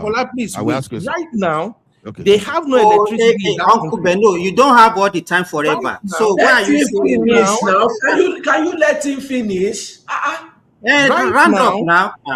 Right? No, I know that is the approach. If people don't agree with the view of the popular platform, no, you are repeating yourself. So just round up. Every myself. time, how many minutes do you want to? I'm not repeating myself. Okay, go ahead.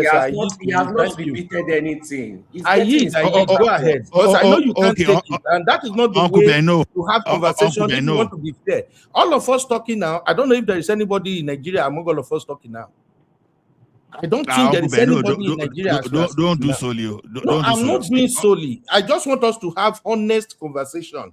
The country where all of us we are living right now. If there are no consequences, if people who steal, they are not being jailed, no punishment, they are just saying we are blocking loopholes. I don't think the country will be working for any of us. So please, I do understand Uncle Ola's angle. Like I've said there several times, I do understand. I learned a lot of things here, but that does not mean that what Tinubu is doing is right. And let's not make it like we are defending Tinubu. Like you would be surprised. Let Tinubu be there till 2031. After Tinubu left, after Tinubu will leave by 2031, I just pray that whoever becomes the president after 2031 will not come after Tinubu himself. I yield. Thank you. Okay. Uncle Beno, let me briefly respond to your accusation against me. Ola, give me 1 second. Yeah. Madam, I just want to do the home tidy up something. Yeah. I just want to know who is with us because people are in the background. So if you are not with us, we can replace it. 2 people already in the background. Do we still have Zita? No. Madam Zita. Zita will come for you later. She's there. Who's else on the screen? We have Prince Daddy. I know we have Prince Daddy. We have Ola. We have Simba. We have Uncle Ben just spoken. We have Soli. Who else? Yeah, present. Yeah. We have yes. Remy is here. Adewale is here with us. Let me shovel Madam Sita a little bit. Then I'll bring her back. Somebody is at the background, so they can have Ola, go on, please. Okay. Now, you see something I'm talking about, Uncle Beno. You see, I just told you. Sorry, hold on. Uncle Beno, to let you know, I'm in Nigeria, so there's nothing happening. No. You don't even need to respect. That's why I say Uncle Beno should not follow solely. Simba is saying it's not only he owns business in Nigeria, he has family in Nigeria, so he pays salaries in Nigeria. So using all those things. And I've just told Sony now that I will just as well fund another business in Nigeria. So all those story of this thing, that's why I say it's all those are just cheap blackmail. So until I see it. What do you know about me? Just stop it. Just stop it. Mr. Ola, if you go to Nigeria, you don't know. No, I don't want to go to Radara. Let me respond to Nigeria. I promise you, I will go to Nigeria. Just stop that. Stop that. If you go to Nigeria, I'll go to Nigeria with you. Why the fixation on that, What's the I don't know. Because I want you to enjoy what you are defending. People are enjoying if you are not of your government. That's okay. Let me respond to Uncle Beno. Uncle Beno, what I'm telling you is this. You understand? When we talk of America, we talk of China. Sometimes we forget to understand the system. where is the home to Oracle? Where is the home to all this Microsoft ERM and all the Dynamics CRM and all those stuff? All those things they apply. Today in America, you have your social insurance. No, we call in Canada, we call it a social insurance number. We have all those things that anything you want to do in this country, they tie it to your identity. That's a form of preventive control that from the beginning, they know what you are doing. Do you know now, for example, if you just bought a property and next tax year, you just go and do mago, already the Canada Revenue will know your net worth and they will come after you. And let me tell you one thing, not every cases of corruption they detect, that CRA detect, they take to court, because probably CRA is dealing with maybe more than 10,000 tax fraud every year. There will be some kind of bargaining. Like when you get your ticket, they just give you $300 ticket, and you just go to the portal and say, no, you don't want to pay this. Okay, they say we reduce it to 200. We have a lot of things like that to take care. Because if they were to take everything to their courts, it's not going to work. So those are the kind of system I'm telling you that you need to put in place in Nigeria. Take these people to court. You don't have idea. If you don't have an idea of how many people are criminals in that country, just like there are many criminals in America. That America you see that we are saying is working. There are millions of criminals in America that they are not in their courts. As I speak today, they have a way of dealing with all those stuff. That is exactly. It's not everything you carry to court. Now, when people are saying, whenever I say Tinubu has been the best of far since 1999, that's comparative. You compare Buhari, you compare Tinubu to Buhari, or you compare Tinubu to Jonathan or to whosoever was there before. Now, as we are saying now, I'm sure that if I mention Shukuyere, Onwabiokuna, for example, many are not even aware because they believe that they are not doing anything. The former acting academic of the Federation that was just sentenced to 72 years in prison, just marked this year, under the same Tinubu we are talking about. How many people is aware of the person they call Senator Al-Babasi? You know, I intentionally, initially when people don't mention all those things, you think that people are not aware. When I focus on this control measure instead of a preventive control, instead of a damage control. Bazi, you understand? Supreme Court affirmed 7 years imprisonment. Is there now? Then, where's Emefiele? You think Emefiele will go scot-free? Where's Abdulrasheed Bauer? You understand? There are a lot of these cases going on. Just because you don't see enemies. No, solely. Just hold on. I know you will come from other this thing. It's their enemies. You understand? It's win shorting. You keep asking yourself, did they do that thing whether they're enemies or friends? Even if they are enemies, someone stole billions, and you are saying because it's their enemy. Why can't they arrest the friends that stole billions too? How is the problem? Let another person come and go and arrest the friend tomorrow. Just arrest the one you can do today. This is the problem we have. Okay, you say if they are not doing this, I just gave you ample example of what they are doing now. You gave the example of which one thing? Your example is not genuine. Uncle Beno. So Uncle Beno, what we are saying is this: you see all those China and all those America, you see, they have this preventive control mechanism that I'm already preaching in place already. Because if they don't have it in place, with the population of China, you will probably be having at least 300 million people that are corrupt in China. Then that means you have to build enough houses. So you have to start in fact, you have to start giving prisoner mortgage so that they buy houses where they will imprison them. That's not how they will be transported them to neighboring country. Exactly. So because Nigeria, we don't even have a structure to even restrict people in Nigeria. What I'm simply saying is this: if we have 10 million crooks in both private and public space in Nigeria, you have to put a preventive control system in place to reduce them to, let's say, 20,000. First of all, then you'll be able to focus on that 20,000 people and deal with them appropriately. That's what I'm saying. So I'm just saying, why will you? Because I keep saying you have 10 billion to spend on the citizen. It's just like in pension now. Maybe in the pension in Nigeria today, you allow people to go and steal the money from that pension, and the owner of that pension they don't pay before you get person. I want to talk after you.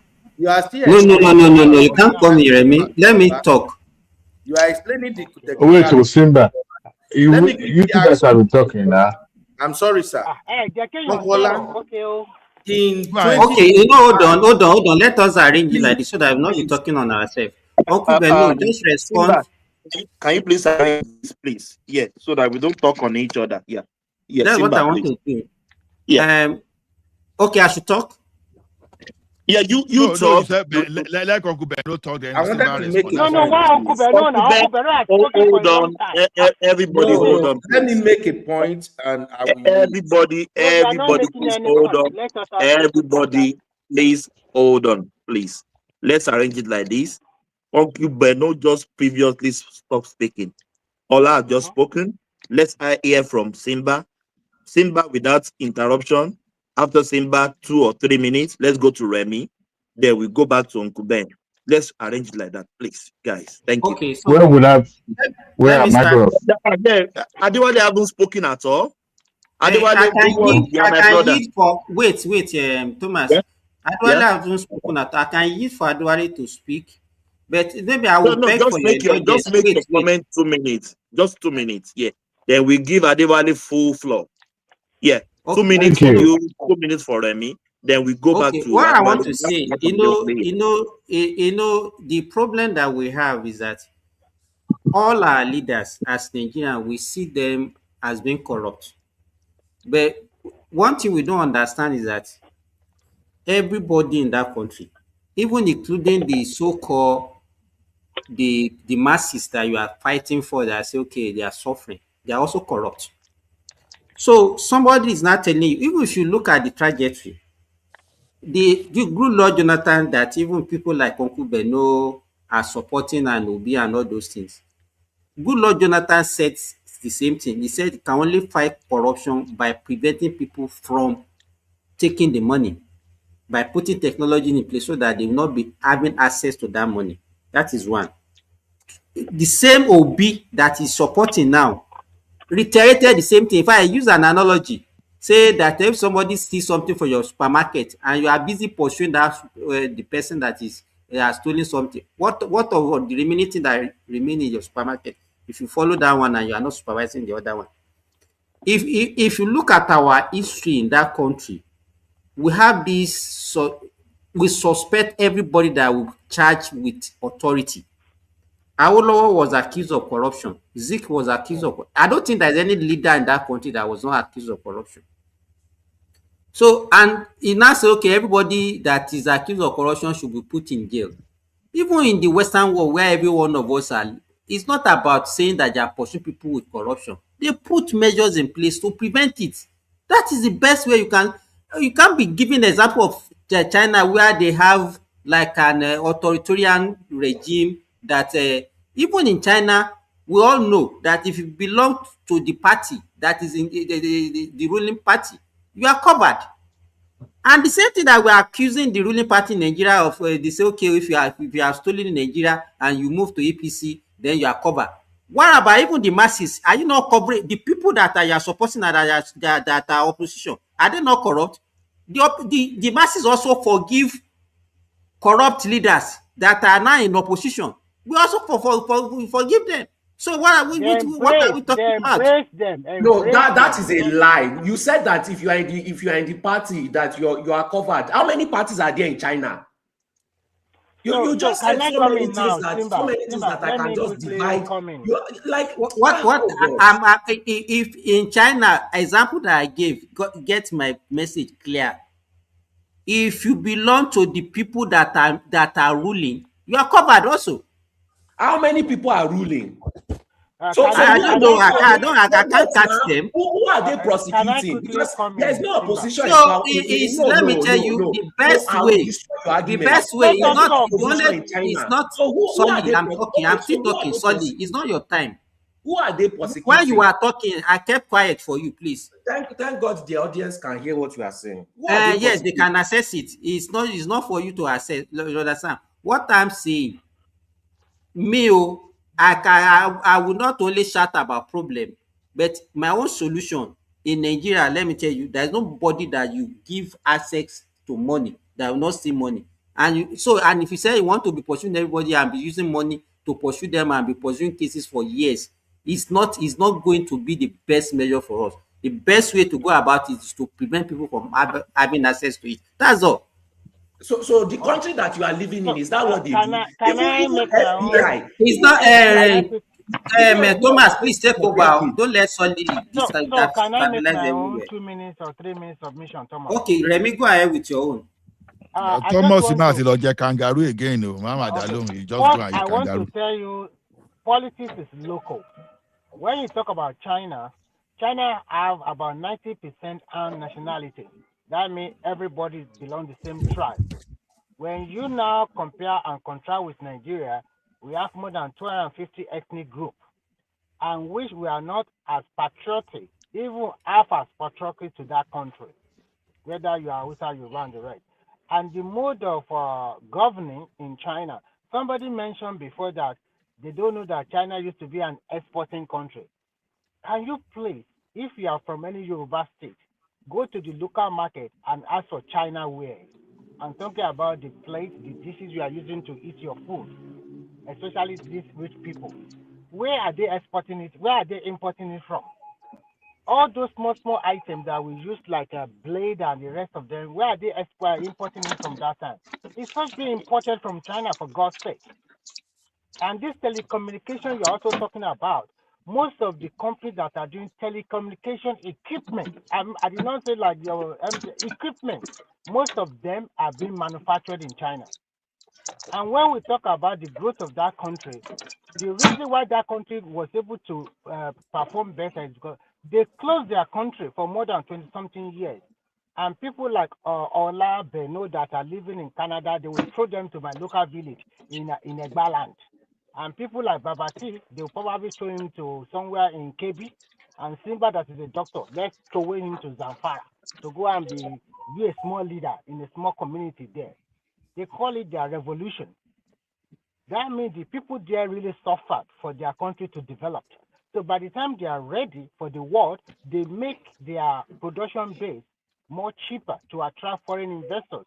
And most of the big people in Europe and America, they transfer their technology and their product, they transfer it to China because they were able to reap more than tenfold of profit. That was the major reason. And the people there, they don't know, okay, people work in the factory, they are getting as low as $100 per month. And then the big people in America, they are siphoning, they are making a lot of profit selling to the rest of the world. But they took their time, understudy, and they now came up with their own brand. And before you know it, they took over. In terms of corruption, China is even more corrupt than Nigeria. Because the people there, if you belong to the party, what they do in China is that they will cut a small guy to teach the big guy a lesson.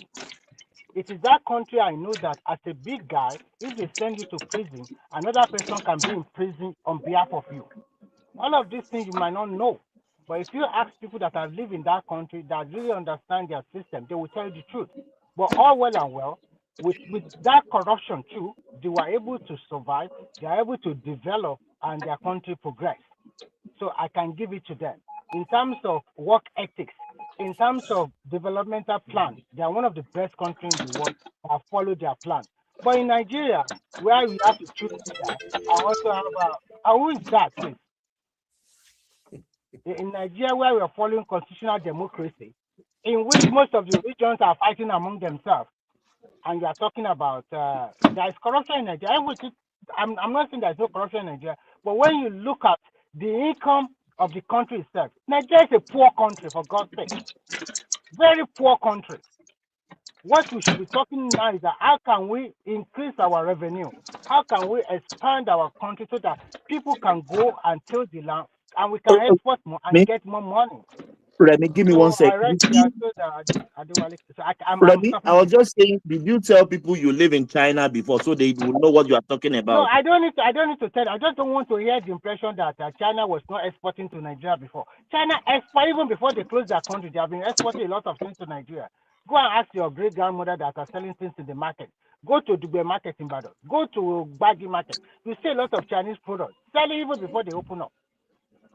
This is going down Me will be 5,000 saying years of na China white are the way they go school. Nah, I ain't and somebody they go said, tell you. oh my God, I just they laugh that they never see any.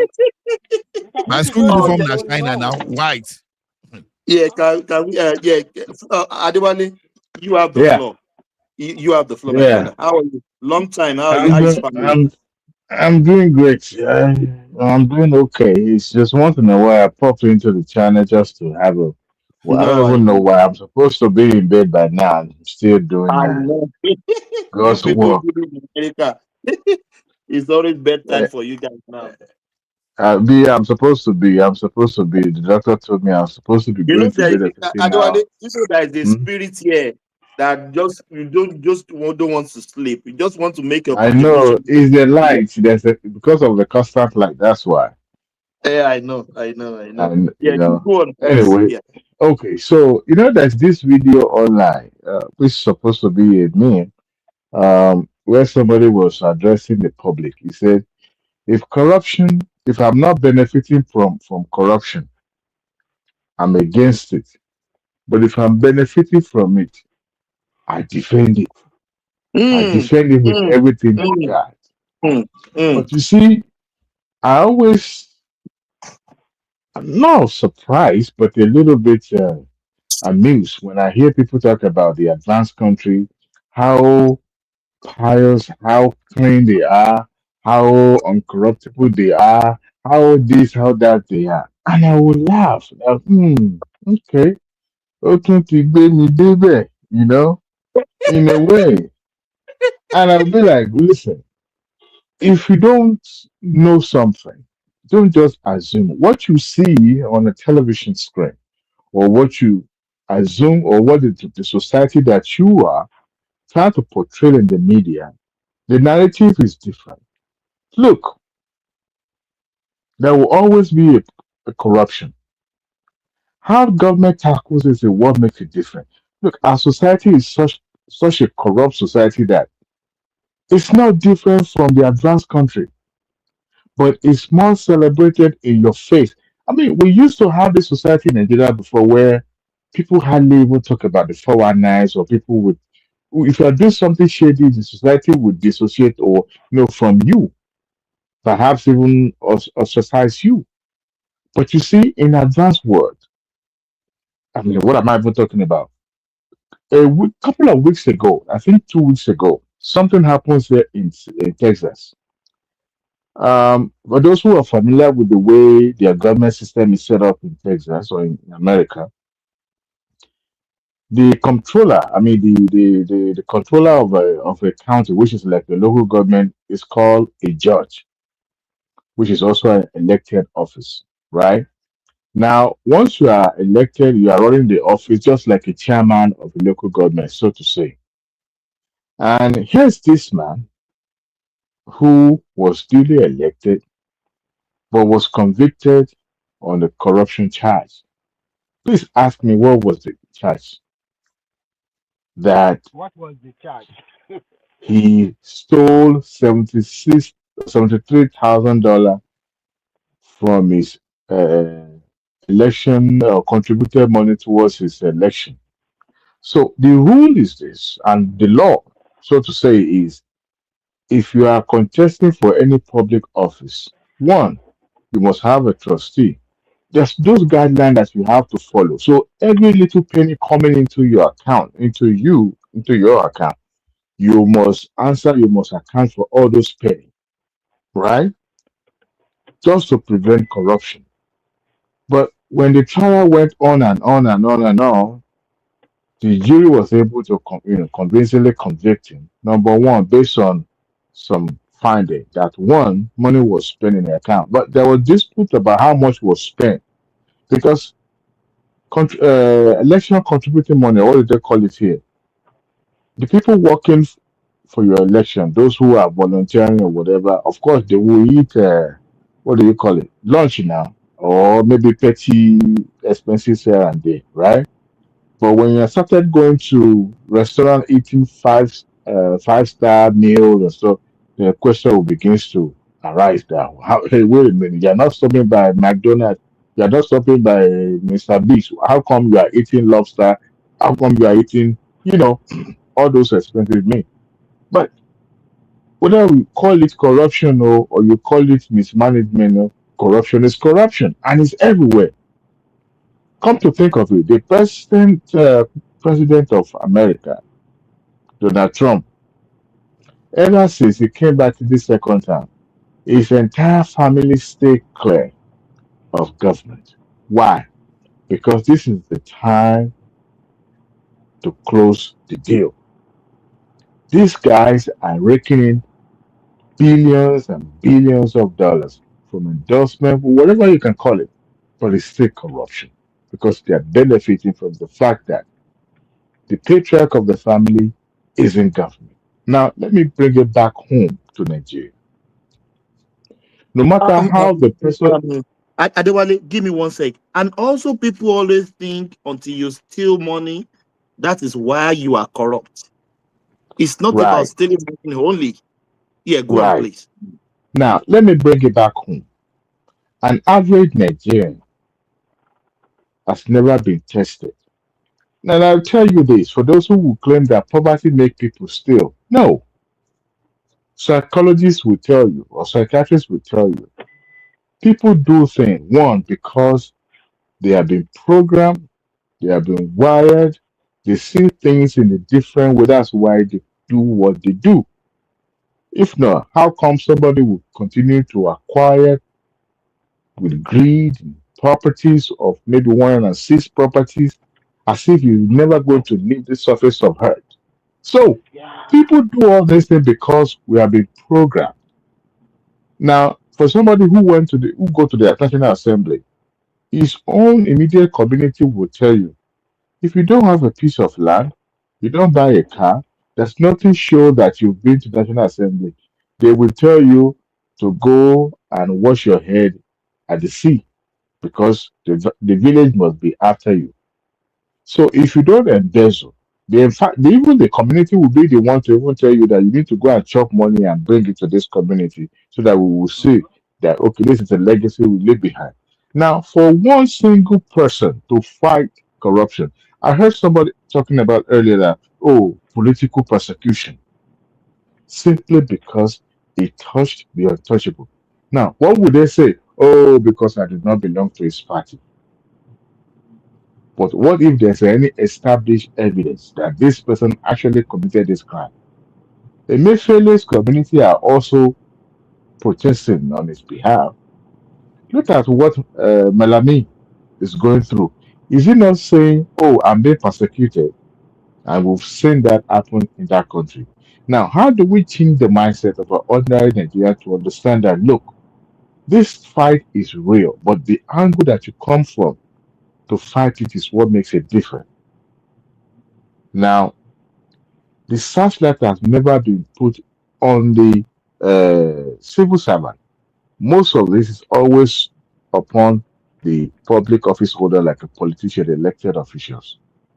But I think it's the high time we take it off those people and put it on those who are actually the machinery being used to manipulate and to divert some of this money because they are the one being used to siphon this money.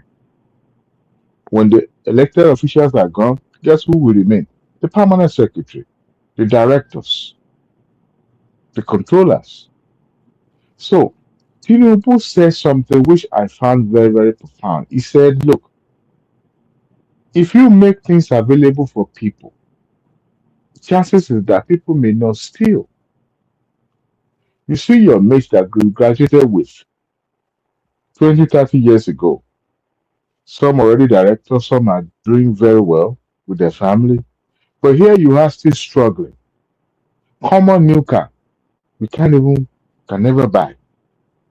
And every time you look at the lifestyle of that person, perhaps maybe he's stealing money from the ministry he's working at or wherever he found himself, you begin to compare your life. But here we are in advanced world. There's power, there's light, there's energy, there's new car you can buy, pay instrumentally, and all those things being made available. Perhaps that will reduce the level of corruption we found ourselves in the society, and there will be less demand on the people that we put in the public office because majority of these people have a lot of pressure coming from the immediate community. Take for example, former Senator Ojudu gave an interview to this fireman called this yesterday. What is it called? I forgot the name of this man. And he said, look, there was a day that he got a call from a royal father from his town because the one celebration or the other that he sent the biggest, fattest cow to this particular royal father. And this man came back to say, look, this is not for me, this is for somebody else because I deserve something bigger. And this is to somebody who is, holding a public office in trust, and yet you are demanding. So where do you expect him to get the money to buy the biggest cow in town for you? So you can imagine the dynamic of corruption we are talking about. When we start holding ourselves accountable at the lowest level? In fact, an ordinary civil service anywhere is ready to take whatever allocation is coming in and just go and spend it. We have government at the state level, ghost workers being paid, and they know. They can't tell me that they never do audits. You can't keep spending money, paying salaries, and you never know how many people, share of civil service you have in your state. So demand that is there.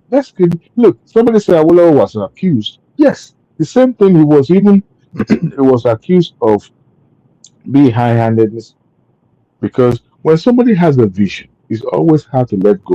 Here we criticize Shiwore because he actually held his own party to his chest. He is the same chairman, he's the same, candidate. But because he knew that the dynamic of human being, how they can easily derail that your dream. When Awolowo was there, he built. When people build something, except if you have never built something, when you build something with aspiration behind it, it's always hard to let go. And that is why Tinubu is being accused of high-handedness. And I'm not absolving him of any of his shortcomings because we are all human beings. But sometimes when you strongly believe in something and you build, you are a builder, you are not a leash or somebody who's always patched just to suck you dry, like some of those folks that we know, then it's always hard to let go. So if you build from scratch, look at the Ojota Connect road that is going to be commissioning in Lagos State very soon. You guys remember that road, that new express road being built? Already commissioned 2 days ago. Already commissioned. Okay. Do you know that the dream to have that bridge built came from Tinubu's administration in 1999? But because of funding and everything has already been strategized, and it was delayed to this moment. But the present governor in office today didn't come up, didn't show up from the sky. It's already been planned and orchestrated. That's why he could carry out this plan. And look at it to the Lagosian will be benefiting and enjoying that road. That is the result of a proper planning. If he had not stayed close to his dream and aspiration, all this thing would not materialize. If you have had Bladebon in Lagos, all this thing would have gone to something else. I can bet you tomorrow Bladebon will plow that same road. So without taking much of the time, corruption can be fought systematically. I don't think continuously saying, oh, we have to detain this person is the best way to fight it. Those who benefit from it also know the way to turn it around. Tinubu's and course are on their way. They're exiting very soon. Their times are numbers on this office of her. At the same time, even in politics, because you can't be in it forever. But I believe for somebody who have seen it all, who is still a player, who's still an active player, will also find a way, in a systematic way, to at least reduce it to the barest minimum. I mean, come to think of it, it's doing things that can actually take the burden, distribute it to the lowest level, local government, where people can actually question their leader at the local level. And that is how you tame corruption. But when you let it go to the upper, where you have people that can easily say, hey, go and do this, and then from top to bottom, then it's watered down. Before you know, you will not even be able to pinpoint what is being said because there will be dilution, there will be all sort of things. Corruption can be tamed. Not like the way Obasanjo was fighting it, even at the end of the day, what comes up, people were still embezzling and still stealing till today. So our society necessitated all what we're having in the public office now because we are already been programmed that this is the way it should be. Let me leave you guys, gentlemen. Thank you for the time. Oh, thank you, Adewale. I think Remy wants to come in here. Although I've spoken, but I think Adiola has to Yeah, address. Remy, I don't know. Maybe you noticed, guys. I don't know. Maybe you noticed things. Um, the last protest the coalition had in Abuja. Did you hear them shouting, "Tinubu must go"? No, no, Yes, no, no. they were. I think they're just appealing to the sentiment of the people. No, But no, no, actually, no. Remy, I saw a video. The people following them, not really the leaders. I mean, Atiku or B, but the people following them shouting, "Tinubu must go." I didn't get say confused sometimes when people. You remember, this is what Insights did. That no. Buhari But said, Thomas, I saw a video after that protest. I saw a video where they are giving them money. they are sharing money. I saw that as well. Yeah, so and those 1,005. ones that are carrying that placard or thing that they were paid. Okay, everybody knows the 1,005 truth. and granite. Everybody knows the truth. Okay, so the point about this election we are going into, you cannot come and campaign again that subsidy removal, being the people are hungry. No, these are old rhetorics. People are more exposed more than that. Even Nigerians, with the little things this one have done, they want him to also continue. Because you cannot tell me a country that is already in the brinks of collapse before 2023 May, and today we have a lot of our money external reserve. And apart from the a little of insecurity, I want to talk about insecurity also.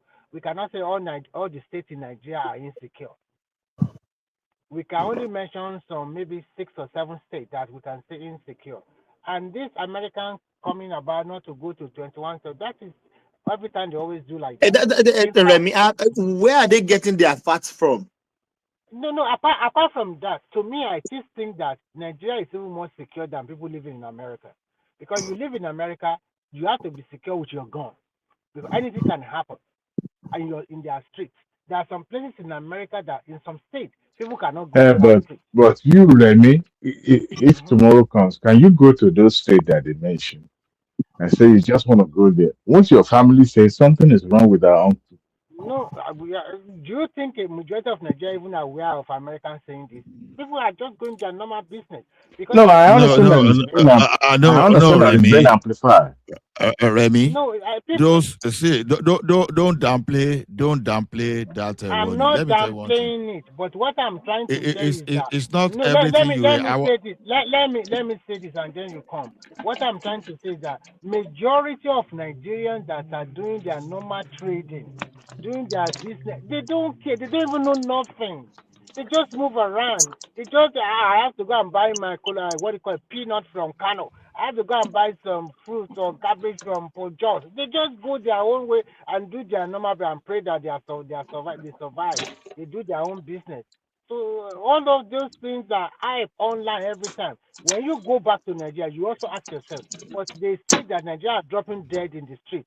You cannot see people dropping dead. You just see people moving around. In fact, Nigeria have changed.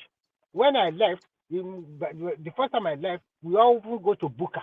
But this time around, no more Buka. People are going to item 7 places, more refined with air condition. So many of them. Mr. Remy, what was the last time you've been to Nigeria? I went to Nigeria last year, December. Tell me another story. And how long did you stay? I stayed more than about 5 to 6 weeks. No, Remy, let me see. And I often go to Nigeria very well. I often go home. So you that just stay there to consult. No, Remy, hold on. Not you, Allah. Go ahead. No, hold on. Don't downplay those 23 states. I'm not downplaying it. Hold I'm on not now. downplaying. I was about to tell Adewale what some of you never read on the newspaper. Let me tell you one thing. Okay. I've heard people say there are bandits in Ondo State. Yes, there are increase in influx of bandits to Ondo State. Yes, in Ekiti. Yes, in Ogun State. Yes, in Oyo State. Now, it's a pocket of banditry, not pocket of banditry. The way you painted no. Like it's not pocket. I want to tell you what they are doing No, that is better than it is those neighboring town in Ekiti and those places that are actually being affected, not the entire Ekiti. I've never actually heard that they're coming. And not the same wave like something that is happening in the northwest. You didn't even allow me to finish my statement. Now, do you know why those banditry are not like that in all those south where you are saying? Because they are proactive. You understand? They are proactive. Now, they know that if there's onslaught on bandits in Kwara State, Ekiti State will be expecting bandits. And they are already waiting for them at the border. That's the difference. Even the one you see in those, they are already waiting for them. So, generally in Southwest, it appears like they are more security conscious and they are a little bit proactive, even though they are not perfect. What about South? You know, South has been notorious for a very long time. So what about if they go to Southeast? They never go to all this place because they ESN, they are just solving the problem of ESN now. So what are you talking about? I'll know government right But the bottom line is that United States advisory notice being posted. It's not today they've been doing it. It's just that the mischiefs, trying to amplify it to make a political statement.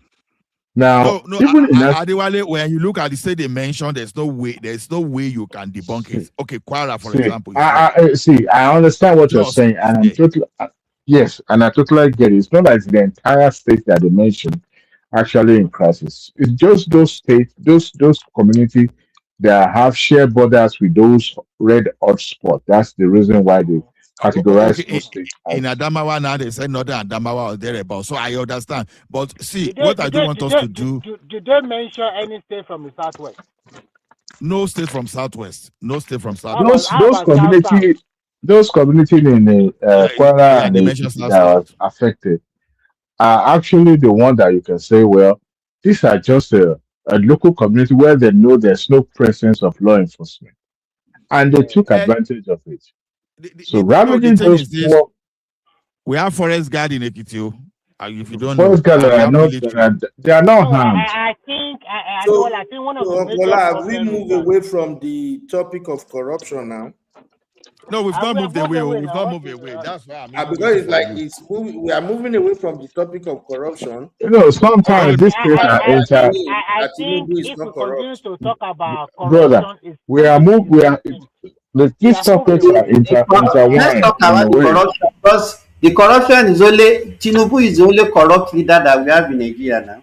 So let's talk about Uncle Beno. I've never said Tinubu is not corrupt. I can even be extreme that if I pull this timetable here now, you understand? I can say if I ask some questions, just few questions, it will just take me less than 30 minutes to even know some corrupt habits that many people will even display. You understand? But does that make them now make me now call them corrupt people? No, it could just be like negligence.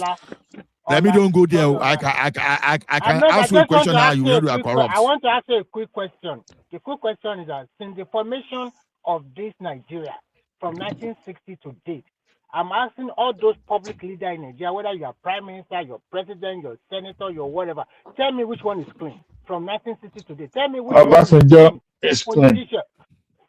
Tell So, me which Mr. one. Remy, Obasanjo your is king. point is Congratulations to we you. should All of continue you, like you are that, just right? wasting your time. Obasanjo is the most Mr. Remy, cleanest we What should I'm politician. continue trying to like that. say, what I'm trying to say is that once you put your head into politics is a dirty game. And when we talk about corruption, there are some people who have to pay in kind, or there are some that you have to pay in cash. If you think you want to go into politics and you are only man, sit down in your living room. Don't dabble into it. Jonathan's wife was Hold found on. with some Hold on. dollars. AKO, are you there? You are not speaking. Oh, try to speak up. Oh. Jonathan's Patience Jonathan was found with some dollars. What was her excuse? That was an insurance. Should we continue No, on that? in Adewale. Yeah. If at least majority of us on this platform knew what happened when Buhari and Diagbon came in 1983. Though Ola is an anti Buhari, he will not. But that time, the corruption that we look at in Nigeria is only about money. You understand? Exactly. When they were, and that's where we miss it. When that time, I could remember that time that even exam malpractices that time, it will take, at least if you are caught, 21 years in jail 21 time. years imprisonment. You understand? And some people who are jailed. There are 100 years. And so there are so many. But what was the reaction from Nigerians that time? Nigeria, where everybody was shouting, this one, they are too tough. They want to kill us. Oh, everybody is. You understand? My own problem with, I'm not, because I don't want us to single out our leaders, because they are just the people. Okay, how old was Jonathan in 1980, 1983? The people that are in our House of Rep today, you are the same age group now, so you are the same age group now. Jonathan is not older than you. Jesus Christ. So and then, what are you talking about? So Jesus Christ.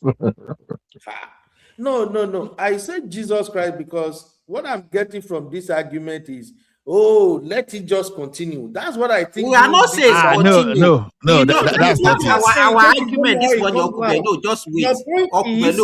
Ola started by saying one of the way that we can do it is by putting technology.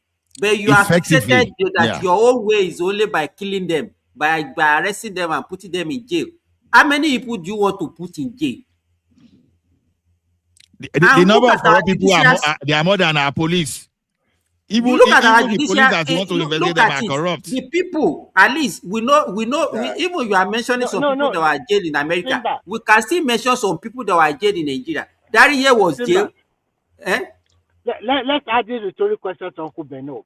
Uncle Bello, let's assume you are the leader of this platform, and we caught Ola in the cookie jar taking something. Will you send him? Will you kill him? Okay. Will you kill Ola? Your boyfriend. Your boyfriend. What are you going to do? He will pay for it. What you will pay for it? Yes. You guys wait. No. Hold on. No. If the punishment is by hanging, will you hang him? If that is what we decide to do, that's what he's going to get. No. It's a simple yes or no question. I'm answering you yes. By hanging.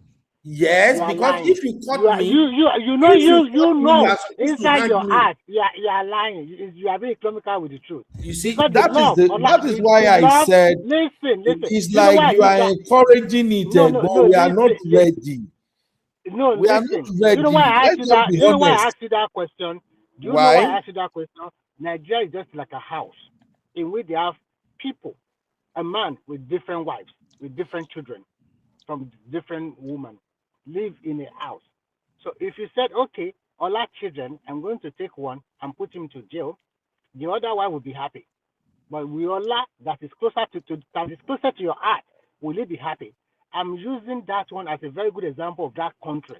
You put this Ola into jail, and Ola is from Yoruba side. The people will shout against you. What about Zimba? They're from Midwest. He did the same thing. Did you do anything to him? So it's not so easy as you people are always thinking. Uncle Beno, maybe you've not had, and I will tell you this in your understand. I've had experience of following my inspectorate and the control people to EFCC, then the Babish police station, then going to court on the island. Now, I can tell you, there was a time that we took someone to EFCC, and after a few months, they now called me because nobody was even following up. As a matter of fact, they now called me that day from that EFCC that, okay, this your guy that you call you brought here. We need someone to come here and this. And I said, sir, I'm not the one that brought the person to that place. The man was shocked for me to answer that question. He said, but you were there the other time. I said, yes, I'm there on behalf of my bank. The person says, okay, which your employer? I said my bank. Then who should we contact before you can come? I said, contact my HR. But if you don't want this case, I said, it's not. I said, it's the bank that brought someone. I'm just a witness. You understand? What am I trying to tell you there? You understand? Even the burden of me going to go and be writing statement, to be following up with the FCC or something that is happening in the bank, I could not even bear the cost. Even the bank could not bear the cost because it was affecting other jobs. But now, on our ATM that time, we did something. What we did was to put camera on our ATM for if someone stole money, we'd be able to say, okay, this is the one that stole that money. At a particular point in time, we discovered that it was not working because some people will use that to cover the ATM. Before they got to that place, they recover the ATM. Even some people now were now even becoming masquerade, so that when you are going to that ATM, the ATM will not capture you before you will steal the money, so that there'll be no picture to prove. You know what happened? The company that manufactured that ATM, they started introducing what they call intelligent camera. Once you block that camera, the machine will go out of service. You won't be able to withdraw money. That's what they call preventive control. But before that time, people were people were withdrawing money, that different cases, police will be after us, EFCC, everybody. But that thing went down. Now, let me give you another case of a preventive control for you to know.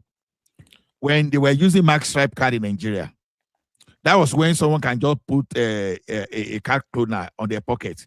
They will move. They are not with your card, you. Maybe they put that thing on their pocket and they'll just move around you. The thing can clone the card in your pocket. You understand? And maybe tomorrow you travel to Kaduna and you see someone withdrawing your money in Lagos. You understand? A lot of argument. One funny thing, unlike America or Canadian banks that will reimburse you and will bear the cost. Nigeria, they want to know that person. In fact, argue, counterfire.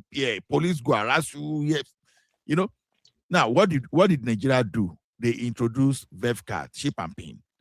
Immediately they introduced that card. Now, let me give you one analogy I used to give.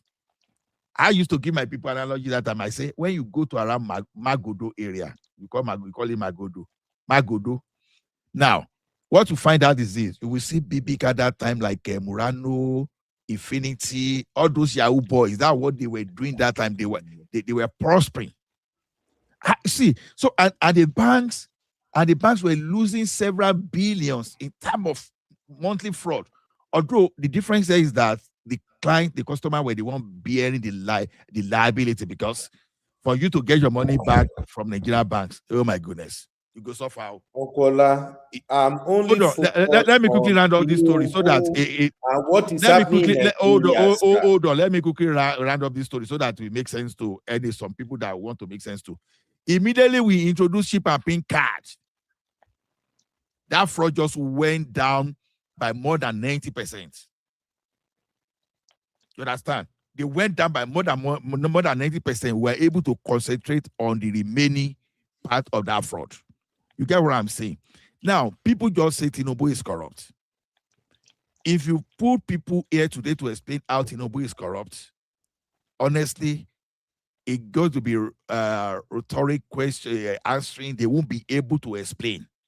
He gave this thing, he bought this party.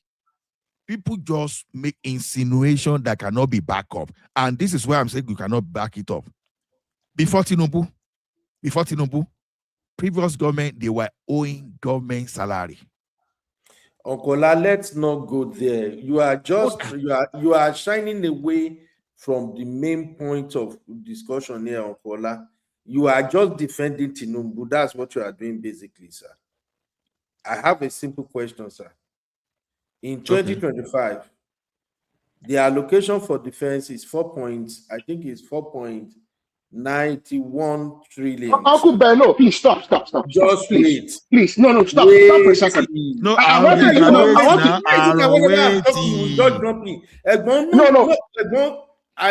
even spoken today. I'm not spoken today. I just want to make an observation. Let me finish my point. Then you say it. I don't like it when somebody is bringing something out that showed the ineffectiveness of Tinubu. And all of a sudden, you want to attack. Wait. If you don't let me make this observation, then you have denied me of that. The moment somebody is bringing out facts, why are you so haughty about it? Hold on. Why is he so haughty? I don't just like it at all. Why is he haughty? For that too long. The moment you are bringing facts, he will jump in and start attacking. That's not fair, sir. So why are you not saying why? They are paying me. Then we understand. We are just having conversation. No, continue your. But no, wait, Uncle Benno. Why are you not using so? Wait, no. Mr. Ola, why is he not making such a statement? We want to about so for you. Because you don't let people to land. Tell you about sorrow.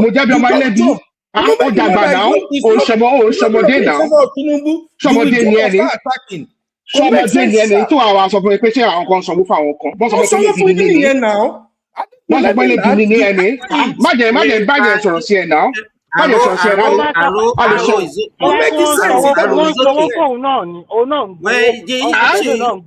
why can they make such a statement pé wọ́n sanwó fún àwọn kan bọ́n sọ pé wọ́n lè bí ní maybe he's also been paid. Why are you talking about for me? Yes, that's inappropriate statement now. The moment you hear that somebody is saying something that is not in favor of Tinubu, you just say what you want to say. It's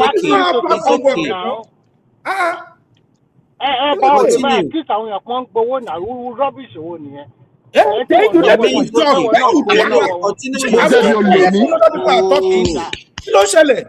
I don't like it. This particular it's okay. Nobody. Go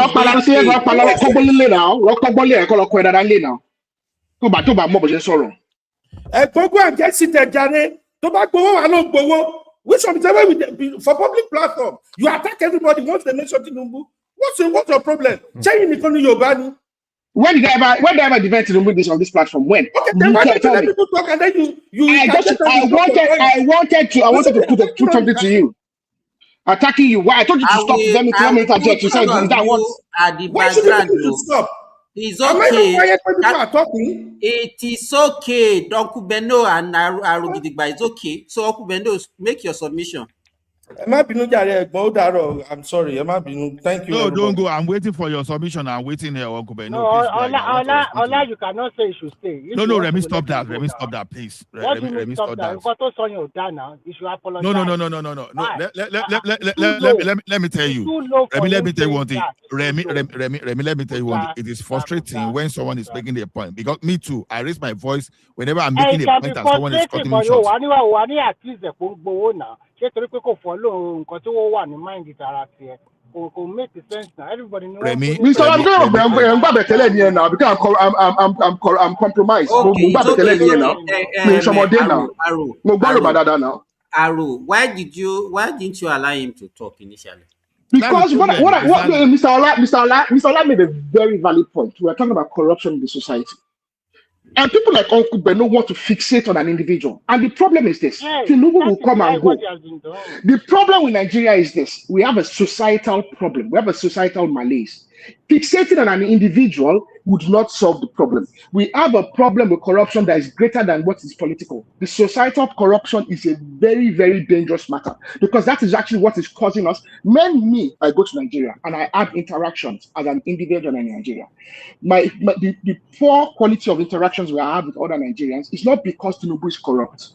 It's not because the Senate president is corrupt. It's because those individuals individually are corrupt. That is why we have price fluctuation in Nigeria.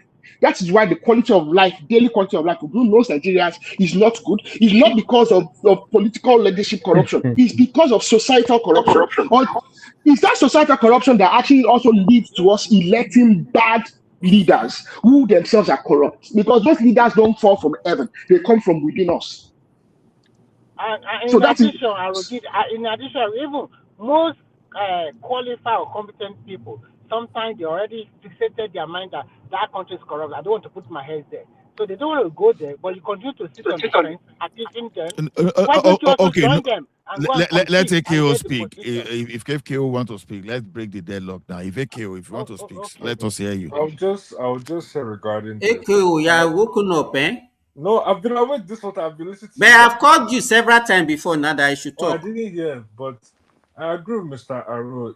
This idea of I don't like Tinubu personally, but this idea of fixating on Tinubu and making the sacrificial lamb for corruption is not going to solve corruption. Like he said, corruption is something that's very societal in Nigeria. Just to give an example, like in Nigeria, you see somebody out of greed willing jack up the price of whatever they are selling just because there's no rational reason why you should be jacking up price. But just because of greed and you want to make more money, you will jack up the price for your fellow man because because you can do it. That's the type of society we live in. In Nigeria, we don't think about fellow men. And we don't think about society. But that's not a crime. There's no crime in that. I mean, that's for competition. That's not a big problem. There's a difference between competition. In America, do you see companies just jacking up price? That is exploitation now. Exploitation. That's exploitation. It's part of corruption. It's part of AKO. Do you know what I say? Do you know why? Everybody is expert in his own field. You see this field of corruption you are talking about, people just like those buzzwords, but they don't really understand the word corruption. No, they don't even know it's the when you come to the West, you start realizing that corruption is just more than giving and taking money. Because some of us we be, I see myself as a victim of corruption because why? Because sometimes we ask me to follow on a case to go and join some people to go and be our witness in the court, or follow someone to EFCC, follow someone to Babish police station, and they were not paying me extra for that, and that was not even my job. You understand? They were just asking for, because being in IT, they were just asking, they were just depending on my technical expertise. You understand? Yeah. Now, even there was a case of corruption in my bank that time that even my boss, I'm even talking of an AGMO. In fact, that day, if to say that man even just go beyond his boundary, maybe we will go see Giddy go in the banking system, and that will have been automatic dismissal immediately to see how this thing we are talking, how serious it is. Because that man said, do you know that if we didn't call that guy, you might not have gone home today. I didn't find that thing funny. Wow. I even that was my guy, but I was ready to break his head that day. Maybe Ikeo should continue, but this notion of trying to beat down the common man. Let's not go after Tinubu and Peter B. Let's go after the man selling Gary on the street that wants to jack up the price. That's not the point. No, that's not that one. I'm not saying. I'm not saying you go after the man selling Gary on the street. No, that's what I'm saying. I'm saying that corruption is a way of life, is a behavior. There are embedded things that Nigerian people, it's a way of life. That's you correct. might not see it, President. You might say as, I'm just being a businessman and I'm just increasing prices, meeting supply and demand. But there's a level to which you're increasing price. You're like, what the fuck? Like, you don't need to increase price that much. You don't need to for you to still be making good margins. But you do that exploitatively because you know that there are loopholes in the law that allow you to do such things, that you can get away with it. That is corruption. No, okay, I hear you, but I disagree because to me, that's what I leave to competition. Because that person you're talking about, it is another person next door selling cheaper by 5, 10, 20%. Trust me, you're gonna have a bunch of inventory unsold. To me, that's pure market competition, and I won't spend time on that. There's a But the corruption there's a thin line Prince between. Daddy, Prince Daddy, if you are selling your own for 5 or 20, I go to you and buy all your stock, and I go and say that let me ask Prince Daddy. Let me use petrol, for and example.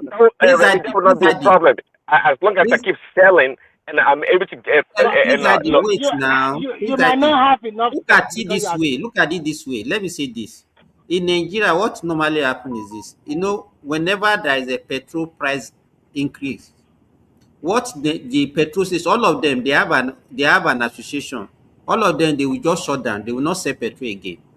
Then they will not be determined among themselves that, okay, 2 or 3 should open. Those 2 or 3 that will open, people will go there and they will increase their price.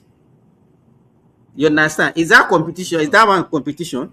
No, that's not even a type of corruption we are talking about. That's price gouging. Hold on. Price Let me answer the gouging is question. corruption. Whether you like that too is competition, is monopoly. No, Prince Daddy, no, Prince